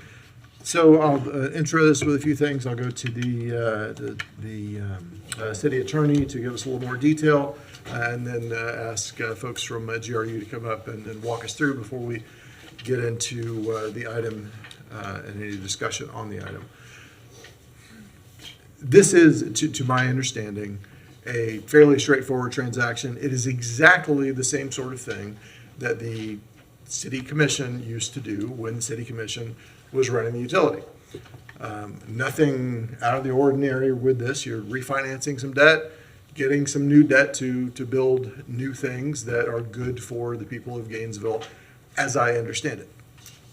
And that is a fairly common thing. Nobody is surprised that this needs to happen. It is also true that several months last year were spent talking about how much debt had been paid down, when in fact we're going to get to almost exactly that same level of debt once these transactions are finished. And for all the angst in the community that has gone back and forth about this, we're going to find ourselves, when this debt is finished, at almost the same place we were 3 years ago. And that's frustrating, because that is not what the rhetoric has been. So this is straightforward, but we need to call things what they are, and that is where we are.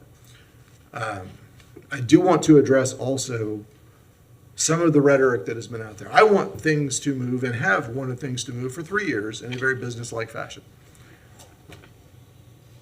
Calling tens of thousands of Gainesville voters and elected officials, make sure I get this right, insurrectionists, and accusing us of revolt and rebellion in front of a state appeals court is not a business-like way to approach things. It is simply not. I'm frustrated with that. Now, I'm not going to let that affect how I vote on this, because it's good for the city of Gainesville, for the people of Gainesville to move forward with this. But there is a business-like way to approach this that does not involve communication through the media, that does not involve saying ugly things back and forth.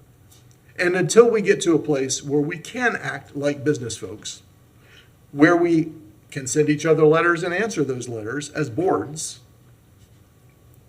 there's no reason not to do that. That's how we work with the county. That's how we work with the school board. That's how we work with other governmental bodies. As long as the situation is what it is, we need to treat each other with some degree of respect. And having employees go on screeds about the other organization, no matter which one is doing it, is not a business-like way to do this. Accusing each other of rebellion is not a business-like way to go about this. I want to be clear that the City of Gainesville Charter gives the people of Gainesville an opportunity to change their charter. And that is what the people of Gainesville have said they want to do twice. The City of Gainesville Charter also says, very plainly, 5.014, effect of election. A proposed amendment receiving an affirmative vote of a majority of the votes cast shall be effective as an amendment to this not later than the 90th calendar day after the day on which the vote was taken, unless otherwise provided in the proposed amendment. It is perfectly legal to make legal challenges, and that is absolutely what's been done multiple times here. But the people spoke clearly. And it has become exceedingly frustrating to much of the community to still be in these positions. There's unnecessary levels of inefficient stuff going on here that, make no mistake, costs the people of Gainesville money to go back and forth on this stuff. There doesn't need to be two different groups doing what we're doing tonight and last night. We're paying people to sit here and do work that should have been very straightforward, because again, we're back in the same place we were 3 years ago with this.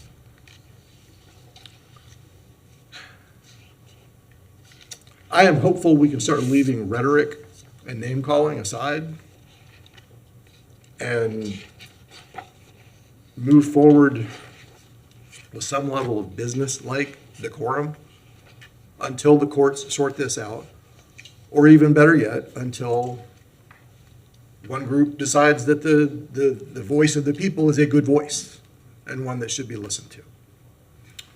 All that said, Mr. Attorney, do you want to give us some entry into the specific item we're working on this evening? Certainly, Mr. Mayor. What's before you is a proposed resolution whereby the City Commission would authorize a variety of financial transactions, essentially the issuance of debt secured by utility system revenues and assets. The power to authorize the issuance of such debt under our charter has been, by virtue of amendment 3 years ago, by the almost 3 years ago, by the legislature, has been put into the hands of a GRU authority. And that authority issued a resolution last night that would authorize the issuance of these transactions, authorize utility system management to enter into these transactions secured by the utility system revenues and assets, and also specifically requesting the City Commission to issue a concurring resolution verifying that that power is appropriate and verifying that the issuance of this debt, of these financial transactions, is not contested and is in fact authorized by the City Commission as well. My understanding is that I think the bulk of these transactions relates to the refunding and refinancing of existing obligations.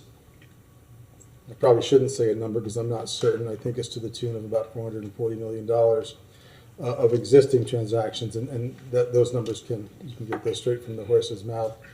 And an additional amount up to, I think, $150 million of new debt that would fund their capital funds, basically, for future needs of infrastructure and capital expenditures.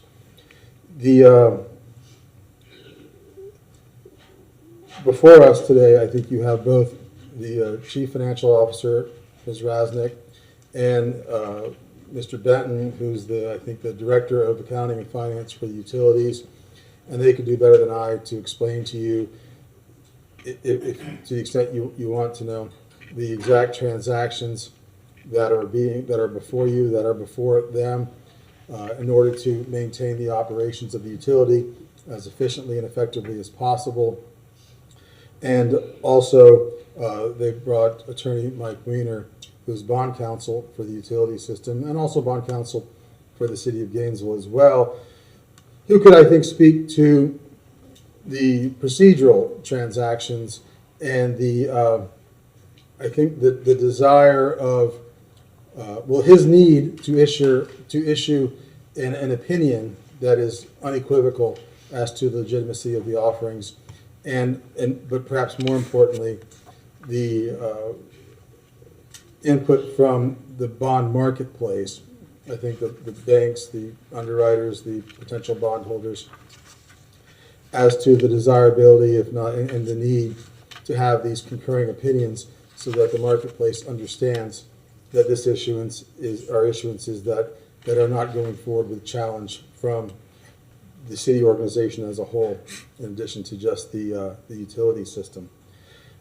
They can also speak, I think, as to the nature of these transactions, the consistency of these transactions with the, at this point, long-standing debt reduction and defeasance plan put in place by the commission prior to the formation of the authority by amendment to our charter, and the consistency with the existing debt defeasance and debt reduction plan being followed by the utility system. And if necessary, I think the ramifications if these transactions don't go through in as orderly a way as possible. And with that, I don't think I have anything else to add. The resolution is before you, and I think they're available to address any concerns that you might have. I do have one question for you, Mr. Attorney. This is technically your item on the agenda. Under the fiscal note, there are no actual numbers provided. Did the utility representatives give you the fiscal note information? Yeah, I worked with them in drafting this item. And in hindsight, yeah, I think that's an issue that it might have been. We're not required, like the legislature, to have a fiscal note there, but I see where it would be helpful. Yeah. And as I'm talking to you right now, like I said, I think it's $440 million, but I could be wrong on that. Ms. Rasnick or Mr. Benton could get up and say, no, it's a different number, and I would go with their number. But I apologize. I think that would have been helpful to you to have those exact numbers. They've been available and have met with commissioners, and I think that they had a presentation in the January meeting before the authority, which went into detail about the various series, I believe, and the amount. So I think all those numbers are certainly available. But to the extent they could have been on the agenda item, I could have facilitated that, I'm sure. Okay. It's not a big deal. Again, we're going to hear this, and we've heard it individually, but it is our practice, not a requirement, but our practice that we include for future items when GRU brings things forward.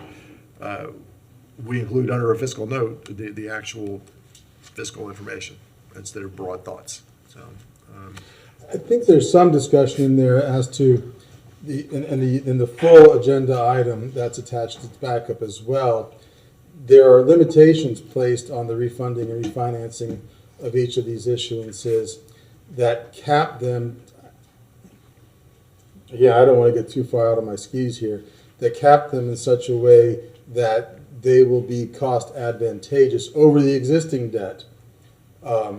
So they might have some specific information as to the fiscal impact being such that it is not an increase over the existing facilities and debt mechanisms that are out there.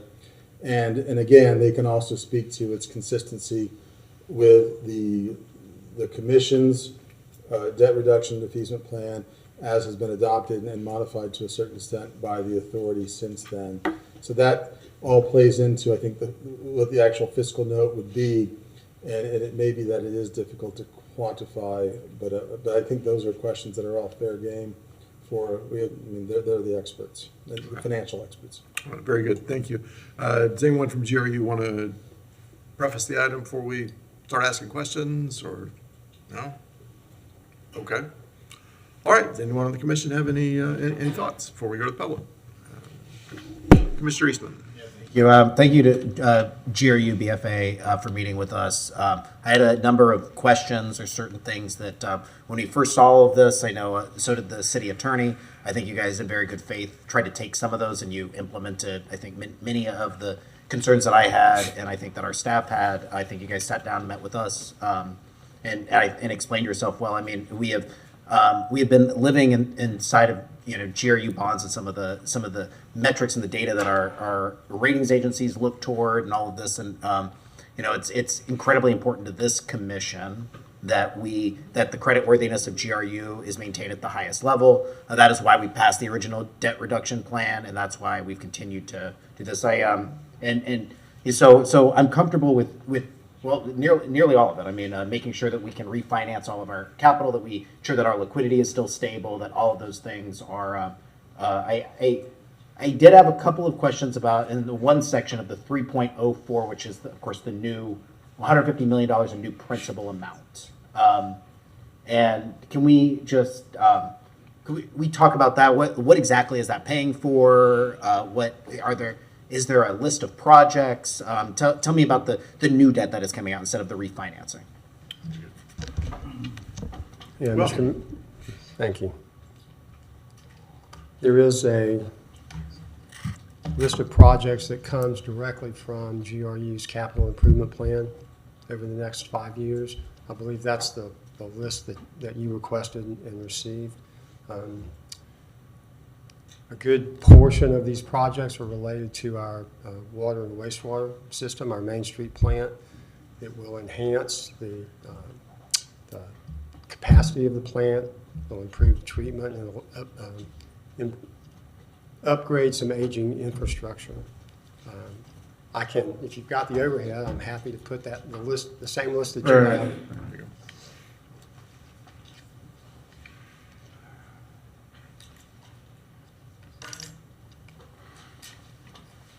And to be clear, many of us, if not all of us, did meet individually with the team from GRU.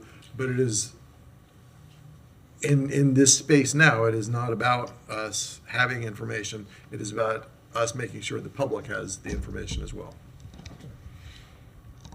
And I want to point out that these are the significant capital projects. The list of projects that's in our CIP over the next 10 years is longer than this. We picked out the ones that are larger in dollar value. I can walk through these, or you can look at them, but this is just the electric system. I have a sheet similar to this for each one of GRU's 5 systems. So you actually have a capital improvement plan list over the next 10 years as well. We have a capital plan that we put in our modeling over the next 10 years. I will tell you that for the first 5 to 7 years, it's much more specific. The farther you get out, use a technical term, the squishier the numbers are. Right. Yeah, we do plan over a 10-year period.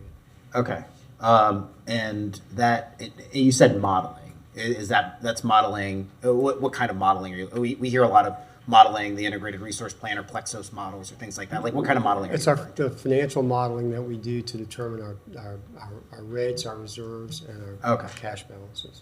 Okay, and then this is one portion of it. Like you said, I think the bulk of it, if I remember right, is in the water wastewater Yeah, section. this is the electric system. This is the water system. As you can see, those are primarily in the water system that's work at our Murphy plant.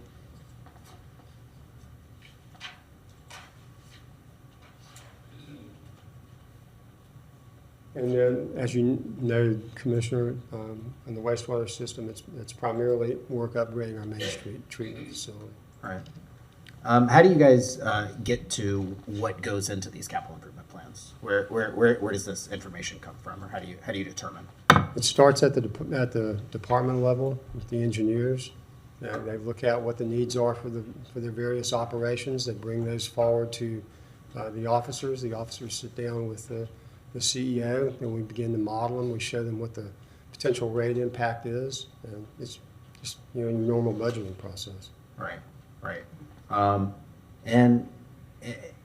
And so looking out 10 years within our capital improvement plans, particularly on the electric side, we've ran 2019. We ran integrated resource plan. I think in 2024 you guys had an integrated resource plan as well. Does that feed into the capital improvement plan? Is what we're seeing fed into, particularly on the electric side? It can feed into it. I'm not the 24 IRP is frankly still being worked on, still being tweaked. They're looking at various alternatives, but generally yes, on the electric side, any integrated resource planning that we would do would funnel into our capital plan. Okay. And you said that that's still being worked on, the 2024 one, because I think that came over in February of 24, somewhere in there. And then it's been kind of discussed. I know it's been discussed by the community as well, but you guys are working on that actively. Okay. Do you have a timeline for when you think that will? Okay. I'll probably have a few more questions, but I'll pass it on to other commissioners. Thank you. Commissioner Eastman, Commissioner Willits. Thank you, Mr. Mayor. This is maybe a question for the attorney. And so what I'm reading, it says general manager, but we've defined that in the definitions as lowercase chief executive officer or general manager that has been appointed. Is that correct? Pardon? You're talking about the language in the resolution? This is this is the definitions in Article 1. Yes. Yeah. Okay. I think what we and Mr. Wiener can probably answer this better than I will, but the issuance is also consistent with the 2017 master bond resolution.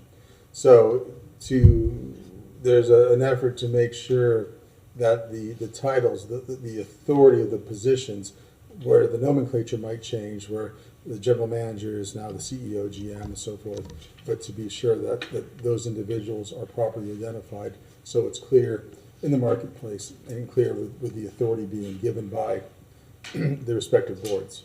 All right, and so I'm asking that, should the will of the voters be respected and honored, and that the authority to run GRU returns back to the city commission, and we call the general manager, that would it would be a smooth transition potentially, is what I'm saying. I know this would be set in time, but as you said, we're trying to continue the language from 2017 through today. And again, Mr. Mayor, the master bond resolution was crafted and adopted back in 2017, and even back then, I think there was the specter of legislative change to governance over the utility. We had a couple bills for the legislature. The Perry bill had gone to the electorate and so forth. So it contemplates a potential change in governance. I think, and again, this is certainly a question Mr. Wayne could answer better than I can. I think the language of the master bond resolution would cover a change in governance, be it to a separate authority as it was accomplished by the legislature in 2023, and then also a change in governance that might be affected by another charter amendment, and even if that GM position and so forth became the city manager or a position under the city manager. But again, he can probably address that a lot better than I can. Yeah, no, Mike Wiener, Holland tonight. No, Dan, Mr. News, absolutely on point. I mean, the point of this is to sort of tie things together as they've moved, but the resolution is a fluid document. This document in front of you, the resolution also, if you look at the last sentence or last provision of that definition, says, or such other person authorized to serve as general manager of the system under the Act. So it is intended to be sort of an evolving structure. Great. Okay. And then I had a question, Mr. Benton, about the capital improvement plan. So this is some of this is new dollars, this new money, new debt, to fund some of this in the 5 year, because the 10 years is squisher. So how much of that in the next 5 years is what percentage does this represent of the whole? Like, how much is being funded in current reserves, cash, and how much in new debt? If you will, I'll speak over the next 3 years, because the $150 million in new money will cover us for about 3 years. The last time we issued new money was in 2023. We have to come to the market every so often. It's $151 million the last time. It was $150 million this year. We also put in about just over $40 million a year of our own internal equity from our utility plant improvement fund, as well as any capital grants that we get. So those are the three primary funding sources. So over that 3-year period, you're going to have about $120 million, give or take, in utility plant improvement fund that will assist us in funding that CIP, along with $150 million. And if you looked at the totals there, you would see that over that 3-year period in those 5 systems, the dollar amounts are significantly higher than the $150 million. That's because we are putting our own equity into the capital system. Okay, so thank you for, I forgot the name of the power plant and Utility plant improvement. Utility plant improvement. 'Cause I thought I remember, was there not at least some point when the commission, that it's about a 50-50 split? And this is not quite a 50-50 split. It sounds like this is about $30 million less than. The goal is to have a 50-50 split. I will tell you that in this 3-year period, actually probably 3 or 4-year period, it's a little bit less than that, simply because with the Main Street plant, the cost of that plant has moved up a little bit over several years. So yes, the UPIF is slightly less than the 50% over that period of time. Okay, because I know that some of this is very normal, but at the same time, we are putting the city's name on this in the end. It's, so I just want to make sure how I feel about these questions, because I think some of the question is if this is new debt, how normal is it? It's somewhat normal. I remember 3 years ago.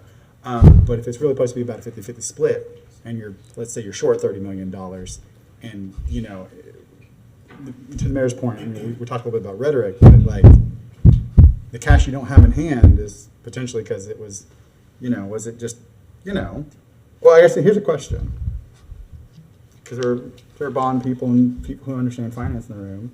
Was the GRU authority negligent in rate setting the past 2 years, and that's why the GRU authority doesn't have enough funds to maintain the system with the 50-50 split?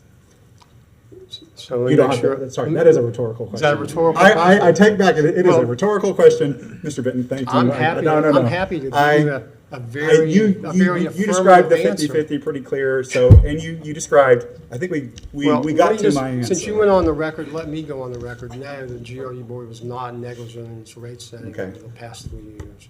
Okay, but we got to my understanding of the 50-50 roughly, and then this is not quite, but 150 is within the realm. Can you remind me what the 2023 new debt in 2023 was? Similar. The dollar amount? Yeah, it's $151 million. Okay, that's what it sounded familiar. Okay.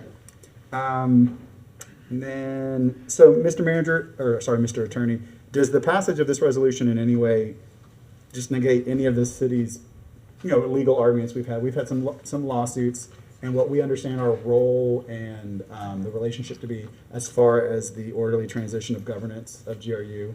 Does this in any way change anything of what we say we're responsible for doing in this orderly transition? Mr. Mayor, no, and in fact, I would argue that the transition is complete. That the power to issue debt secured by the utility system revenues and assets was completed by the legislative action and was reinforced by this board back in 23. And while I think it's fair to say that the commission has not interfered with the operations of the utility, and then particularly not with the issuance of debt, that what you're doing here, in my opinion, is recognizing that transition has occurred, recognizing that that board and management team is operating the utility system, and really they've requested that you take action to satisfy the marketplace such that they can take the actions that they deem are necessary and appropriate. And that's what this commission is doing, if they approve this resolution. Thank you, Mr. Newman. Thank you, Mr. Benton. Thank you, Mr. Mayor.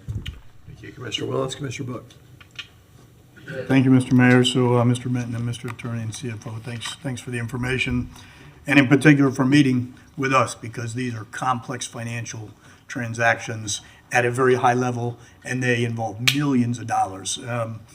So what we're provided for at the commission, this is really more a comment for the folks who may watch or listen for both organizations, is we get background and we get an executive summary, which we're all looking at, and we get backup information, and it tells us what we're doing and a recommendation. Clearly, I'm supporting the resolution, and it would not surprise me if we end up voting that way. And I'll speak to that in a moment. But often it's kind of lost. So we're in kind of an area of a lot of uncertainty with the two boards, and we know that back and forth. That's not going to affect us making the best decisions at the moment. That would be poor governance by either or both boards if we did that. I don't see that's going to happen. But it would be helpful, people saying, well, there's uncertainty and there's two boards. What's the rationale for why this comes to the city commission so that we should be voting on? Because that's helpful for people to understand, and it's probably a confusing concept. So you may kind of be preaching to the choir in some regard, but that's not in our backup. Why are we here would be good, and that's helpful, because that's kind of what the majority of people are going to read about. Mr. Mayor, we're here because, as Mr. Nee pointed out, the law provides the ability for GRUA to issue debt. This is not about a legal hair splitting. Given the uncertainty that's out there right now about the referendum and where GRU may or may not end up in terms of being under one entity's control or another, we have counterparties, investors, rating agencies, folks who are potentially going to loan us hundreds of millions of dollars. They would like to see dual authorization by each board so that irregardless of how this ends up, with who's controlling the utility, the transactions that are executed under these umbrella resolutions will be valid, irrespective of how that ends. And that is the sum total of why we're here in front of you. Yeah, that's how I would kind of, couching in my own terms, I was thinking that, the uncertainty by an investor, a bank, a financial institution, they want to see that everybody's supporting whatever it is, so that if something were to go awry, regardless of what it is, investments, interest rates change, amortization changes, you name it, that they feel like all the parties that may have some investment or decision-making authority have at least said, okay, we're behind it. And so we're putting, does that seem right? I mean, I'm putting my own terms. That's it, and last night the GRUA board approved this unanimously. If it's approved tonight, then those potential investors are going to know that irrespective of how the legal situation works itself out, that the bonds issued under these resolutions will be valid and that they're covered. As well as the councils who will be issuing the enforceability opinions. Yeah, I mean, it's helpful. I refinance, I think in the meeting, I refinance my house, a loan is too high, I want to pay this off and change to a different, that's what we're doing at a huge level here. But it's what pretty much anybody who wants to manage money does, hopefully every day in their own households, their own apartments or whatever, is you try to basically get to a better fiscal responsibility and stability and deal with long-term infrastructure, which is what you're talking. So you have, I know you have a plant that's listed Deer Haven 1, you got deferment expenses. We need to be preparing for what's the next plants and the technologically advanced things and the things that are going to be cheaper in the long run. Like an old washing machine costs more today to run than if I get a new washing machine. And I'm thinking, so this is really me just kind of commenting to make sure that folks who read are wondering, why are we even doing this? I thought that might be important for both parties. One other question I just had, I was reading the GRU Authority recap from today, and I think this relates to this, so I just want to make sure it said that it authorizes GRU financial transactions, authorizes you all to negotiate and execute financial transactions, and request that the City Commission take actions necessary for the orderly transition of governance. Is that specific to this item? That line threw me off. The orderly transition of governance. Was that this? That's in the recap for today, and I wasn't sure. Mr. Mayor, if I may, this is sort of what I was getting at the last response I gave. I do think that in the view, and I don't want to put words in their mouth, in the view of the utility, this is part of the transition of authority, because that's the language that is spoken of in our charter now. It's my view that the transition has taken place, and this is just respecting, recognizing that transition has taken place, and that this power has been taken from the legislative body of the city and given to the operational governing body, GRUA. But whether it's part of an ongoing transition that will go on into perpetuity, or whether it's recognizing the transition has taken place, I think it's a semantic difference at best. Okay, I just wasn't sure if that was something different. That's all. I wasn't trying to pull a fast one on anybody. I wasn't sure if that was this particular item. Doing this is really in the best interest of Gainesville ratepayers, Gainesville citizens, both organizations, and so that's where my vote always will lie. Doing that. So, all right. Well, thank you for the information. Thank you, Mr. Mayor. All right, thank you, Commissioner Book. I don't see any other lights right now. I'm going to make a couple more comments, and we'll go to any public comment that may be there. So the language that you were talking about specifically comes from what is generally referred to, casually referred to as 1645. House Bill 1645, of course, is the origination of what ended up being an addition to the City of Gainesville Charter through statute, and the creation of Article 7 of the City of Gainesville Charter. There's an interesting thing I want to read to you from Article 7, 7.01, from the City of Gainesville Charter. The authority is created for the express purpose of managing, operating, controlling, and otherwise having broad authority with respect to the utilities owned by the City of Gainesville. That's at the bedrock of why the authority and the City Commission are asked to pass these resolutions for the authority to borrow money on behalf of the utilities. Because ultimately the utilities are owned by the City of Gainesville. That's what it says in the charter, which was created by a legislative act. So that's ultimately the reason why, because the utilities are owned by the City of Gainesville, managed by a different entity, but owned by the City of Gainesville. That means the people of Gainesville are on the hook for $1 of borrowing or $550 million or so of borrowing. And that means that there has to be approval by somebody who represents the City of Gainesville, the people of Gainesville, and that's us. That's why it comes back to us in addition to the authority. It's not a matter of uncertainty out there. It's that the founding document for both organizations, the ultimate document, says the utilities are owned by the City of Gainesville. That's why. The only other thing I will say is that I'm certain that there are some folks out there saying, why are they asking all these questions? Well, because we are the representatives of the 151,000 plus people who live in the City of Gainesville. And I don't know who signs on behalf of the authority for their resolutions. I assume probably the chair, but I don't know. They've had a couple chairs. I take on, my signature on behalf of the commission, on behalf of 151,000 plus people for whatever resolution we pass. And I take $1 seriously or $500 million seriously. And I don't want anybody to miss the fact that we're talking about $500 million.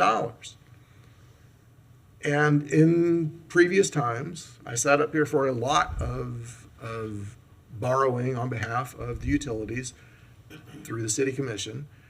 And we went through lots and many hours of discussion about each one, both privately with often Mr. Benton and the general manager and general managers, and then very publicly with lots of questions from the community. And that should be the case. It's $500 million of debt that the community is good for. So that's why we asked the questions. That's why I asked the questions. I don't want anybody thinking that we're up here just trying to, see what rocks we can throw in the system. That's not what I'm doing. It's that we are borrowing $500 million, and we ought to take it very seriously and ask whatever questions we can think of to ask that are relevant to this. But I will tell, once again, the reason that it comes to both bodies is because the utilities are owned by the city of Gainesville according to the language of the charter, which was created by 2023's House Bill 1645. And let me point out too that there have been 1645s since then, so people probably should stop calling it 1645 because you could be referring to something entirely different than what you think you're referring to. Call it Article 7 of the city charter because that's what it is. All right, Madam Clerk, do we have any, does anybody want to speak to that before we go? Mr. Mayor, Yeah. if you indulge me before Yes, you please. turn it over to the public, I wanted to touch on a couple points. Please. Mr. Nee was correct. The renewal, replacement, and refunding is somewhere on the order of $430 million. We have $150 million of new money. But we've used the term $500 billion of debt. For the folks who are out there listening, I want to make it clear. There is $150 million in new money that is only increasing GRU's outstanding debt by $150 million. The other issuances are simply taking old debt off the books, replacing it with new debt. We're not increasing GRU's outstanding debt by $500 million. There are $500 million of transactions. That's one thing. Another thing that Mr. Bennett, if I might, I am not trying to insinuate that we're borrowing all that new money. I know. I just wanted to make it clear for the people at Gotcha. home, as Yep. Commissioner Book pointed out, who may not be familiar with this. I wanted to make sure they heard that loud and clear. I wanted to reaffirm another point that Mr. Nee made, and I think you touched on it also, Mayor. It's a lot of money, a lot of transactions, a lot of complex transactions. But at the end of the day, this is straightforward GRU business. It's business that's been done by prior commissions. It's done by GRUA.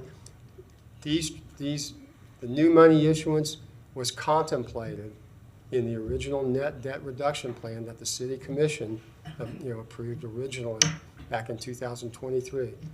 GRU, we've got over $3 billion of plant in service. With an operation of that scope and that size, we are going to be accessing the capital markets every 2 to 3 years to acquire, build, upgrade that infrastructure. We will be back in the markets in another 3 years. Those recurring new issuances are included in the net debt reduction plan and the analysis that we put together in terms of our goal for reducing debt over a long-term period. I just wanted to make that clear. Absolutely. All right, let's go to, if y'all don't mind, we'll go to the public first, and then we've got Commissioner Eastman and Commissioner Book and whoever else lights a light. Madam Clerk. Chuck Ross. Welcome, Mr. Ross.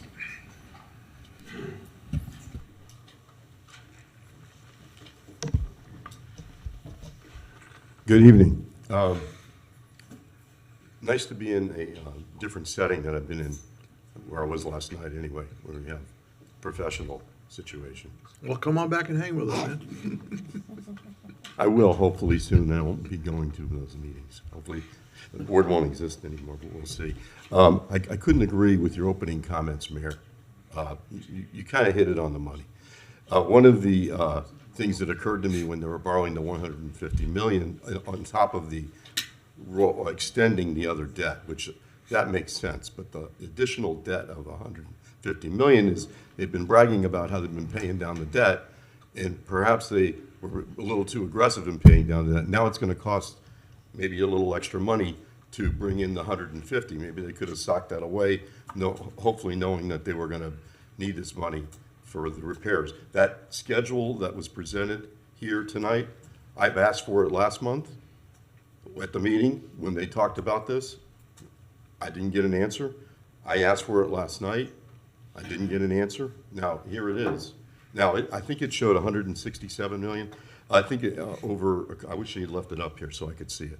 But this is an example of what's been going on there, where you asked for information, and it was there apparently, and it just wasn't provided. So in their backup last night, when they discussed this, that schedule wasn't presented, just to let you know. You know, it actually occurs to me while this whole appeal process is going on is that maybe the only thing that you should approve is extending the existing debt and possibly deferring the approval or your agreement to the $150 million for a week or two until we see if there's some result from the hearing process.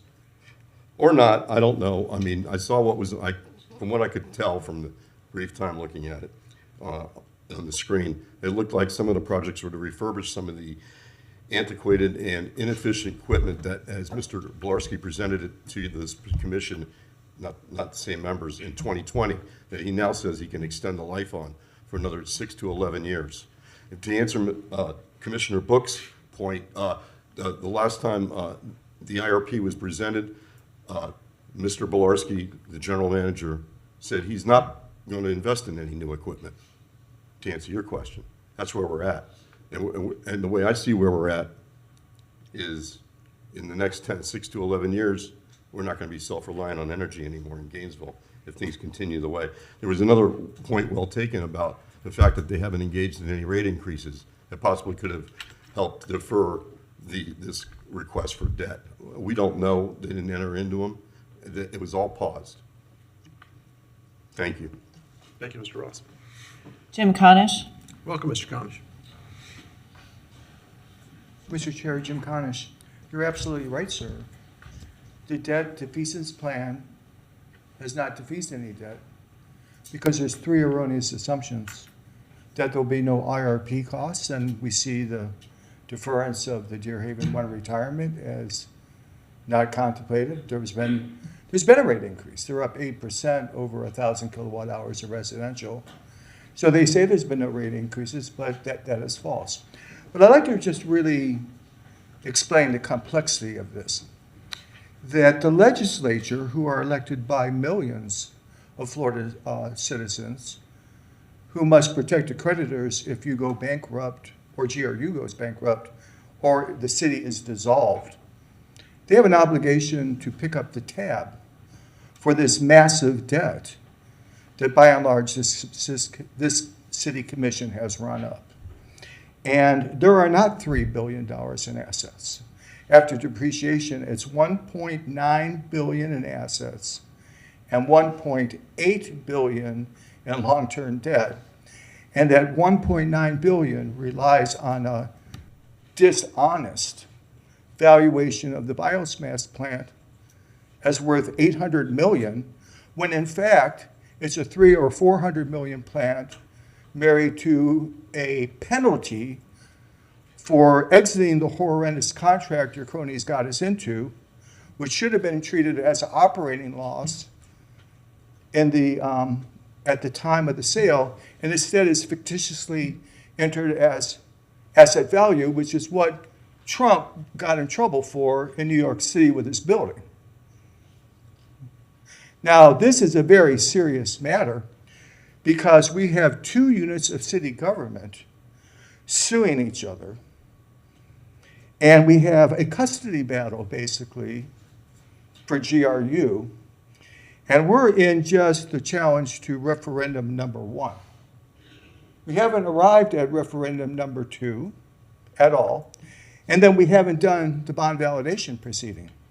So as long as you keep doing what you're doing, this horrendous situation will continue on for many years and will cost millions of dollars and creates doubt as to who's going to be ultimately in control of debt that is 30-year debt, sir.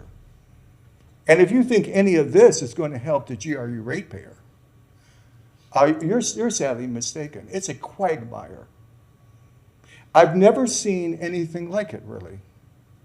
And everyone involved in this quagmire needs to be ashamed of themselves because this utility is dying, and you're fighting over who's going to control it. Thank you. Thank you, Mr. Collins. I do want to point out that the city of Gainesville has not, the commission has not sued the GRU authority. We're not suing each other. Those lawsuits have gone one direction. That was our last speaker. That is wild that there are two speakers on $500 million worth of debt, but okay. Okay, Commissioner Eastman. Thank you.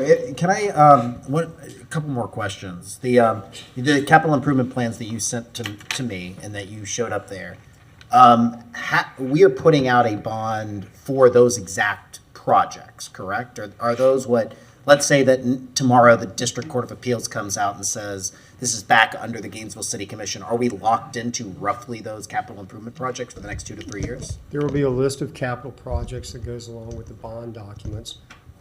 It is, and Mike can answer this question better than I can. You're not held to those absolute specific projects as long as the projects that you replace them are also tax exempt if you're issuing tax exempt debt. But yes, they do serve as the guide for the projects that are going to be funded. Mike Wiener, Holland and Knight. Yeah, that's accurate. I mean, generally the way the cities and local governments do it is you'll have a list of projects that you expect to finance, but under the tax rules, we need to spend all the money or plan to spend all the money within 3 years, but at least as quickly as possible. And so you want some ability to move projects around. Some projects take longer than anticipated. Other projects may need to be accelerated. And so you do need to maintain flexibility and not have a rigid schedule in a complex organization like GRU. Right. I mean, and sorry to keep chiming on the capital, but I'll point out that the debt that we have at GRU is primarily because of, I would say, undisciplined long-term energy planning. I mean, we had an integrated resource plan that had us go a certain direction, sort of went off, did a biomass plant that was expensive. That's what the Navigant report stated. That being disciplined and thoughtful about how we're doing our long-term energy planning is far and away the most important thing that the GRU authority does, that we as a city commission did. I mean, you can do small operational changes, but nothing is quite the same as, investing in the wrong type of power over a 30-year period. And what concerns me about it is that we're looking at a utility that over the next 10 years, 2027, Deer Haven 1 is retiring. I know that that's the bulk of what the energy in here is extending the retirement date for that, but that is 55 years old from 1972. We got 2 gas turbines that are retiring in 2031. Those are 50 years old from 1976.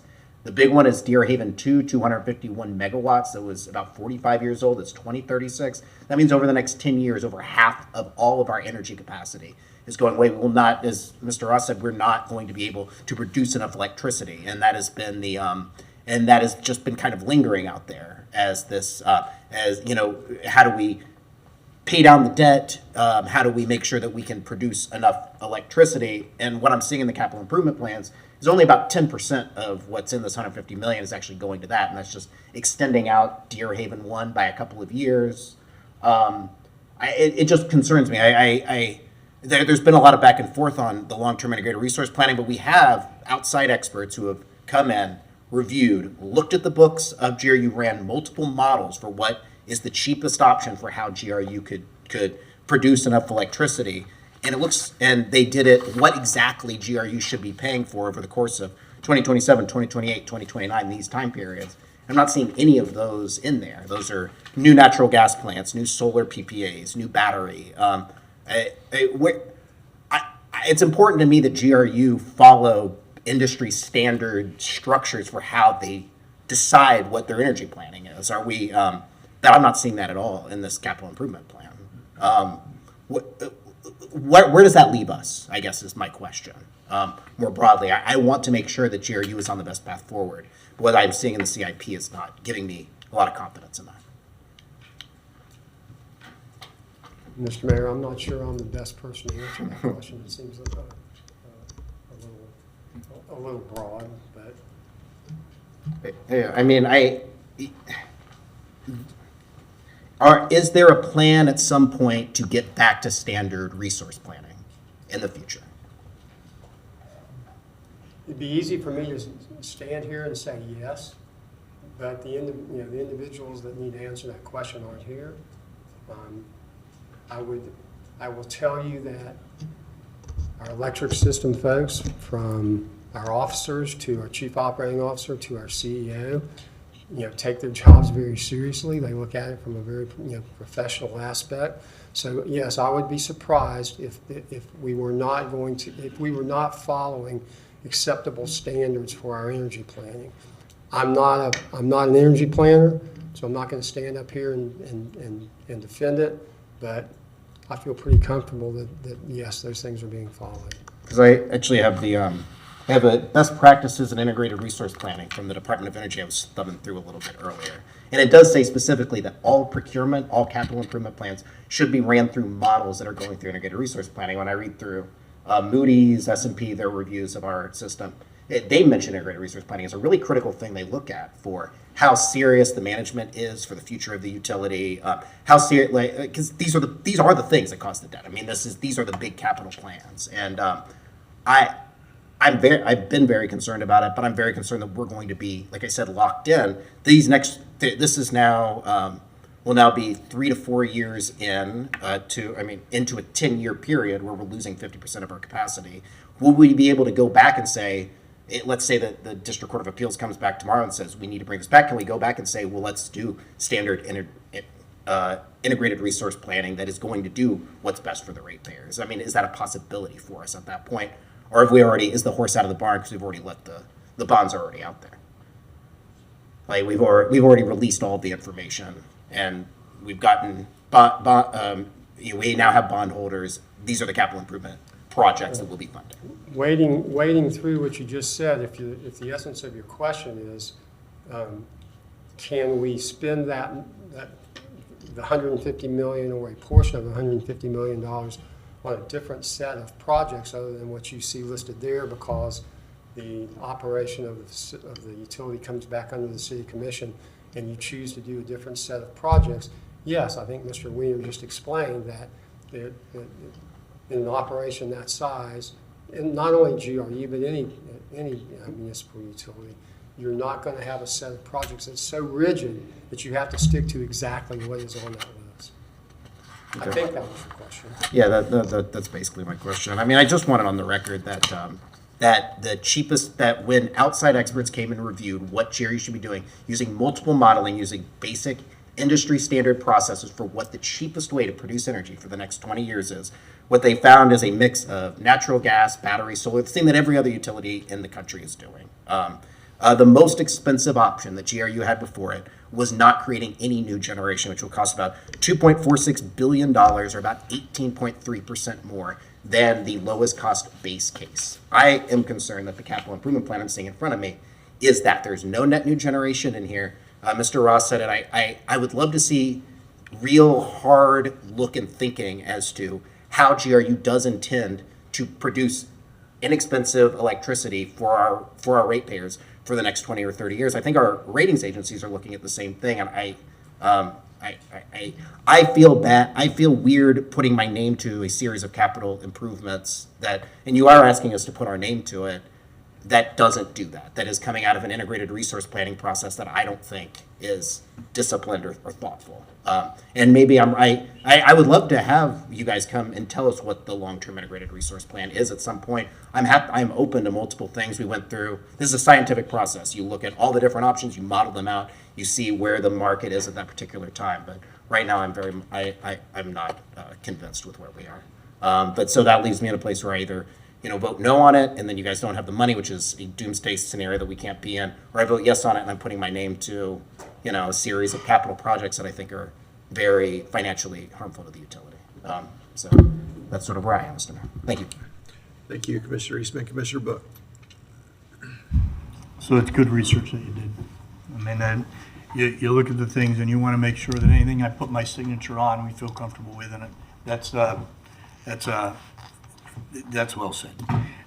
What I look at here is that the goals for us as it relates to the fiscal note and what the transactions are designed to do, and they're designed to do 5 things. I'm taking out, there's some opinionated language in what they're designed to do, so it says effective or efficient. Forgetting that, this is what I think we're voting on. They're designed to assess capital markets to acquire new money for needed infrastructure construction, acquisition, and upgrade. That's 1. Reduce portfolio risk. I'm shortening these a little bit. Generate cost savings through reducing debt service. That's refinancing. That's what that is. 4th is deal with GRU's variable rate debt program, which is long-term. It has been problematic. regardless, forget what iteration of the commission, that's been problematic no matter who has managed that over many, many years. And the last goal is to try and generate fuel acquisition cost savings. So I support those things. With that, I move approval of 2026-129, adopt a resolution subject to city attorney form and legality. Second. There's a motion and a second. Commissioner Willetts. Thank you, Commissioner Book. Thank you, Mr. Mayor. To Commissioner Eastman, I have that same kind of feelings of like, oh, we're signing our name to something that doesn't follow an integrated resource plan, that doesn't follow that standard, that standard industry approach, and it's not something new. It came out in early spring 2024, right? We're talking 2 years of having seen what the experts said, and I remember seeing those scenarios of what are the cheapest, what's the most expensive, and bringing nothing on, which was at the time kind of felt where we might end up being stuck. Though a big chunk of this is for wastewater, Main Street. So some of this is just the normal. We have a very big utility. It's not all electric, right? And some of this is just wastewater that needs to happen. We knew that was happening, and grants out there and all of that, and very few systems build wastewater to this scale without debt. And so, but I have that same gut feeling of like, this is just really, I guess it costs money to kick the can down the road sometimes, because to some degree, extending the life is a form of kicking the can down the road. Some people may think it's the most viable or the cheapest. The experts did not think that was the cheapest plan at least 2 years ago, who paid, I'm sure, hundreds of thousands of dollars to do the modeling. They did not think this was the cheapest plan for that long term.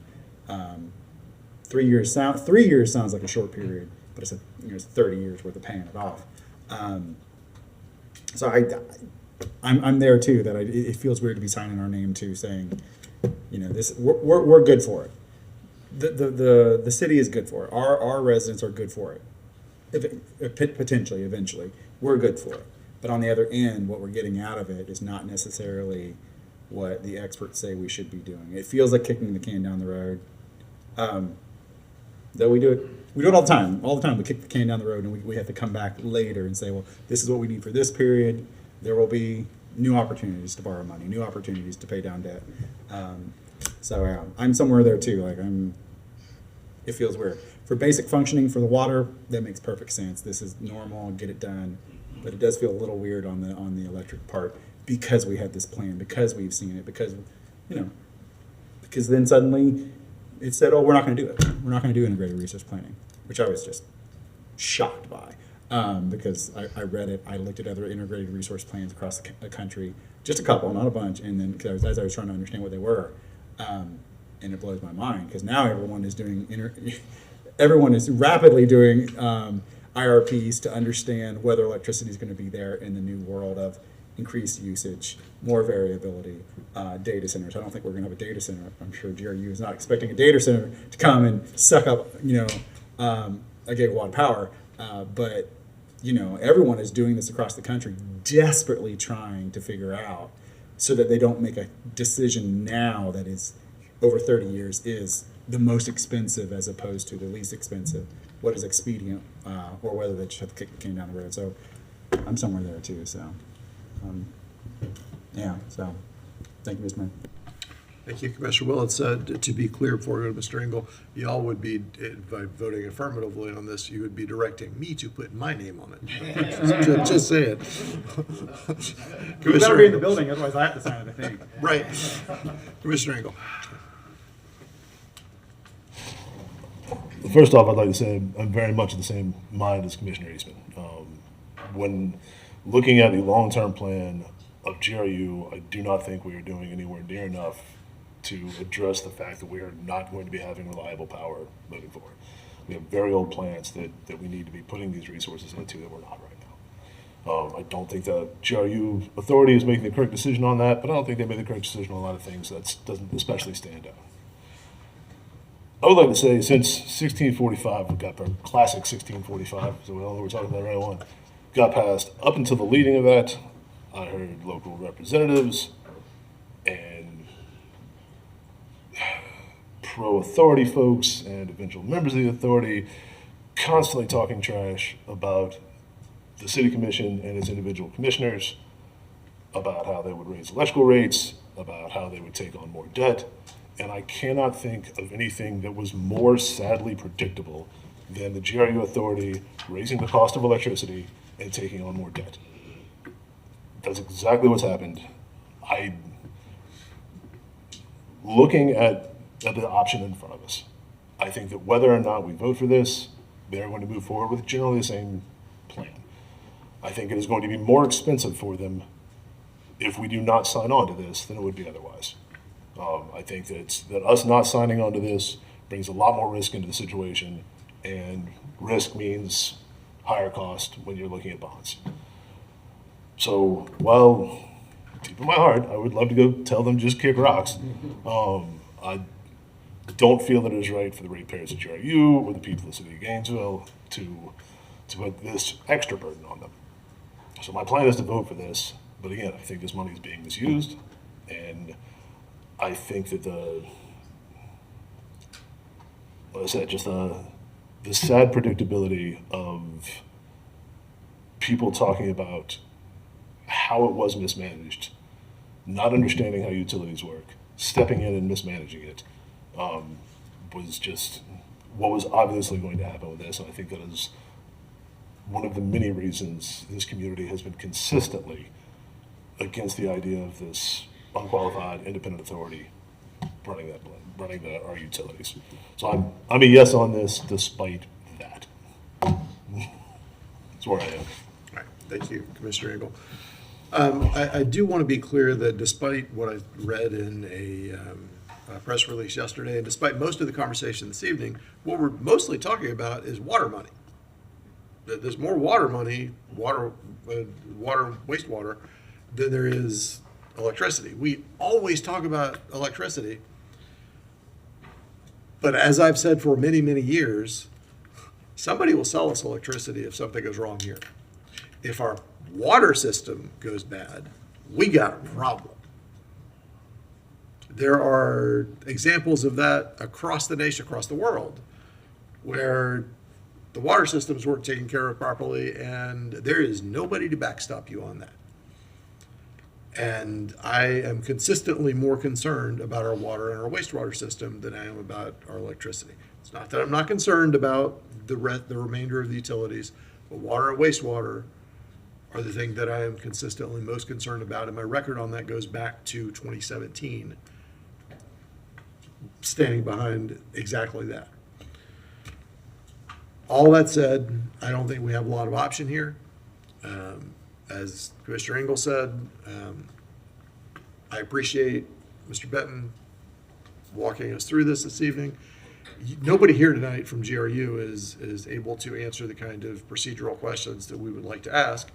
And our option for that, I think, is apparently, if we want to ask those questions, going to the end of a GRU authority meeting to ask a 2-minute public comment.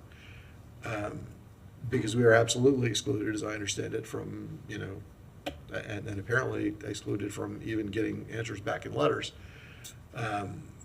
So this was our opportunity to ask you things, and you can only answer so much. And I appreciate that, that's all you got. So thank you for being patient with us.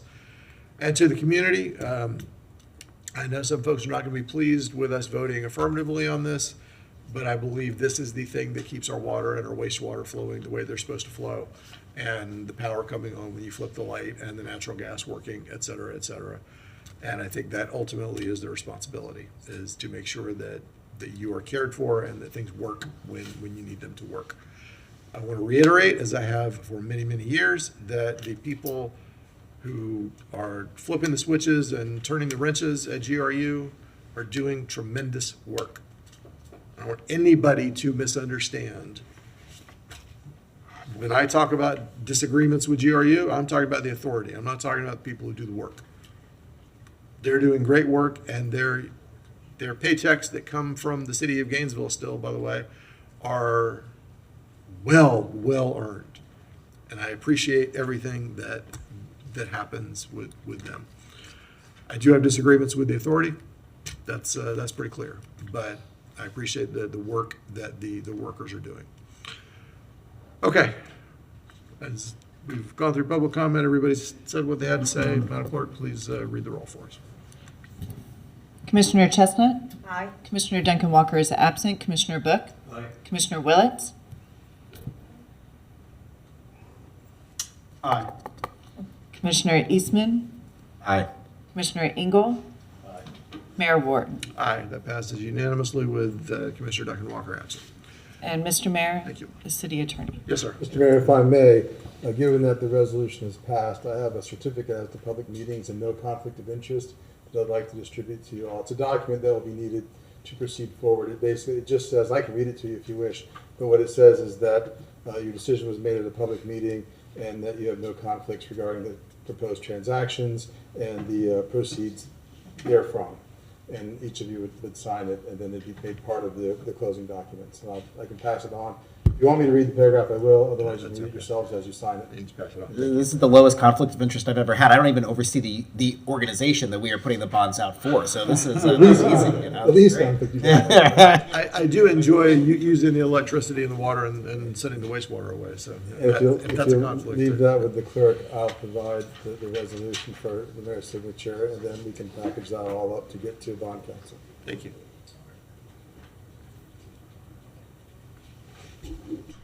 So for those of you who are here for the rest of the agenda, some of you will remember that this is what it used to be like all the time. You show up to get your one thing done and you have to listen to an hour and a half of other stuff. But thank you for being patient with us. Madam Clerk, why don't you go ahead and roll so we can get you going. All right.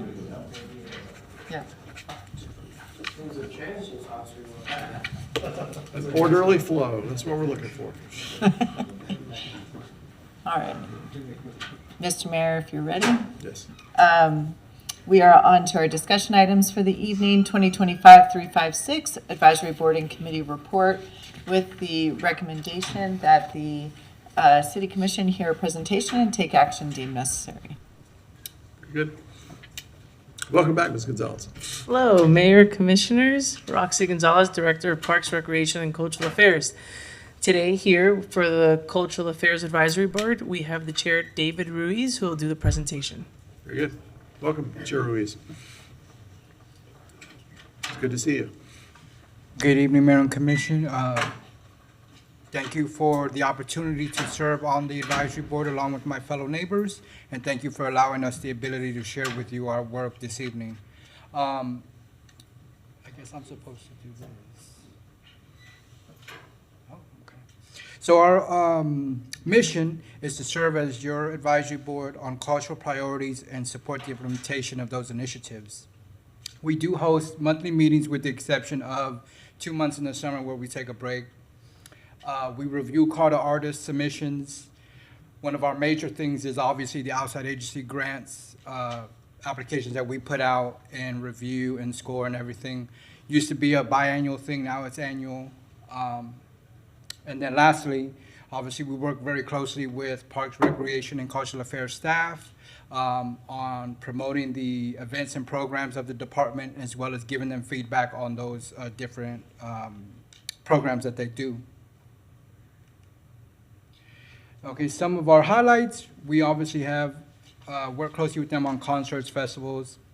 Some of the main ones, Grooving on the Green at Ironwood Golf Course, the Asian Festival, obviously the very popular Free Fridays concert series, Blues on the Patio, which is at Aquin Jones, and then the Arts for All accessibility programs. Obviously, one of the ones that I'm very proud of and love to see every year is the annual Arts Awards. We put out the call for nominations.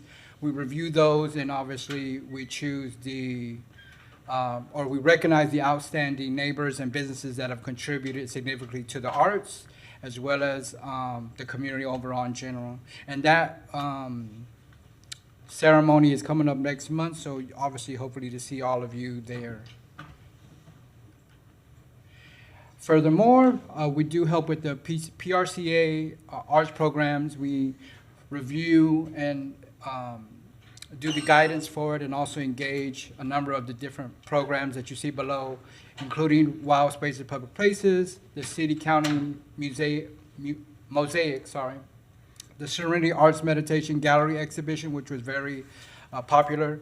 And then obviously new and ongoing division programs and activities. Again, we give them our feedback and we work closely with them on promoting those different programs and events. Our goals, top three, is obviously, again, soon putting out I think they're probably already out, or they go out March 1st, the outside agency grant applications, and then we will score them and recommend funding to the city commission. And we also mentor and help those organizations that you fund very closely here with the department. We recognize and honor individuals and businesses for their significant contributions to the community through arts and culture every year at our awards ceremony, along with the other ones under Parks, Recreation, and Cultural Affairs. And then we also we put out call to artists for upcoming visual and public art exhibits in the Thomas Center galleries. We've had a number of them so far, and they've each been very popular. Furthermore, proposed upcoming projects, one of the major ones is Celebrate America 250, obviously. That's going to be a series of events, not only plays in the park. It's also going to have military bands, reading of the Declaration of Independence. That's going to be, I believe, a year's worth of programs and events. We again conduct or revamping our call to artists for the Thomas Center galleries and have more exhibitions there. Review accessibility programs to brand Gainesville, obviously, as an inclusive community and cultural destination for people to come from outside of Gainesville to enjoy the different cultural and arts experiences here. And then also we will conduct our annual review of the Cultural Affairs Board bylaws. And how the commission can help the Cultural Affairs Board better serve the rest of our neighbors. All three are important, but to me, the first one and the third one are my top two, which is obviously utilize us more, get more feedback from us regarding your specific culture and arts-related topics, issues, and projects. Rotate on a rotating basis, have you as commission members come to the meeting, introduce yourself, ask us informally any kind of questions or on different subjects that you would like. We recently did have Commissioner Willis join us. And then lastly and most importantly, if there can ever be an increase in funding for arts, especially the outside agency grants, as those go to mainly a lot of nonprofits that work with children directly. So a lot of the funding is greatly needed by them. And a lot of them don't have brick and mortar locations as well, so they do it all on volunteer basis as well. And just really have a spirit of love and commitment for it over the years that I've seen some of the same organizations apply each year. Sometimes we get new organizations. So that's a very great process to see when we do the grant scoring in May.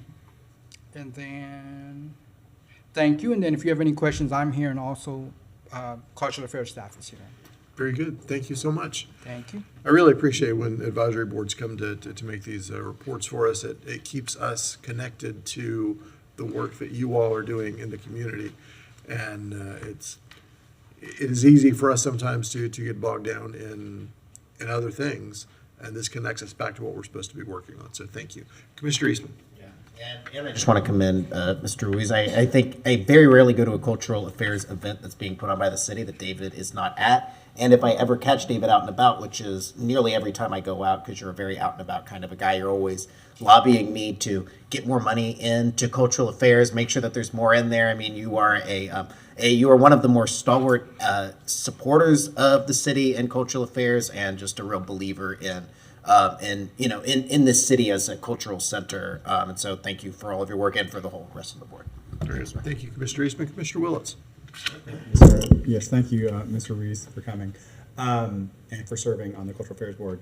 The issue of more arts funding is something that when I learned that the POPI grants were kind of locked in place years ago and never increased them, it's like, ooh, maybe they really should have been increased over time, or the outside agency. I know that we have general physical constraints, but those are things where I think we get the bang for our buck, because we're utilizing people who are so enthusiastic to do it with their groups, and a little bit goes a long way. And I always like having, particularly in this, that we have recommendations of this board, so that we're not all personally digging through and having our friends that serve on this side of the board try to influence us. Instead, it's like, no, this board is really going to take a good look at it and then give us their recommendation. Well, for some of this we do, but some of it y'all do. So I really appreciate y'all doing this. So thank you so much to your entire board. Thank you, Mr. Mayor. Thank you, Commissioner Willis. Commissioner Book. Yeah, thank you. You really have some great events that are on here. Can you tell us a little more information? Normally I feel like I'm pretty tied into what's going on. Grooving on the Green at Ironwood, and what are some of the Arts for All accessibility programs? I'd just like to hear a little bit more about those two in particular. Commissioner Chestnut really wants to go to Grooving on the Green. Thank you, Mayor, Commissioners. Carol Velasquez Richardson, Cultural Affairs Manager, PRCA. Grooving on the Green was actually a pilot program that we started at Ironwood Golf Course about a year and a half ago. We wanted to be able to drive up more attendance to the Ironwood, so we booked bands and we just grooved on the greens. And as people came out to listen to the music, they were able to buy from the concession, and then the goal was to get them to be able to come back and play golf, which is the purpose for that. So that program was really fun. Roxy's considering bringing it back. We'll just see what happens in the future. And what was your other question? I'm sorry. Arts for All accessibility. Okay, so in doing the PRCA needs assessment, it came back of how can we serve all of our community members and give everyone an opportunity to engage in the arts, not just as spectators, but actually participate. So we work with two programs that we have. One is with Dance Alive National Ballet, which is a dance program for children with all abilities or special needs. And so many of the children are in wheelchairs, or they have some type of disability. So they participate with professional dancers. And it's a great program to engage them in the arts and let them feel like I'm part of this community, I'm getting this experience. And the other one is Art for All, which is a statewide organization. They're based out of St. Petersburg. We work with them as well. And what they do is they bring up professional artist residencies, and we've had those at Aquin Jones Museum as well as Oakview. And again, it's to make sure that every person in the city of Gainesville have an opportunity, whether you're a youth or an adult, to be able to engage as a participatory person and not just a spectator. Thanks for the work. Thank you. Thank you, Commissioner Book. Once again, thank you all very much for everything that you do. It makes Gainesville a special place to be. Madam Clerk, is there any public comment for this? There's no public comment. Okay, thank you. Sure, yeah, come on up. Yeah. Mayor, Commissioners, just a side note is I heard you loud and clear about the 250th anniversary earlier. Oh, my goodness. And I did go back and take it back to my team to see who was inspired, and I do want to know that we'll be bringing back some opportunities to celebrate in July. It is July's Parks and Recreation Month as well. So we will be bringing some stuff back, and Depot Park staff might be doing something in regards to that as well. Thank you. Thank you. See, this is the kind of responsiveness we're looking for, right?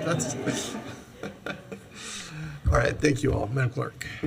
Mr. Mayor, we're on to 2026-96 Guaranteed Maximum Price Agreement for the Wilhelmina Johnson Center Restoration and Renovation Project. With the recommendation, the City Commission authorize the city manager or designee to execute a Guaranteed Maximum Price Agreement with J.E. Decker Construction Group, LLC, for the Wilhelmina Johnson Center Restoration and Renovation Project in the amount of $1,863,684.71, subject to approval by the city attorney as to form and legality. Very good. Mr. Singleton, tell us a good story here, because I already promised this out at the State of the City yesterday. So. Good evening, Brian Singleton, Interim Chief Operating Officer. I'm representing Wild Spaces Public Places tonight. Director Rachel Mandel, she sends her regards and her regrets she could not be here tonight. She is sick. She caught some of the crud, but she assured me she would much rather be here with y'all than watching on TV tonight. But a little history on the building. First about Ms. Johnson. She was a community leader and educator in Gainesville and taught music to children for more than 40 years. She was one of the first graduates from what is now Bethune-Cookman University. She led Gainesville's Inner City Neighborhood Association in the 70s and bringing the needs of Pleasant Street to City Hall. She also served on the Citizens Advisory Committee to Community Development and was part of the committees to search for a new police chief in the 80s. She is also former Manager Curry's aunt, if you did not know that. I was going to put that out there, yes. And then the building itself, it was originally Fire Station number 2. It was built in 1927. It sat empty until 1930, where it became the county's health department until 1941 when it was transitioned into a fire station. 1941, the fire department had about, I think, 14 staff members at that time. It continued as a fire station until 1976, until the station on Archer Road was built. So we're still on trend for occupying fire stations for about 60 years. In 1986, the Cultural Arts Coalition has occupied the building, and it's been used as rehearsal space for the historic Laverne Porter Mitchell dancers since the 80s. The center is primarily used for arts programming and dancing. So as far as the renovation project, the team got started on the design phase roughly last summer. We really did this one in high gear. I'm really proud of the team and how we're at this stage in this point in time. But as far as the building renovation, it's a full refresh of the building, including restoring some of the original architectural finishes, such as the Spanish tile roof, some of the elements of the original front porch, and exterior doors and windows. But there will be a new roof, doors, windows, ceilings, flooring, paint, interior and exterior lighting, new bathrooms. The structural repairs will be completed, all cracks in the exterior masonry and stucco, roof structural repairs and foundation repairs. There will also be a new sewer outfall connection to the public sewer. Site work, there will be ADA corrections and sidewalk improvements, removal of some nuisance structures, repaving the parking lot, new bike racks, underground power service, improved site drainage, updated site lighting, and new landscaping. So that's the scope of the project as a whole. Staff negotiated a guaranteed maximum price with J.E. Decker, just under $1.9 million. Work should commence in about 2 to 3 months, and the work will be completed in early 2027. And with that, I'll yield to any questions. Commissioner Chestnut. Thank you. I'd also like to say Ms. Johnson was a member of Mount Pleasant United Methodist Church, my church. This is great what you're able to do here, but you're not going to expand the footprint of the building, huh?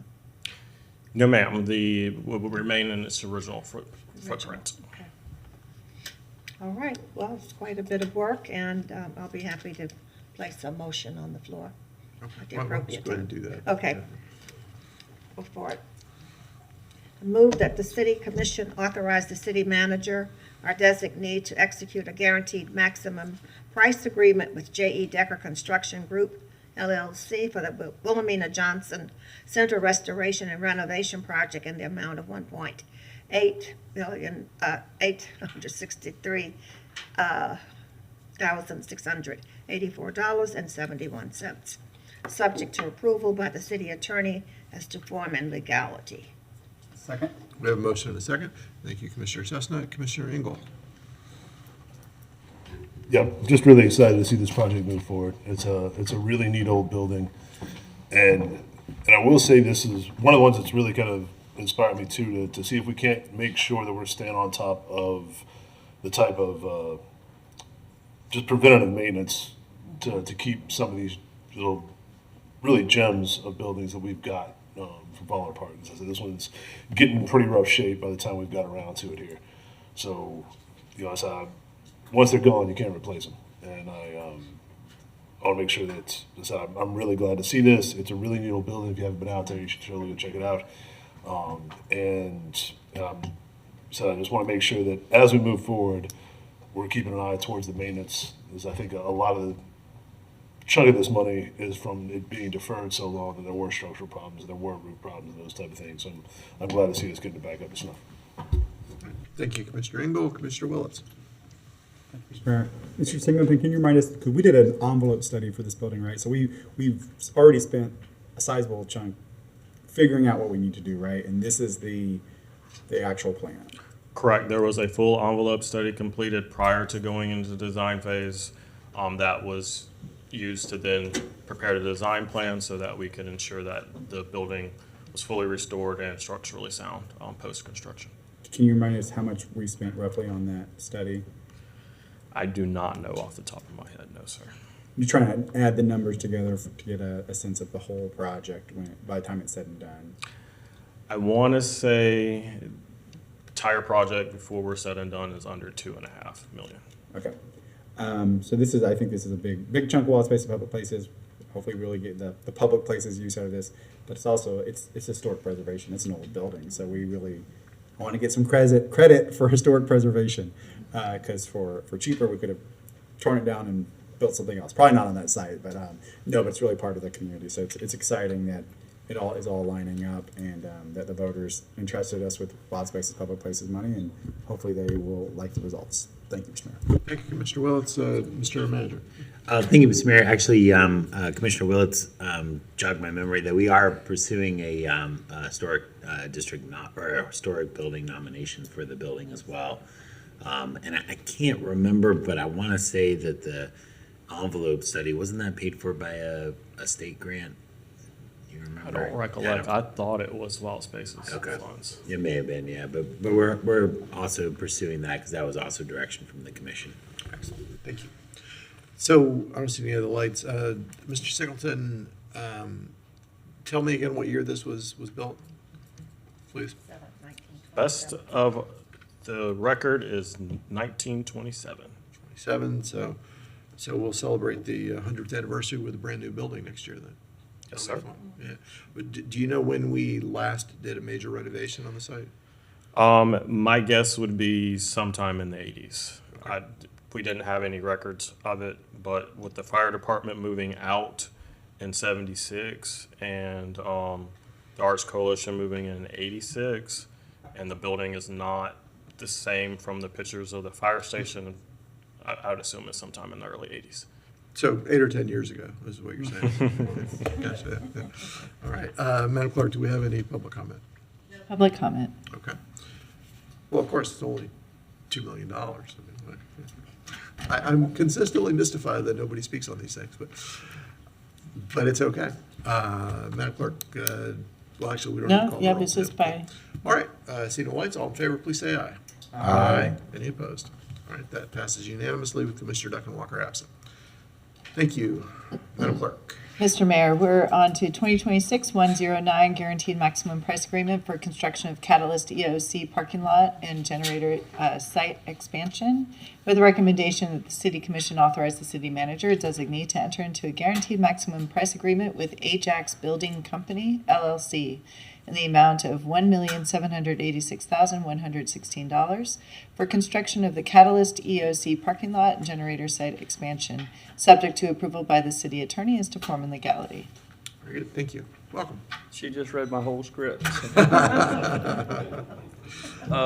Yes, we're here to ask for permission or approval to enter into a GMP for construction of a parking lot improvements and addition of a generator, some interior renovations, and removal of the old canopy behind the Catalyst building, as well as some stormwater improvements. And as stated, it's $1.7 million and some change, nearly $1.8 million. We're hoping to get started in May, and with that, completion should be around October, in the middle of October. So with that, I'm open to any questions, and also have our public works staff here that's working on the project, as well as James Marina and Noah from Ajax Construction Company, building company. So this is the current home of GFR administration? Yes, this is where GFR headquarters building is located currently. Excellent, okay.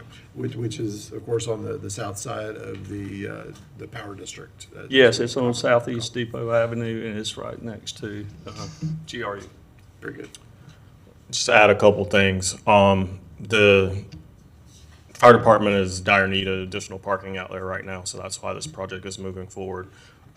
This project also gets a pad ready for a future emergency operations center. So there are underground stormwater vaults going in. All the utility connections to the future EOC site are going in at the same time, as well as a generator for the existing building, and some minor finishes interior to the existing building, some new signage and things of that nature. So it's not just simply a parking lot job. There's some other elements going into it. Very good, thank you. Is there any public comment on this, Madam Clerk? Public comment. Would anyone like to make a motion? Mr. Willis? Thank you. I'm gonna ask a question, then make a motion. So for the parking lot part, is it just like there's nowhere else we can put any kind of close parking? There's a lot of land around there that looks like it's unused, but it maybe is not available to the city. So anytime we're building parking in a place that has a bunch of public entity parking, and so I just had a question about, can we not use any of the nearby power district, the GRU, any kind of agreement for any of that parking? Or is it that because it's the EOC, it particularly needs to be on-site parking? We did talk to GRU about using some of their space for parking, and they gave us a price that we did not feel comfortable with. Thank you, that's the first I've heard of that. Were you here for the earlier item? I don't know. Well, now that they have some extra cash, maybe they can come down on price. I move the city commission authorize the city manager designee to enter into a guaranteed maximum price agreement with Ajax Building Company LLC in the amount of $1,786,116 for construction of the Catalyst EOC parking lot and generator site expansion, subject to approval by the city attorney as to form and legality. Second. We have a motion and a second, and no public comment, and I don't see any further lights, so all in favor, please say aye. Aye. Any opposed? All right, that passes unanimously with Commissioner Duncan Walker absent. Madam Clerk. Mr. Mayor, 2026-103, construction agreement for Porter's Neighborhood Improvements Community Center. With the recommendation, the City Commission authorize the city manager or designee to enter into a guaranteed maximum price agreement with the Flanagan Companies, Inc. in the amount of $545,396.90 for the Porter's Neighborhood Improvements Community Center project, subject to review and approval by the city attorney as to form and legality. Thank you, Madam Clerk. Welcome, Mr. Smith. Good evening, Mayor, members of the commission. I'd like to add a few minutes of input on this. The project consists of renovation and expansion of a city-owned building located at 225 Southwest 5th Avenue. I'm sure you know the location, next to S&S Cleaners, north of the Porter's Community Center. It has been in vacant condition probably for 15 years or more. I believe the last use was a daycare center, and they moved out roughly around 2012, according to our records. This property was also, or building was also part of the property when it was acquired by the city back in 2005 from the United Gainesville Development Corporation. So it's probably 1956 vintage based on architecture as well as the property appraiser records. The project will allow community groups to meet during the morning, afternoon when the Porter's Community Center is closed down to folks because the child program's there. So this is an important step forward to activate the center during the afternoon. I'll go over the scope, fiscal note, project schedule, and complete the recommendation. The building's current size is about 896 square feet. We'll be demolishing interior walls, replacing flooring with luxury vinyl tile. There'll be a rear building addition of about 400 square feet, front porch addition about 346 square feet, which should improve the ADA access from the second terrace parking lot. There'll be construction of ADA compliant restrooms, service area. We'll be replacing windows, doors, interior finishes, and installing all new building systems such as plumbing, electrical, HVAC, and insulation. This gives you a shot of the newly built design. The site accessibility improvements will include the ADA compliant ramps, replacement and modification of existing accessibility features, and minor site work. The total cost construction from the GMP standpoint is $545,396.90. There will be an art and public places component of about $5,454, 1% of the total construction cost. Appliances will cost about $3,000. We're anticipating refrigerator, microwave, other kinds of appliances for nightly meetings or social gatherings that can help provide some refreshments. And then finally, total cost will be $553,850.90. There will be some O&M costs that will be paid to Parks and Rec after the completion of construction to the tune of about $76,000 annually. That will be a maximum cost. It will include 2 part-time aides, tables and chairs, utility costs, telecom costs, those kinds of things. That'll be about total cost of $228,000 plus over the 3-year period. Project schedule you see here with approval. We're hoping to have 100% plans completed by early June, get abatement and demolition done June 2026, get some structural and building shell completion in the summer of 2026, and finally hoping to have a ribbon cutting by November of 2025. So 26, excuse me. It's all living in the future. So the recommendation from city staff is that commission authorize city manager or designate to approve a guaranteed maximum price with the Flanagan Companies in the amount of $545,396.90. So I'd be happy to answer any questions. Very good, thank you. We have a couple here already. Commissioner Chestnut. Thank you. I'm very happy to see this building come online, and particularly because it's going to have meeting space.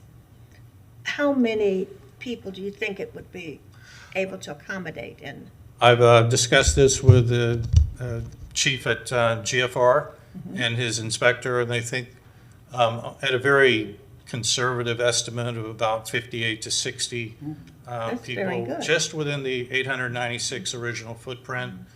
The chief thinks that once it goes through construction approval, that the fire marshal will be potentially increase the loading capacity even by more.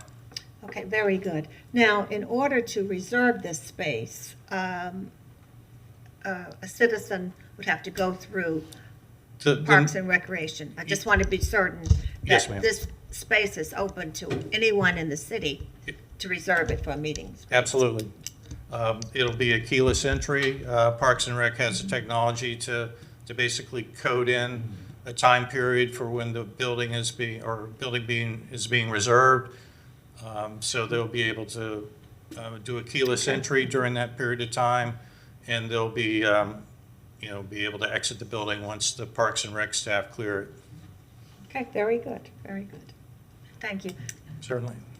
All right, thank you, Commissioner Chestnut. Commissioner Eastman. Yeah, thank you, Rick. And I'm happy to see this become a usable space. I mean, this is what the purpose of the Gainesville CRA was, is to take areas that really need refurbishment like this, make sure that we are, improving, particularly old structures that aren't being currently used, and improving on them.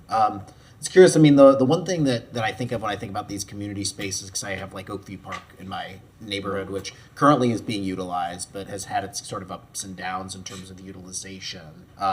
So we have a community center right next door, right? That's correct. That has pretty large space in it. I mean, what kind of options? I mean, this is now, this will be expanded. Well, what kind of options did the community look at and give you guys feedback on? And two, like, what kind of flexibility do we have in the future for this to be, you know, like a rentable, you know, commercial space or retail space for people, have entrepreneurs in there, like that we don't have to personally program in case that gets complicated, I guess are my two questions. We did take this to neighborhood engagements during the summer of 2024, and this was one of their top 3 public improvements that they wanted to see. In terms of allowing it to be a commercial use, I mean, that's nothing that we've had a conversation about, so I don't want to offer up any hope that may occur. It's possible that we could enter into a private-public partnership, but we haven't really had a conversation regarding that. Yeah, I mean, I think it's I think it's worth exploring just for, you know, I mean, that is a road that has had commercial use for a long time. It could be a usable third space that the community could utilize for a number of different things. And like I said, I do get concerned about, you know, just us. We have capital dollars, we have GCRA dollars, we have wild space, we have street station strong foundations. We don't necessarily have general fund or programming dollars in the future. And so making sure that we're being, you know, thoughtful about what is the best way of using space. So I see that basically it looks like you guys are you're expanding out the size and then clearing out the walls. So it's very flexible, it seems like, internally. Exactly, and that's why the fire marshal believes that the capacity can be elevated, because there's nothing fixed in the general space there. It's all going to be movable off to the side. We do think that the space is going to be highly subscribed to. As you mentioned, Fifth Avenue is pretty active. We've got a community farm just 2 blocks or a block away. And the community center is kind of restricted during the hours in which this could be utilized. And I think this provides an opportunity for higher demand than we might expect. Perfect. All right. Thank you, Mr. Mayor. Thank you, Rick. Thank you, Commissioner Eastman. Commissioner Willets. Thank you, Mr. Mayor.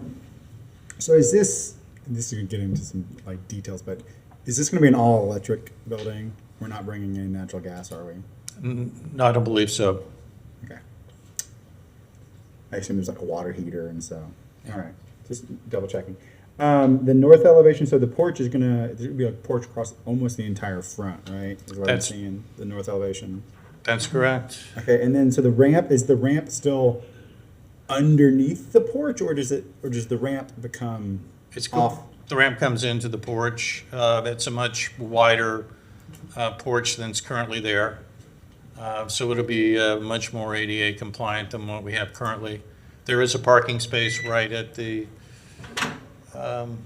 northeast corner that leads right into the ramp, so we don't have to do much site work to maintain that capability.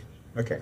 I will say I really like the idea of a porch where literally people can just get out of the rain, like a front porch, right? You know, because on the Porter side, there's not very much of a, right under the doors, there's, you know, the space that if it was raining, you could go in, but if you saw someone hanging out there, it might look a little weird, as opposed to maybe you can, you know, sit with your friends underneath the porch in the rain. So I like that idea, and it looks much more like a front porch. Are we going to have any sidewalk access to the street there, or is the access still all from the parking lot, basically?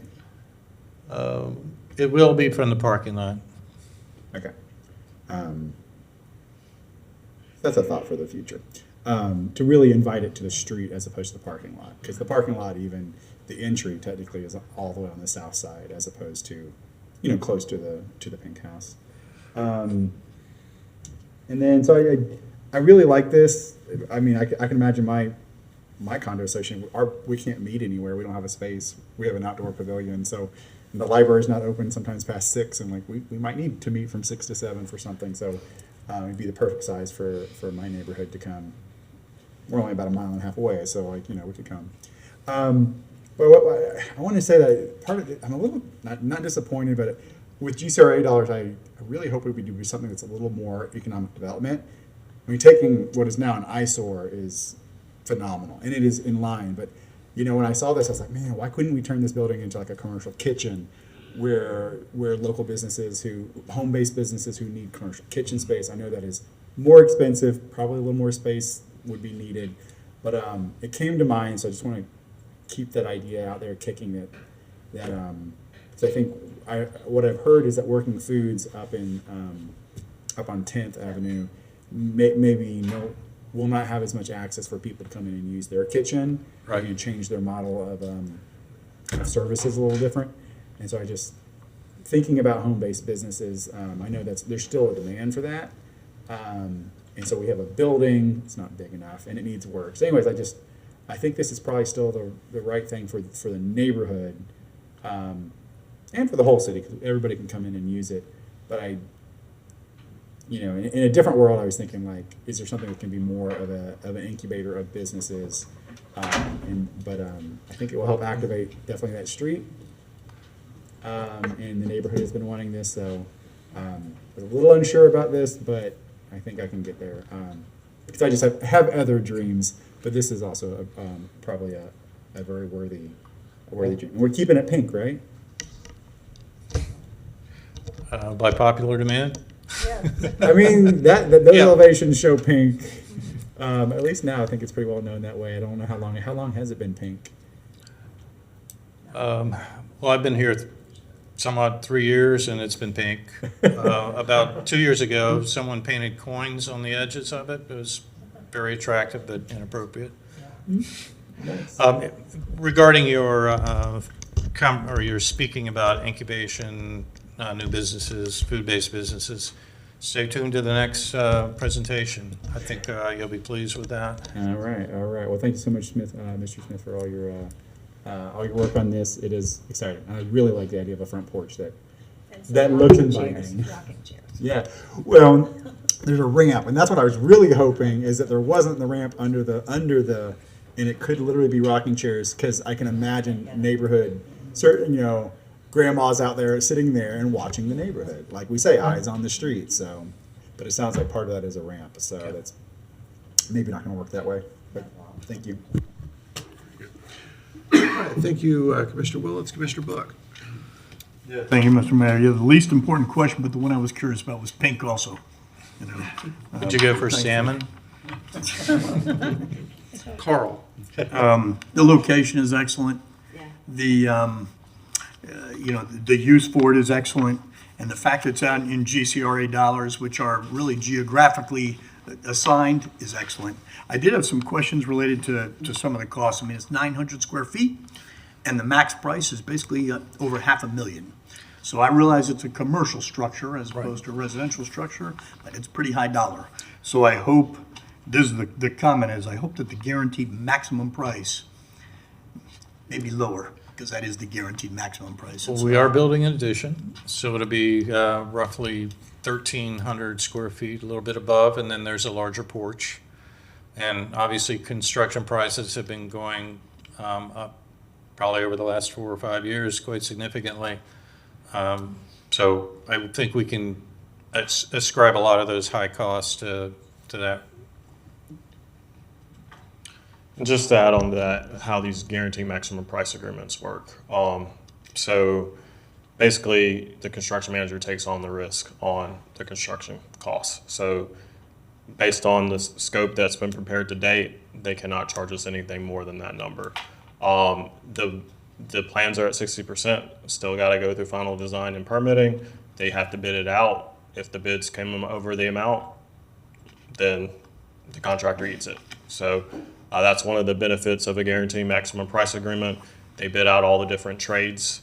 So whether it's plumbing, electrical, masonry, we get the best bang for the buck for each of those trades. They go through our regular bidding processes as we would with the city. Opposed to a low bid, you might not always get those economies of scale with getting the best price for each of those trade packages. So yes, this is the maximum price. If bids come back to above those numbers, the city doesn't have to pay anything more. Yeah, thank you. And so looking at the explanation, no exterior, none of the kind of that low dollar cost work to the grounds around the building?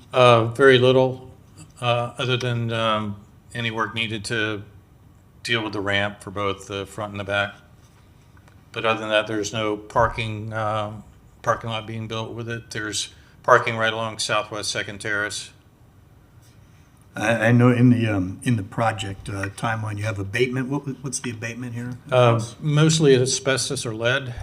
There's asbestos tile that's being removed as part of the construction effort.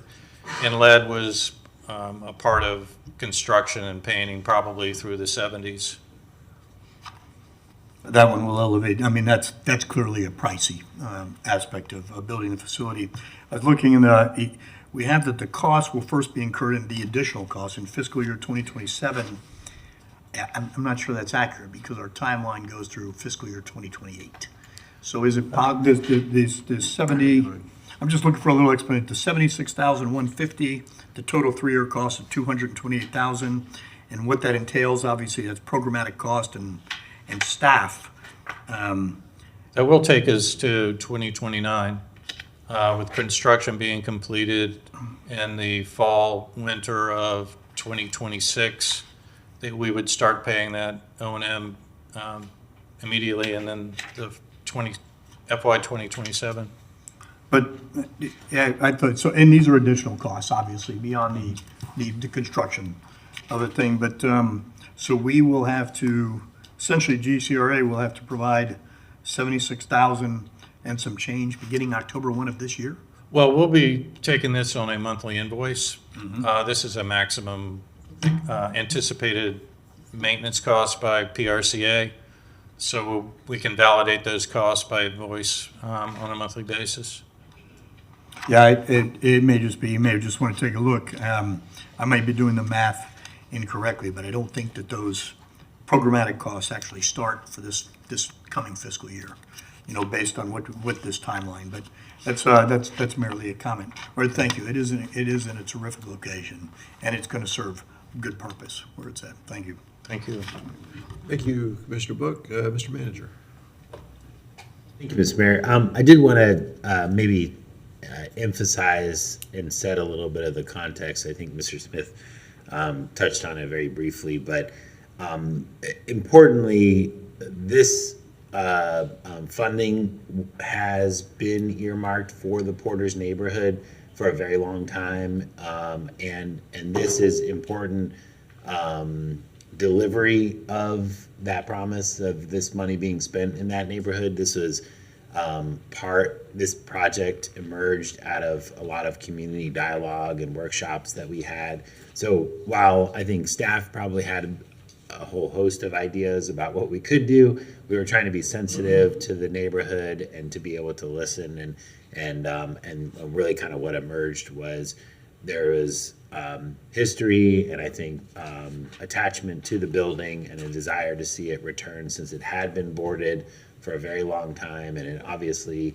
this has been we don't like to see city assets boarded, and this has been a very visible city asset that's been boarded.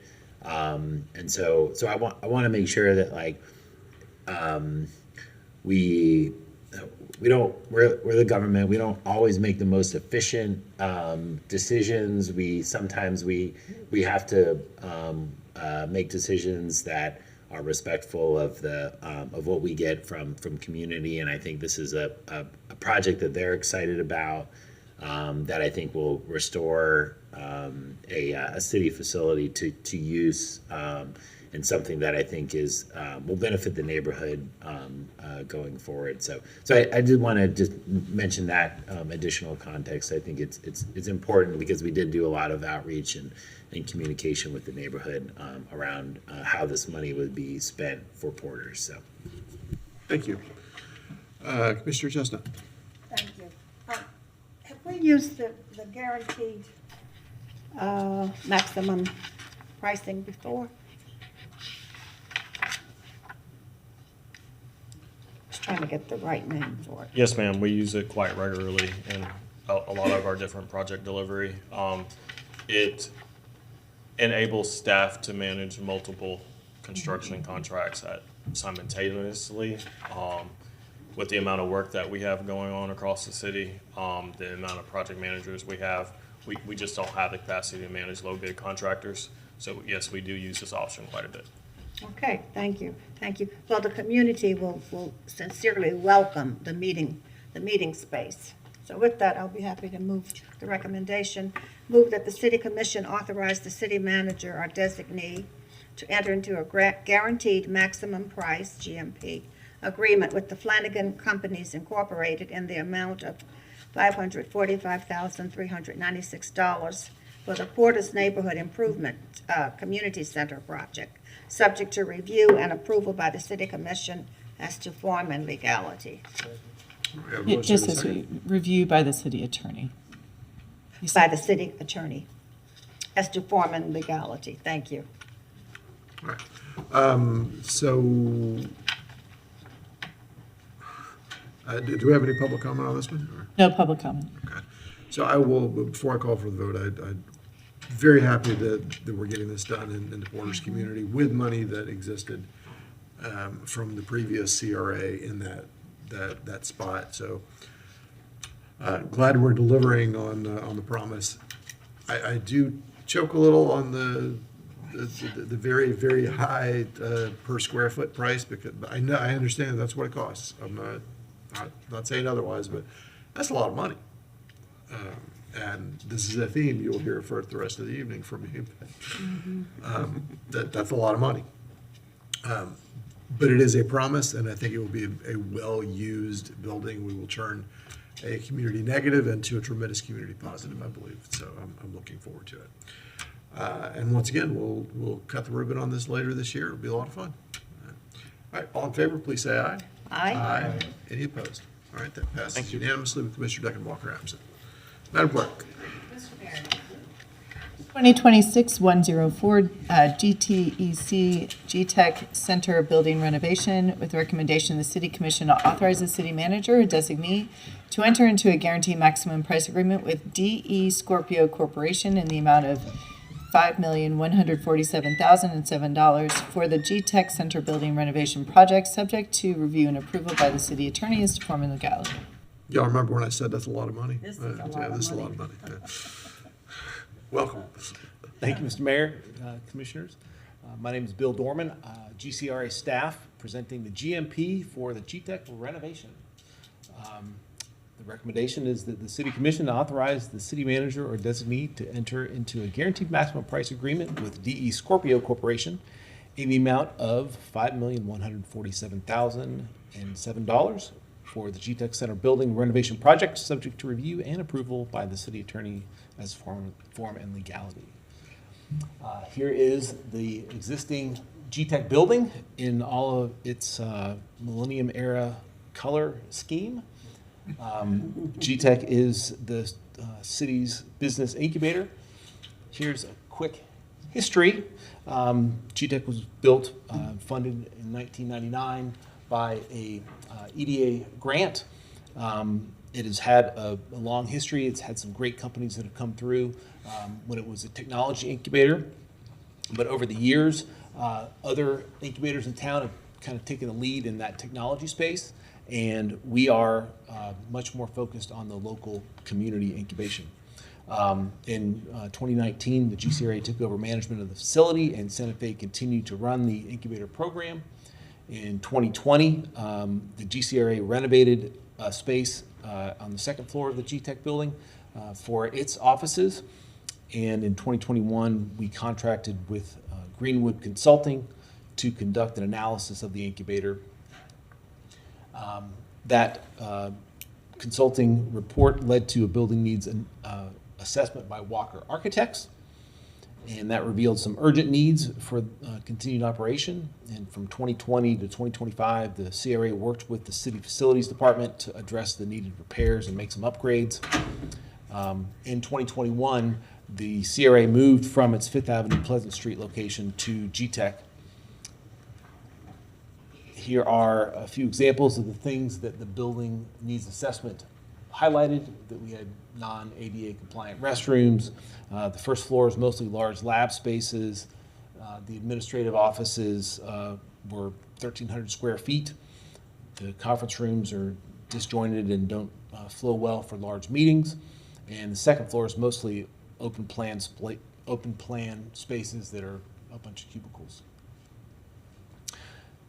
In summary, the GTEC building was built as a technology incubator, and it never connected directly to the community in East Gainesville. Former Commissioner Sherwin Henry once said that GTEC is like a spaceship that landed in East Gainesville. Everyone knows it's there, and they think something interesting may be happening inside, but it doesn't really have anything to do with them. When I was with Santa Fe College managing the building, we made every effort to turn that around, and we have made great strides to connect with the local community, and we're here to continue that process. This is GTEC's, the GCRA offices that serve as the model office that we built. And it gave us the opportunity to not only test some of these surfaces, like we painted the doors and used some LVT flooring, and all those things have held up very well. So we're pleased with that. This is the existing floor plan. It has large lab spaces. You can see in yellow, those are lab spaces. It's got a large administrative office in the blue there in the bottom right. The reception desk is actually not even in the lobby. It's kind of off to the side when you walk in, so it's not clear where you go. And then we have these conference rooms. Those are in that apricot light orange color. And then we only have a few offices that are less than 300 square feet. And those are always in demand. Every time one comes open, it's gone right away. Upstairs, it's not lab spaces, it's cubicle spaces. We've got, all those spaces are full of cubicles. They look like that. And we only, again, have a couple of green, that's the offices less than 300 square feet. And then the hallway up there just kind of goes and you can get lost in the back of the building. As we move forward, the theme tonight is we want less yellow stuff and more green stuff. And so here is the proposed plan for the first floor. As you can see, the administrative office is much smaller. It's gone from 1,300 square feet to about 600 square feet. The reception area is now in the lobby, so when people come into the building, they can be greeted by someone and know where to go. These are the conference rooms. They're moved back towards the back of the building, but the entrance down at the bottom there is off of the parking lot directly. So that's going to be exciting for community events. All of those green offices are less than 300 square feet. We're super excited about that. And then there are just a couple spaces that are over 300 square feet. There's that space, and then these are spaces that make these little offices suites. So we can have somebody that, if they want to rent one office, great, or if we have a company that wants to rent 4 or 6 offices, they can rent that as a suite. So we have a lot of flexibility for growing companies. So what we've got, small individual spaces. We activated that community entrance. The patio is going to be fantastic. I'll talk about that later. We've got flexible meeting spaces. All this flows together much better than the current space. We've got more opportunities throughout the building for organic interactions, what is often called collisions, where people just see each other in the hallway and can start a conversation about what's new and how they can help each other. This backspace, again, is optimized for a community rental space. So not only can the incubated companies use it, but the community can use it too. And we're going to have a meeting room with broadcast capabilities like the Roberta Klein space downstairs. And upstairs, again, more individual spaces, an office suite, and more opportunities for organic interactions. So here's a side-by-side. As you can see, less yellow, more green. Upstairs, same thing. The entry space is changed a lot. And so you can see here's a side-by-side comparison. On the left is the current space. All the space underneath the stairs there was just dead space. And then there's these advertisements, you know, companies are marketing themselves. It's kind of gotten a little cluttered over time. The new space on the right there, we've opened up underneath the stairs. So all that space is now usable. We've captured about 600 square feet that is now turned into something useful that was just empty space before. And then if you look, here's another view of the lobby. You can see that instead of all those advertisements, we've got a directory and then a moving screen that will show advertisements for the incubating companies. This is what is currently the meeting room off the lobby as you walk in. That's going to be opened up and be a space where there's high top tables where people can come in and use their laptop or whatever, as they need to.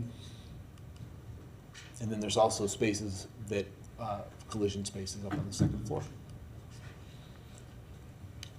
Out back, this is the current patio and break room. And we are changing that to an enclosed or fenced-in area so we can expand our community space by another 1,300 square feet. And that's what the back patio looks like. So the conference spaces and event spaces used to look like that, and now they're over there. And to emphasize that this is now the community entrance, we're changing the old loading dock doors to the storefront doors with a cover. And so our recommendation is for the city commission to authorize the city manager to let Scorpio do it. Very good. Thank you, Mr. Dorman. Commissioner Chestnut. Thank you. So you've done a needs assessment. Is there a call for that much rental space, office space? Yes. So when I first came to Gainesville in 2008 to start the seed incubator, the task was to have 12 companies. And in 2 years, we had 36. So this is going to allow us to have up to 64 individual companies. I can tell you that the seed incubator has 10 offices, and they are full. We have 15 companies right now, and we're planning to keep all of those and do a number more. So I have every expectation that we will fill the building. Okay, and so now you've got some nonprofits in there, so they will have to relocate? We're doing the renovation in 3 phases. So everyone who is upstairs will move to a space downstairs, and we'll renovate the upstairs. And then people will move to their new offices upstairs, and we'll renovate the back part of the building. So all of the community spaces will still be available throughout the renovation. Everyone who's there now will have a place to be. And then once the back is renovated, we'll renovate the front. All right, and then the meeting space now that's right as you come into the lobby, go directly into that large meeting room.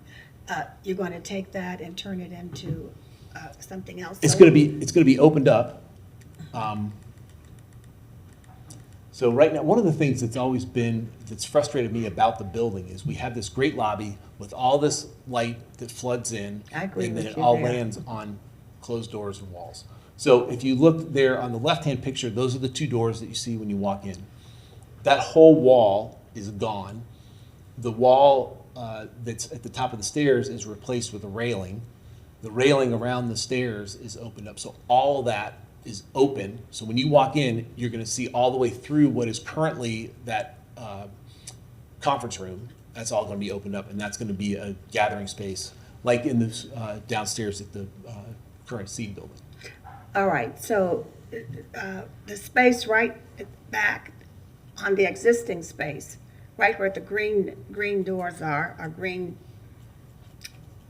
that you are moving, so community groups use that space for meeting now. You're now going to move them to a space where they have to pay to rent the space for meetings? Well, people have to pay to rent the space now anyways. So yes, and we charge a nominal fee. Looking back to the There, here. This is all of that space and more is going to be available to the community. So we're having more space, not less, That's at the back of the building. with a dedicated entrance. So that on a Monday morning, if someone has had a party, a 7-year-old dance party with cupcakes and glitter, we don't walk into a mess the first thing in the morning. So. Okay, all right, thank you. So to clarify that, because I have questions also, which way is north? Kind of up and to the left. Okay, all right. So what you're saying is it'll be a separate space, essentially, for the community meeting groups with an entrance off the south side of the building? Yes, that used to be a loading dock on the side of the building. Okay, so that is separate from the office space and the new. It's separated, but there are doors. So the incubating companies will have a badge that can get them into the meeting spaces, but the public that's rented those spaces can't get into the incubator without. Gotcha. Okay, that makes more sense to me. Okay, thank you. Commissioner Engel. Just to understand the basic idea, we were really trying to move to more smaller offices to allow a lot more flexibility in companies and all that. Yes.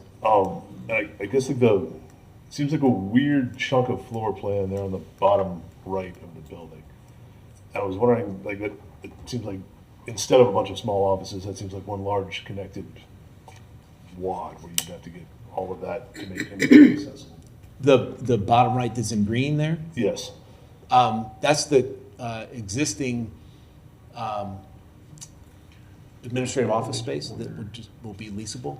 We already have we have a tenant in there that wants that space. Okay, yeah, that was going to be my question. It's made specifically for somebody who wants that. Well, actually, so as a cost-saving measure, all those walls are staying there. Oh, yeah, great. The only thing that we're doing is we're moving the fire control panel out of the office and into a closet. Okay. All right. So, Okay, thank you, Commissioner Engel. Commissioner Book. Yeah, thank you, sir. So are we building in all the safety and technology? Is that part of this guaranteed maximum price? Not something we've really talked about, but access control, cameras, lighting.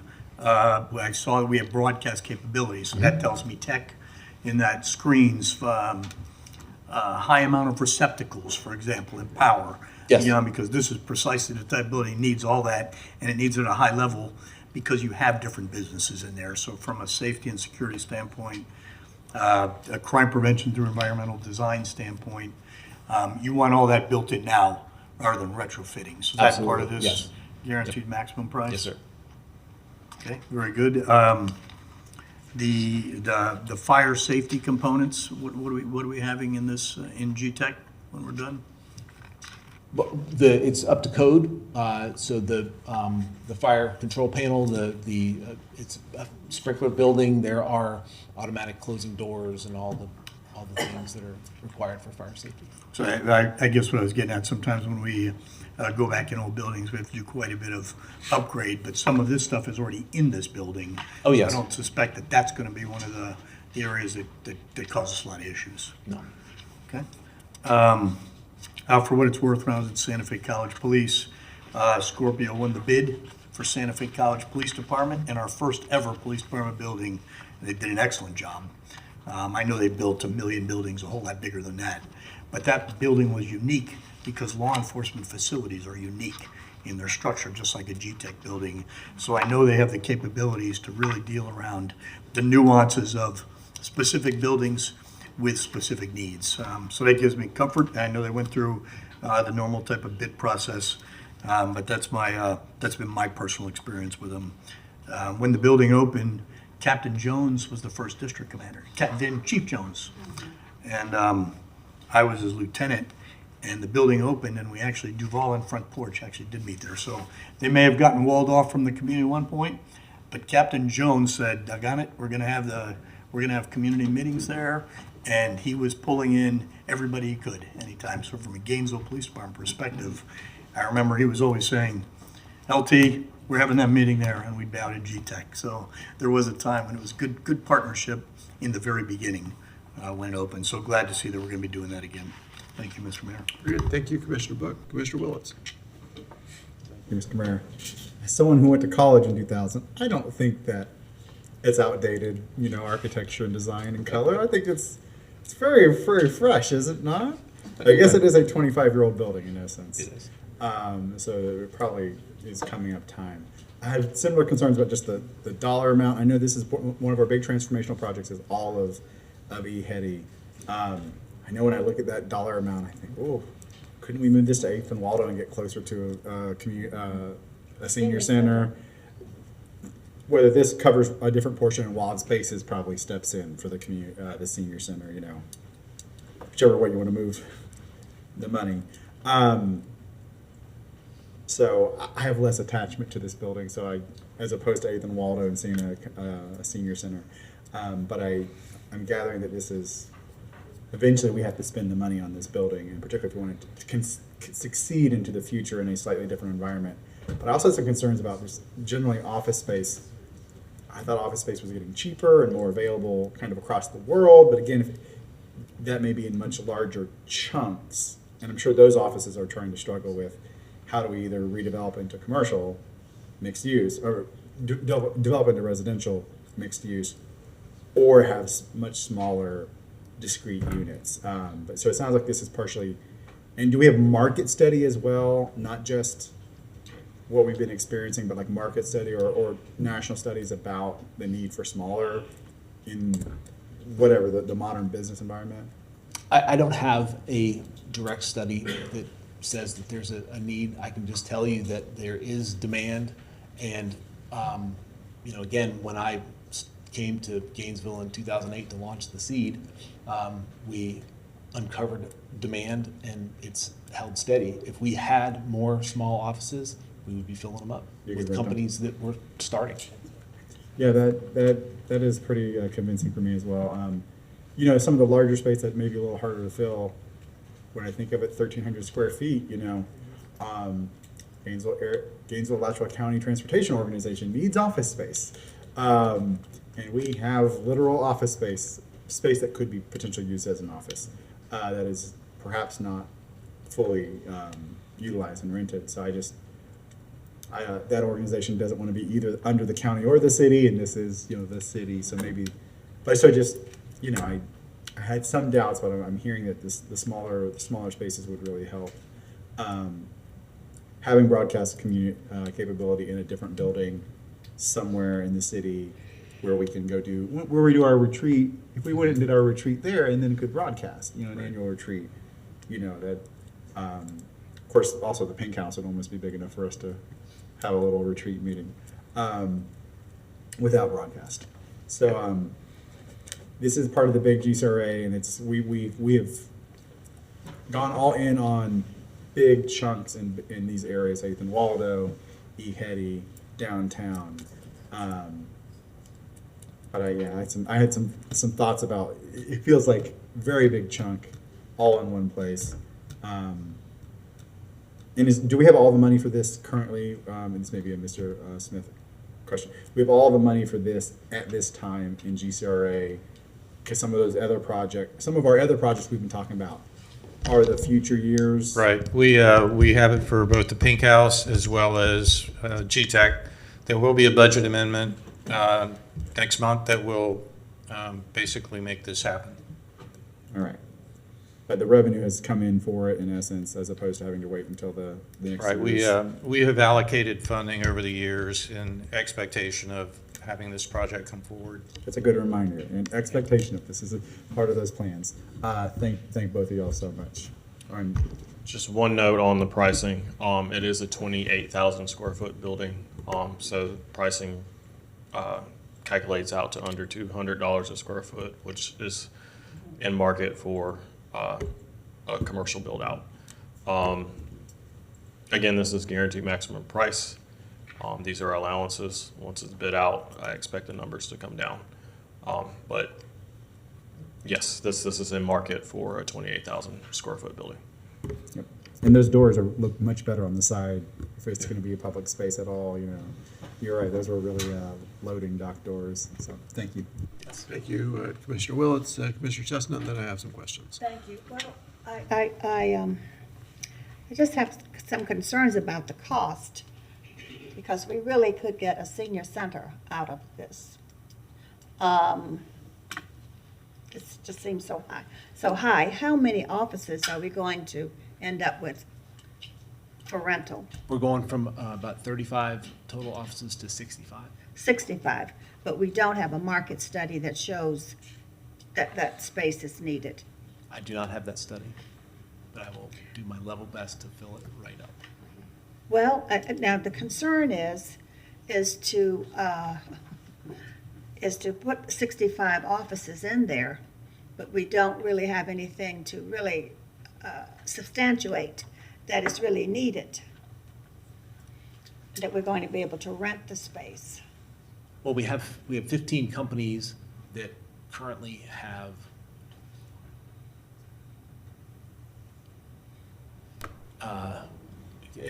we're going to need at least 20 offices, right off the bat, without even adding another company. Why are we going to need that? Because the companies that are there are going to stay there.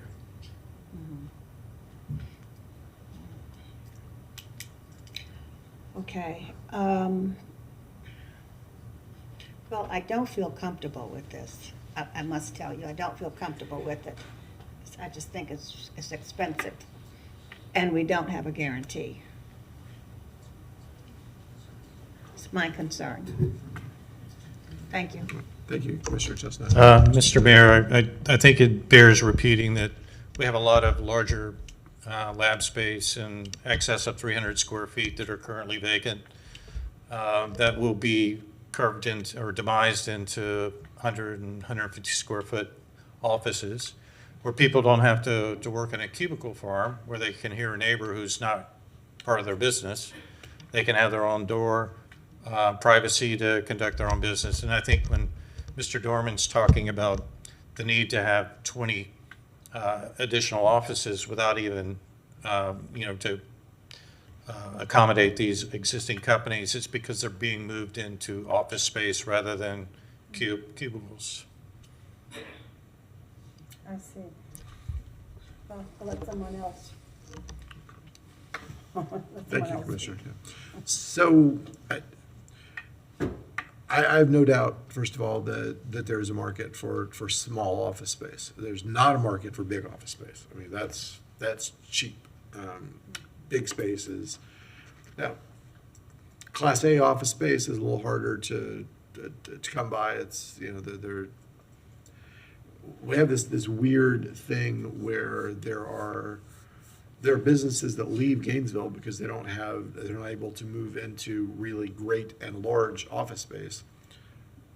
But there are a lot of businesses that just don't take off because they're ready to move out of the garage or out of the spare bedroom and need to get out of the house, but aren't ready for the big, inexpensive space that is available. And there's this odd thing happening where there's a lot of empty office space, but folks generally want longer leases for it, and they want you to take the whole thing, and it's relatively hard to get the small space like this. I think there is a niche for this. I am 100% convinced, though, that it's going to take real beat the bushes marketing to make sure the whole community knows that this exists. And further beyond that, to create a very welcoming space in the Cornerstone area. And to make absolutely sure that it is competitive with any other 300 square foot office space that is available anywhere else in the community. That is a place where when you move your office out of the spare bedroom in your house, that you feel great about driving to your new work location. And you know that you don't have to then drive halfway back across town to get lunch, that there are interesting people in your building who you can learn from and take to lunch and put a deal together with the cool new restaurant or down the street or the great food truck in the parking lot, or whatever we can create to make that a space. If we just put up 64, however many, 60-some, 300 square foot offices, that's cool, we'll rent half of them. But if we make 60 plus 300 square foot offices that feel like a place you want to go to work, we'll rent them and there'll be a long waiting list. That's the way we have to think about this. We have to sell it. Some of it will sell itself, but we're going to have to sell the workspace there. I will help do that. I will talk about it everywhere, but we have to make sure that we have everything that is necessary, not just a cool office, but a great ecosystem surrounding that space. How much do we anticipate renting a 300 square foot-ish office for? A 300 square foot office would be about, currently, we're at $21 a square foot per year, which is $1.75 a month.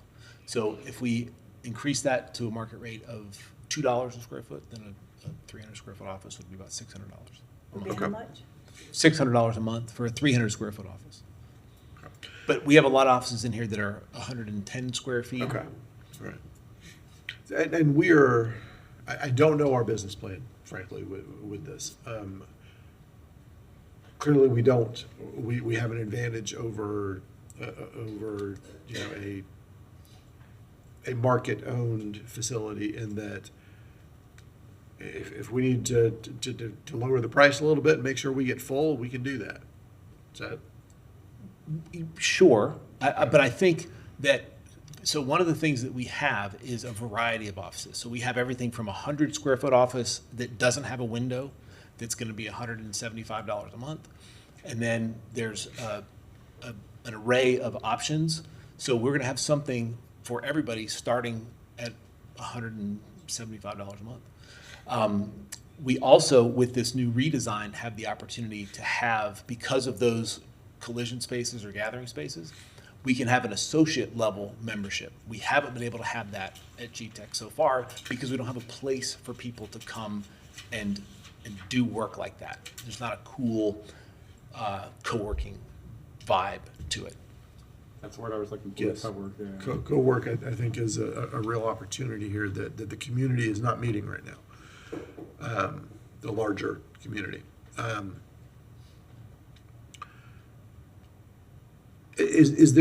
What is the potential for food-based businesses in this facility, or is there a potential for that? In this facility, that's not our focus.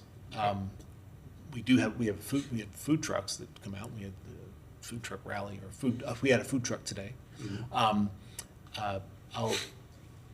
Do you want to speak to future thoughts? That is part of our vision, is to make it a more mixed-use center, so we can attract people as not just a place to work, but a place to stay for a time, a third place also. We also have a vision for pop-up marketplaces to exist certain times of the month of the year, to have retail activity where we can use the training programs we have at GTEC to help the pop-up marketeers. We're investigating putting together a food truck commissary on the west side of GTEC. We've heard the conversation that Commissioner Prizzi has had about moving a farm stop to the Cornerstone campus. We think we can align with that vision, and it would align with what we have in store and hope to promote for GTEC. Okay. So a thing that I would really like to get into somewhere east of Waldo Road, and this is the most likely place for it, is some kind of financial services. That could be as simple, frankly, as an ATM in the lobby or near the lobby. Those are scarce east of Waldo Road. Mm-hmm.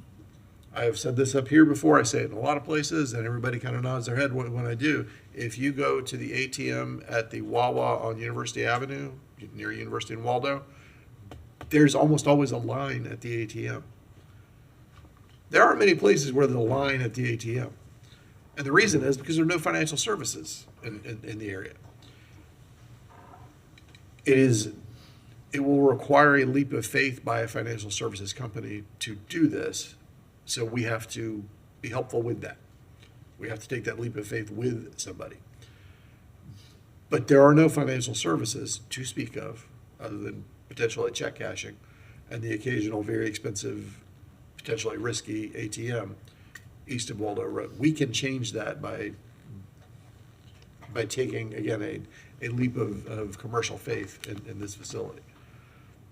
And how wonderful would it be if you're starting a small business with a couple, 300 square feet to be able to do your financial services for your new business in the same building and get lunch there, to come park there early in the morning and be there until you're ready to go home as a young entrepreneur at 8 or 9 o'clock at night. And feel good about it, not feel like you're just locked into a dingy space, but somewhere you want to be where you can do the things that need to be done. I can see, clearly I can talk myself into there being vision here. I can see this. But we have to follow through on that. If we spend $5 million, more than $5 million for basic office space, we will have failed. We have to deliver more than that. What we're paying for is office space, nice office space, but we got to do the extras. We have to do something that makes this a place where people want to come and do business. And to vote for this means that I am entrusting you all with bringing that spark about. Understood, sir. All right, we have more lights. Commissioner Willits. Thank you, Mr. Mayor. So yeah, we try to get all things out of one space, which is probably impossible because in my mind, I want that, food-based business, the opportunity, because that is part of economic development. It is not something that happens in a small office. There's some other things they need. I don't know. A food truck might need an office by the time they're done. How successful they are, they may need, Hard to keep the books in the food truck. Yeah. And I've worked at UF for, 11 years now. I've never had a window. So also, humans do work in windowless rooms. Probably about the same size as these very small internal rooms. So I can see that there still be a demand for these small offices. I believe your personal experience, your professional experience. I trust that there is a demand. I've used the TPO and MTPO as just an example where, we had different structure. If this was here, there probably would have been an open office where we go, boom, one employee, a different employee down the hall, and they've got conference space when they need it. And on day one, we would have been, probably that organization would have been coming here and saying, hey, we need some space right now. Probably be about, if you had 65 of these, hopefully there'd be something open. And so I imagine there's situations where exactly that kind of thing, someone just needs a space immediately, and it can happen.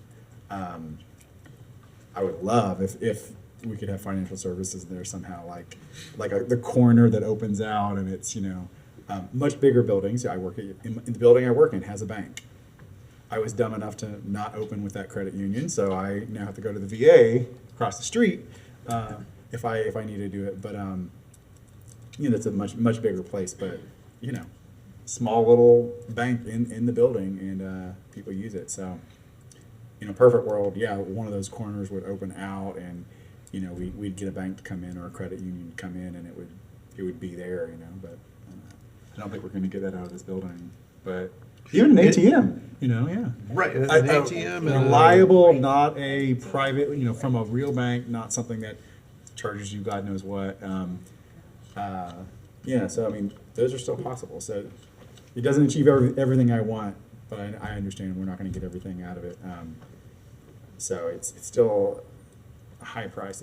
So I feel like we're kind of going all in on it, which is a commitment. It's like the next 25-year commitment, or let's say 10-year, right? Like it's probably the next 10-year commitment to this building in this experiment. And this experiment started way before I wasn't even of voting age when it started. So we should probably keep with it, but yeah, it's not going to do everything. Thank you.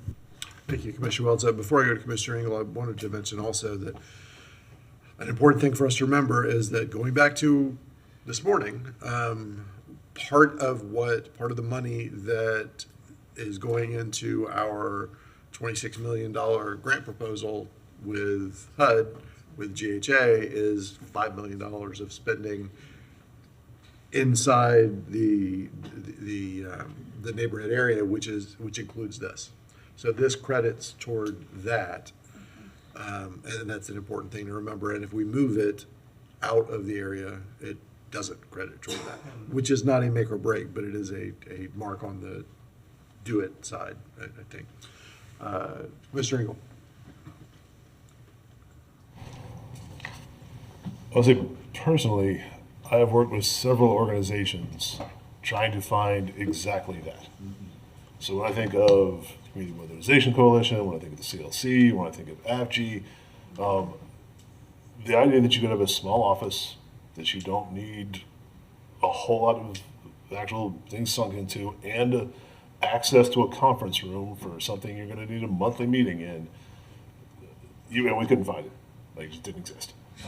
Like, looked all over town. So I can see, not only for small business startups, but for several community organizations, that model makes a lot of sense, and it doesn't currently exist anywhere else.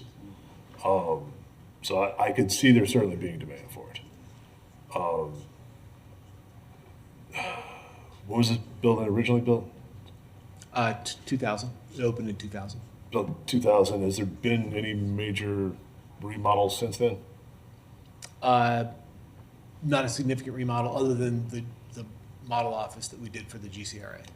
So, assuming that we do this, and this is what it stands for another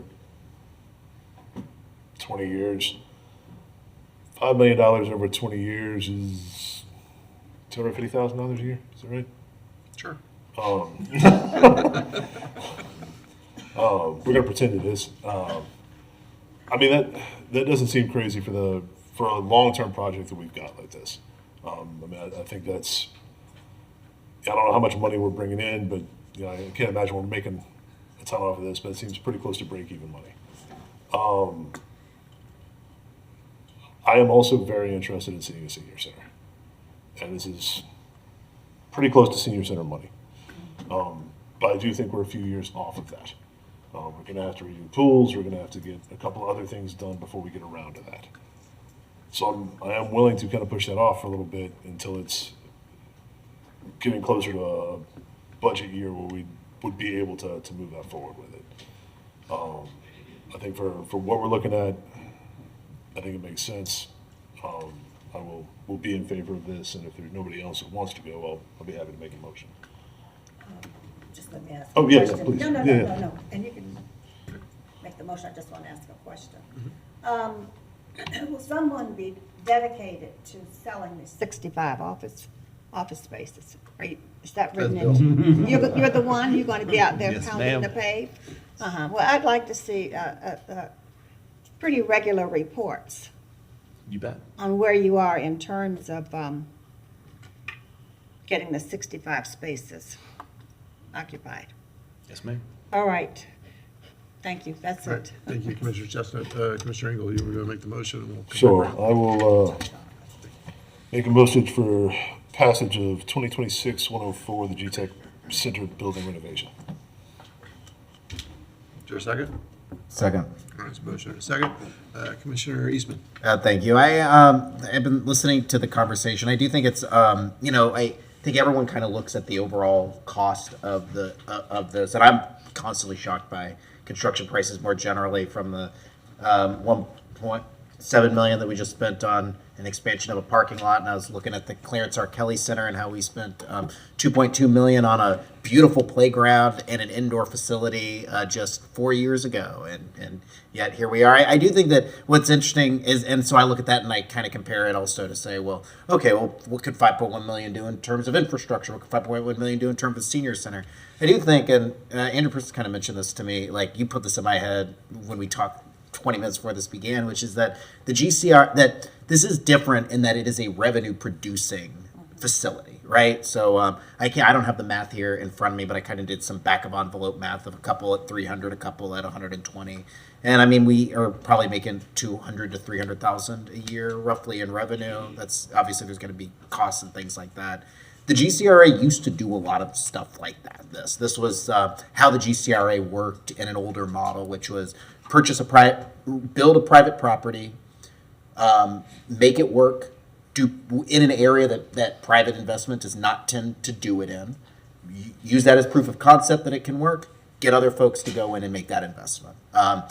Will this be a huge money maker for the city of Gainesville? No, but that's also not the point of a government. Will this be? It is revenue producing. So I think analyzing it a little bit differently than I might think of an infrastructure project or as a senior center is probably a smart way to do it. And I think we're used to analyzing all this stuff from the perspective of we're spending this money, what is our return on investment in terms of pure community? Like what is the community getting out of it? I think we should probably look at this a little bit differently. If for no other reason than this building's 25 years old, it needs some money. So it's not like we can just say, well, we're going to take the money out of this, we're going to put it into a senior center, and then GTEC can just sit there. We told Santa Fe College we were going to take that facility. We need to take care of the facility. We owe it to East Gainesville to have a good facility under our name. As Mr. Burstall said from before, when the city owns a facility, it needs to have some level of quality to it, particularly in an area that is supposed to be that we have made a pledge to the community that's going to be a nice area. And so, as much as it's not nearly as exciting to spend $5.1 million on renovating an existing office space to have slightly smaller office spaces within that office space, as opposed to building a new senior center. Really selling it. I think that this is, and I know I'm not really selling, but I do think this is positive. I think it goes into the kind of more hard-nosed proof of concept. With the city kind of leading into the private sector type work that the GCRA has historically done, and I think it is the way forward that we need to go in for all of the things that we have before us, and so I'm happy to support the motion. Thank you, Commissioner Eastman. And I will say, before we go to the manager, if we move forward with this, once we cut the ribbon on the new stuff, I'm going to be all up in this space, looking for, hey, how we doing? How we doing? Can we get somebody in this space? Is this one filled yet? Maybe a quarterly report. Yes, I was just going to say a quarterly report on availability would be really useful, if for no other reason than because everybody up here is pretty connected. I mean, we know people. We can help rent stuff. As Commissioner Engel said, all of us can probably name 2 or 3 organizations that don't have much budget but need some space. The dream, of course, would be for there to be, 40 or 50 different businesses or organizations in and out of this building all day, making a thriving business community that then bleeds out into the rest of the neighborhood. And that's the real impact here. To get some spark happening on Hawthorne Road, and then make people want to live on Hawthorne Road and provide services to people who already live there. That's the ultimate goal, is not just to fill up space, but to have that work for the whole neighborhood, for multiple neighborhoods surrounding it. So that's what I'm thinking. Mr. Manager, you've got some to add. Thank you, Mr. Mayor. I think Commissioner Eastman hit it on the head. I think this is meets many of the things that I think we've talked about. Importantly, I wanted to say a couple of things. One, this renovation will fit and does fit within the city's overall economic development plan. We've talked a lot about how economic development is coming to a head with other institutions. Talking about this is yet another thing that I think the city can point to, that we are making real investments into economic development activities here in Gainesville. The other point I wanted to touch on is, importantly, each of the projects that you heard tonight are all reinvestments in existing city facilities, improving existing city facilities. So I think it's a strong message that gets sent about the importance of that, the importance of good stewardship in the assets that we have. And I think the very much, I think staff hears the desire from the commission to really push and market these spaces and really get to full occupancy. To that end, I know CRA is actually in the process of soliciting for a commercial broker, not just for the GTEC spaces, but the other pads that we have out there, because the overall Cornerstone development has additional development space out there. So we're going to be pushing that forward in the coming year. So really, this is the time to drive, and I think it fits a lot with the with all the discussion that we are having and will be having about economic development in the city, and then within the larger context of the region. So, Very good. Thank you, Mr. Persons. Do we have any public comment? Public comment. Okay. I see no further lights. All in favor, please say aye. Aye. Any opposed? All right, that passes unanimously with Commissioner Neckenwalker absent. Thank you. Madam Clerk, Mr. Mayor, closing in. 2026-134, Unfreeze Compliance Manager position, with a recommendation the City Commission unfreeze the Compliance Manager position. Mr. Falston. Mayor and Commissioners, Zariah Folks, the Equal Opportunity Director for the City of Gainesville. We're coming back tonight to ask you to unfreeze the compliance manager position.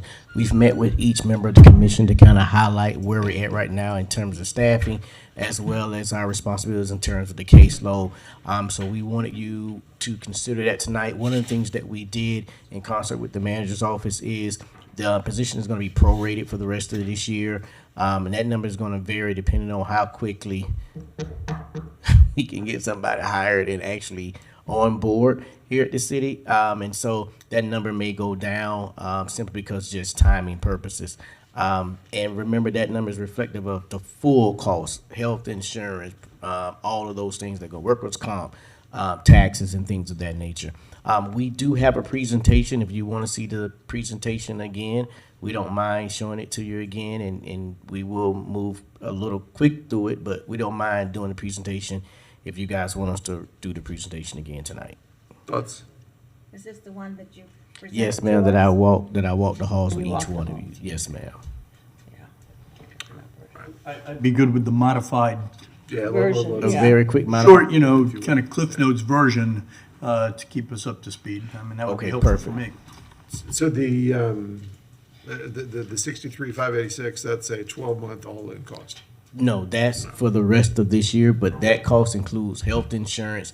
It's not just salary, it's the full cost of the position. And that's if you started somebody in the next week or two. Yes, that would be and done. that most, Okay. we're hopeful. But the annual cost. Yeah, we're hopeful. Okay, very good. All right, let's go. Mayor and Commissioners, proper deference, Adam Maxwell, Compliance Investigator, Officer for Equity and Inclusion. I'm moving very swiftly. Current report for the FY26 for our Compliance Division, dated October 1st through December 31st.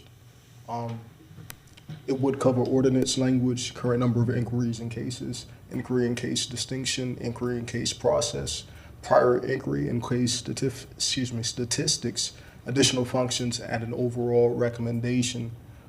There is some language in the ordinance. This will be the only slide I read directly. Shall investigate complaints of discrimination, harassment, retaliation, and other related matters and propose remedial action as prescribed by the city's Human Relations and Equal Opportunity ordinances. No city employee shall suffer retaliation for filing a complaint or testifying, assisting, or participating in any investigation under these ordinances, and such complaints shall be held confidential to the extent allowed by federal and state law. Current number of inquiries for this period was 47. Number of cases was 10. Inquiry involves initial contact and preliminary processing, and cases where an actual investigation has been commenced. Inquiries entail initial intakes, conversations, and discussions around the allegations presented, and a determination of jurisdiction. That time period varies. Case process is typically 100+ days per city ordinance, unless otherwise unfeasible. This involves allegations, position statements, rebuttal statements, witnesses, interviews, investigative reports, and presentation to the Human Rights Board. In fiscal year 24, we had 2 FTEs in this area. In that fiscal year 2024, we had 85 inquiries, 19 investigations.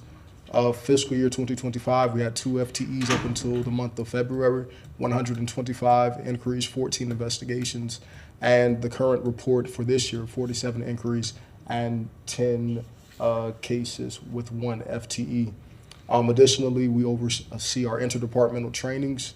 We have 3 city-county partnerships that our division of the Office of Equity and Inclusion partners with, the Housing Resource Fair, the Employment Law Seminar, and the Disabilities Resource Fair, respectively, held in April, June, and July of every year. There is a Human Rights Board facilitation and also public records requests.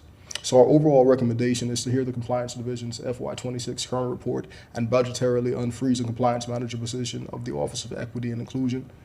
Thank you for your time. Thank you. That Awesome. that was efficient, yes. Thank you. And I think the goal here is to find a way to get a little pressure off Mr. Maxwell, so he doesn't have to bear the whole load here. That's, yes, sir. All right. Commissioner Willits. Mr. Manager, where does this, this is mid-year budget, so, and this isn't a finance meeting, but, because this would, basically come out of anything that we have accrued. We don't have any per se extra revenue so far this year. I mean, we probably have some random here and there. Yeah. But we haven't really taken a mid-year look at kind of where we're at. And this would just be on the assumption that either we have some money left over at the end of the year through salary savings and whatnot, or that in the end it would be spent out of excess budget. Yeah, I believe we will be able to cover it through excess salary savings. I think we'll get a better picture of the overall budget with our fiscal retreat later in March. But we've talked about it. I think we can. We've got a plan to cover the costs. Okay, because this does come in. I support what our director needs to do the work. I always want to fit it in where we're thinking budgetarily. Some things do change by the end of the year. We've had some, spending into excess fund balance this year in general as planned, and then sometimes things come along that we clearly plan that we're spending, and some of it is a little. We'll balance that out at the end of the year, and this sounds a little more like we're going to balance it out at the end of the year, but for complying to to real law, to make sure that we're helping people if any kind of discrimination has happened, that we are being responsive to it. And I think sometimes our job is just to be responsive, even if the end they don't get exactly what they need, want, or think they deserve, but we as a government have responded to their requests and their needs. So with that, I definitely want to make the motion to the City Commission unfreeze the compliance manager position. I guess that's it. Is that the motion?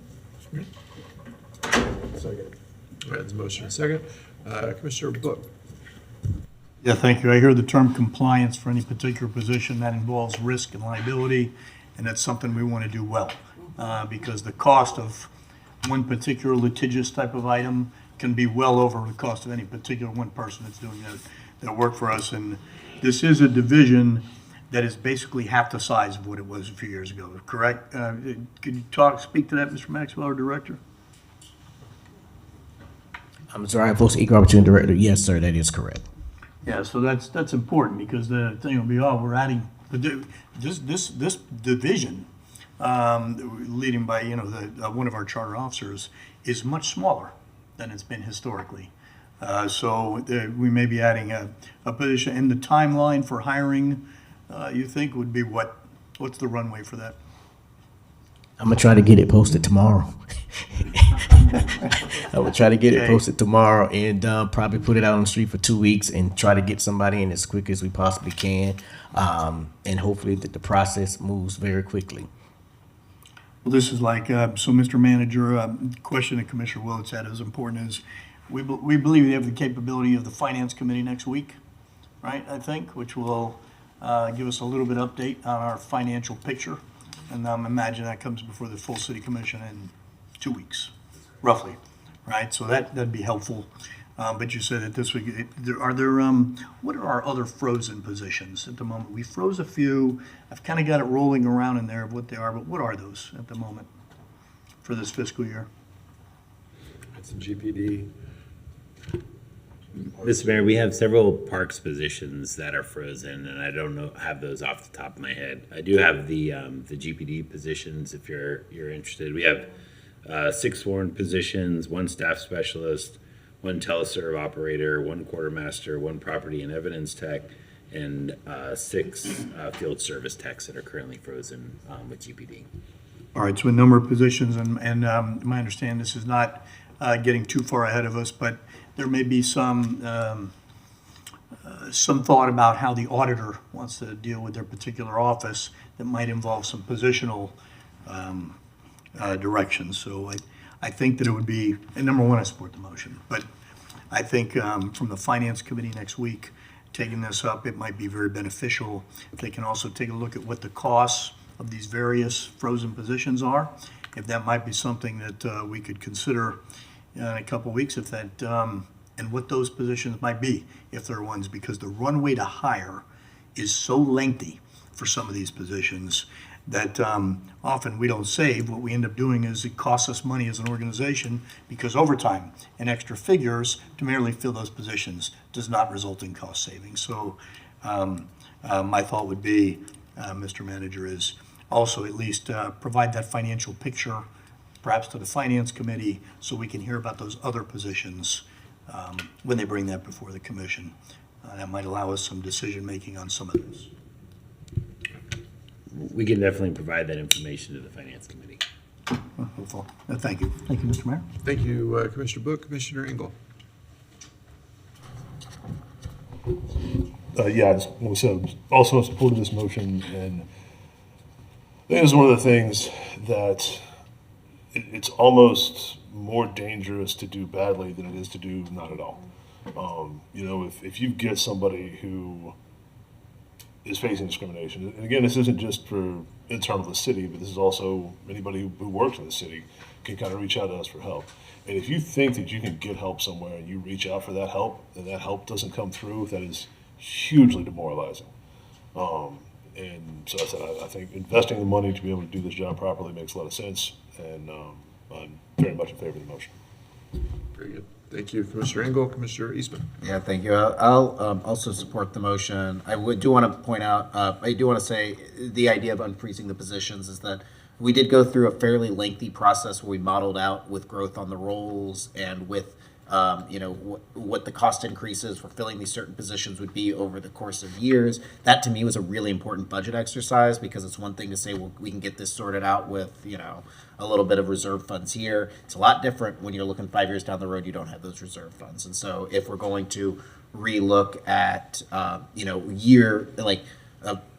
FTEs and filling and putting those in there, I mean, that is a year-over-year expense. And so I would want to reconsider that budget at that point. I'll say that in speaking of how we reduced our budget from before, when you're in the middle of, I don't want to keep calling it a crisis, we've been calling it a crisis for years, but in the middle of a crisis, what we did is in order to protect people's jobs, we looked at where vacant positions were, and we said, all right, these vacant positions are going in there. That just because they were vacant doesn't mean they weren't needed and necessary positions. It just means that by a fluke or for whatever reason, they were vacant. And that was out of trying to ensure that we weren't letting good people go. But sometimes that means that the positions that we let go weren't necessarily the highest and best use if you were to neutrally look at everything. And I think the compliance manager for equal opportunity was clearly, I think, one of those things that we need to make sure we're moving through those compliance reviews. And this is, we're talking about core functions. This is the core function of the charter office, of the Office of Equal Opportunity in our charter, is to move through these. And so making sure that we have the adequate staff to be able to do that, I think, is important. And I'm guessing we'll continue to have these conversations just because of the way the way that we reduce, which was I am in agreement with, but brings us into situations like this every once in a while as this comes up. That's all I have, Mr. Mayor. Thank you. Thank you, Commissioner Engel. Mr. Manager, and then we'll come back to Mr. Folston, and then I have some thoughts too. Thank you, Mr. Mayor. I think to Commissioner Eastman's point, I would strongly urge the commission to as we're talking about unfreezing positions, please, let's do it through the budget process. I think as Mr. Alexander indicated, property tax is still going to be discussed, perhaps in a special session. So I don't want us to, I'm a big believer in making sure we do a great job with providing service, but I also don't want to be turning around and having to lay folks off because we have, uncertain budget waters ahead of us this year, I think, so. Thank you, Mr. Manager. Mr. Folston. Yes, sir. Mayor and Commissioners, please keep in mind that prorated number that's in the agenda packet is less than the midpoint, and that's what it's a range. I do not plan on hiring at that range. So if anybody's going to be applying and they hear me, just know we're not applying at that range. But I wanted you to get a good idea of what the proration would be potentially.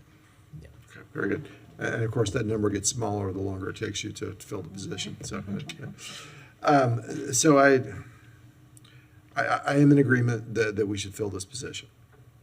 I am worried when we talk about unfreezing other positions because it's easier.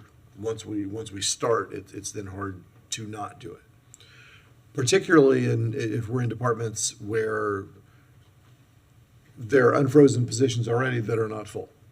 Let's fill positions that we've already budgeted and that are unfrozen before we start thinking about unfreezing positions within those departments.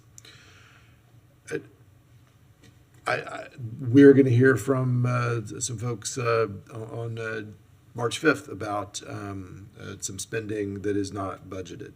We are halfway through the year almost, the fiscal year, and that is the point at which we start seeing a little here, a little there, which is all of it is far less than the $165 million budget.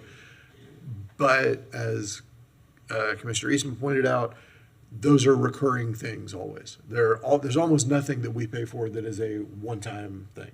Almost always, whether it's a position or some community request or something, it is going to be recurring, and it builds our budget back up, which is great. We want to provide services, and we want to do the things that our community needs. That's why we're all here.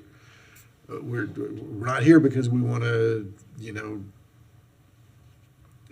not fill needs that exist. But we need to be very careful because I'm a little less concerned about the property tax thing than a lot of folks are because I'm an eternal optimist. But I believe in the good sense of the people of Florida. You do with that what you will.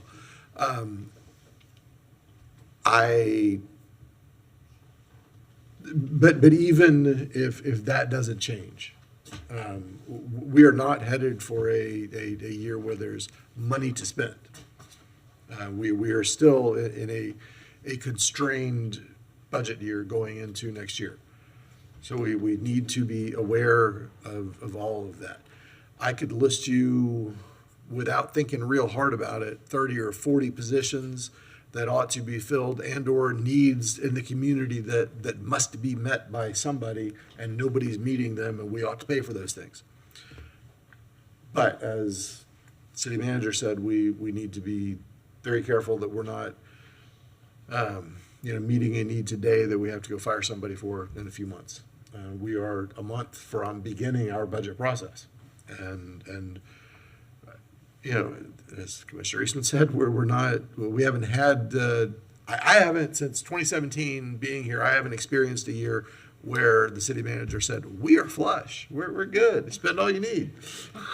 I'm not sure that's ever happened. But we continue to be in this same situation as we've been in the last 3 years, and I will always, in that situation, caution us to be super careful. I'm going to vote for this, but we need to be extremely careful. Said the guy who just voted for $5.1 million renovation to a building that's already in use. So Do we have any public comment on this? Public comment. All right, I don't see any other lights. All in favor, please say aye. Aye. Any opposed? All right, that passes unanimously with Commissioner Duncan Walker absent. Madam Clerk. Commission comment. All right, Commissioner Willets. So I kind of have an alternate motion idea. So I previously gave you all a whole resolution to start the conversation, perhaps.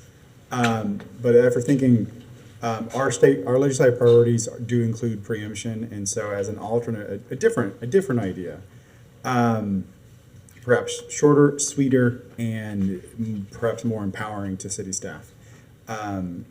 So I move we direct the city manager to add to the city's 2026 state legislative priorities our opposition to Senate Bill 134/House Bill 1001 in its current 219-26 form, and communicate that to our assigned and contracted legislative affairs professionals. Second.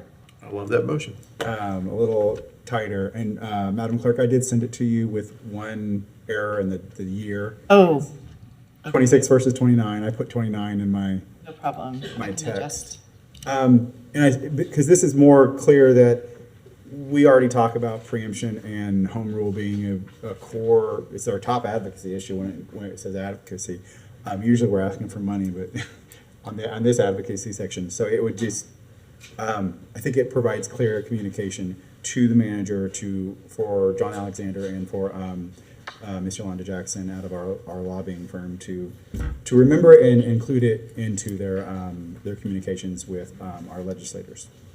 So I think it is a little easier than all of digging into all the details of good, bad, and ugly. And who knows, maybe it'll change and we could support it later, but thank you. All right, thank you, Commissioner Willets. Commissioner Engel, is your light on this issue? It was not on this issue. Okay, I'm going to ask you to ring back in here, and we'll go to Commissioner Book, who I think is on this issue. Thank you. So Commissioner Willets, I think that's, without trying to sound condescending, I think that's very wise. I think it's a good motion because it works through the lobbyists and is not, for example, potentially Miami Beach and Gainesville trying to take the lead out of 300 cities in the state of Florida for something that we're not sure what the actions is, but I support it, and I appreciate the homework in particular that you did even in crafting the resolution before. Thank you, Commissioner Book. Mr. Manager. Thank you, Mr. Mayor. That gives us, I think, all the direction that we need. Mr. Alexander did speak with our state lobbyists and give an update on the bill, if that's appropriate. Yeah, please, yeah, that'd be great. Mayor, Commissioners, good evening.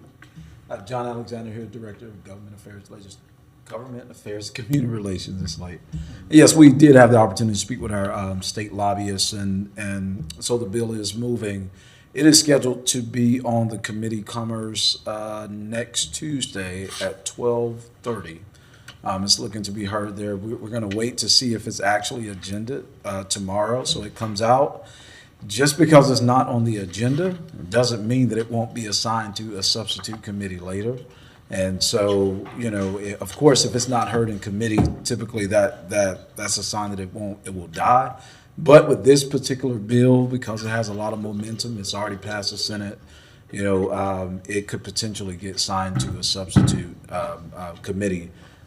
There's a lot of revisions, and that's one of the things that they did want to point out. This bill is changing. It's in second reading right now. It's going to change some more. There's a lot of revisions happening, and so, part of their advice is for us to watch and see what's going on and see what the ultimate bill ends up being. But there are a lot of changes happening to it, and it's probably going to be more when it gets to the floor. So, very good. Thank you, Mr. Alexander. I appreciate that. Commissioner Eastman, is this on? Yeah. First, thank you, Commissioner Willets, for bringing this forward. I mean, I appreciate your caution and understanding sort of the waters that we're in. I will say that, what's frustrating about all of this is that there seems to be there's these words that get thrown out. CRT or diversity, equity, inclusion, or all these things, and they seem to exist in sort of like in the news or on blogs and things like that. But I do think that at the core of what I mean, all we're trying to do as a city is that we all come to work. We show up to work at 9 o'clock or 8 o'clock in the morning. We leave here at 5 o'clock. We all have to work together. We all come from different backgrounds. It's not just about, whatever. I mean, we come from different races, different disabilities, different genders, different parts of the country. We just need to find a way to work together and be a team together. And that's what a lot of that's what a lot of this seems to be focusing on, is telling us as a city how to interact with our own employees and to make sure that really at the core that everyone feels comfortable working here, and then externally that everyone feels comfortable living here. And it's strange that we live in a world where kind of these culture wars tend to dominate what seem to me like very common sense things that we have been doing since long before 2018 or 2017 or whenever these became popular things to dish on. I mean, we've been trying to find ways to make sure that everyone feels comfortable coming into the four walls of their office and doing the work that they're paid to do with one another for as long as we've had those sort of things. The standards that we use for that have changed over time, but it's not that different. And so at the core of what you're saying to do is just, let us fit, like, this is our city. We know how to govern. We know how to oversee our own employees. We know what our community is looking for in terms of what it's investing in, all of that. Why, just figure out your own stuff. Like, I mean, you guys, like, there's plenty to worry about in the enormous bureaucracy of the state of Florida that's not to deal with us. But I also appreciate the fact that, common sense does not always prevail in these conversations. So thank you for bringing it forward. Thank you for staying on it all this time. And I'm happy to support the motion. Thank you, Mr. Mayor. Thank you, Commissioner Eastman. Would concur. I really appreciate you doing the work on this, Commissioner Will. It was a lot of work, and I appreciate you boiling it down to this. Kind of disappointed that there aren't more cities out there doing the work to move forward on this, but such is life. We will continue to do what we do. We will continue to be, and Lord knows I don't want this incorrectly reported. I don't want to use the wrong terminology, but we will continue to be a welcoming city, by which I mean a city that welcomes people. A city, I want everybody who wants to live here to enjoy living here. And if that is controversial, so be it. I don't think we need lots of rules to keep that from happening or to force that to happen. It just should be a place where everybody who wants to live here gets to enjoy living here. Because I think it's a pretty darn good place to live. And I think that is part of what makes it a good place to live. That said, is there any public comment, Madam Clerk? Public comment. Commissioner Book. Yeah, one last comment. So I think we should be welcoming and yet we can be compliant with law. Sure. That's the fact. We had talked to the Equal Opportunity Director, and I think now it's probably premature to ask for interpretation of what the impacts would be because we don't know what the bill's going to look like, especially based on what Mr. Alexander said, that's kind of going through various permutations there. But it would be helpful if it does end up moving through the committee, keep us updated on that, and for the Equal Opportunity Director, what it would mean for us operationally should it get passed would be very important if there were operational impacts. And that would be it. Absolutely. And I mean,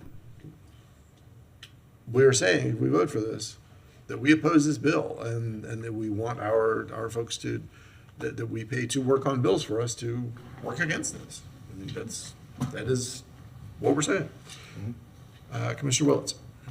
Right. So just as a last comment, I'm glad you said, multiple said the idea of welcoming. And it dawned on me that the state legislature and the city may have different meanings of what welcoming means. And I know that for me, welcoming doesn't just mean with a nod or a handshake, but with a hug. And so I think a lot of what we do in our city that this bill may theoretically get in the way of is that we don't just mean, we don't just mean a nod or a handshake. We welcome you with a hug because you're part of our community. You're not someone we merely do business with. Except for the visitors. We love doing business with you. Bring your money here. So anyways, that's one of the things that dawned on me, that some people say one thing when they mean welcoming, and perhaps here in this portion of the South, our portion, Gainesville's portion of the South, welcoming is a far more active activity. So thank you. Thank you, Commissioner Willits. Again, I don't want us to just say, oh, we don't mind you being here, whoever you are. We're glad you're here. And I want you to enjoy being here, whatever that means. So, all right, no public comment, no further lights. All in favor, please say aye. Aye. Any opposed? All right, that passes unanimously with Commissioner Declan Walker absent.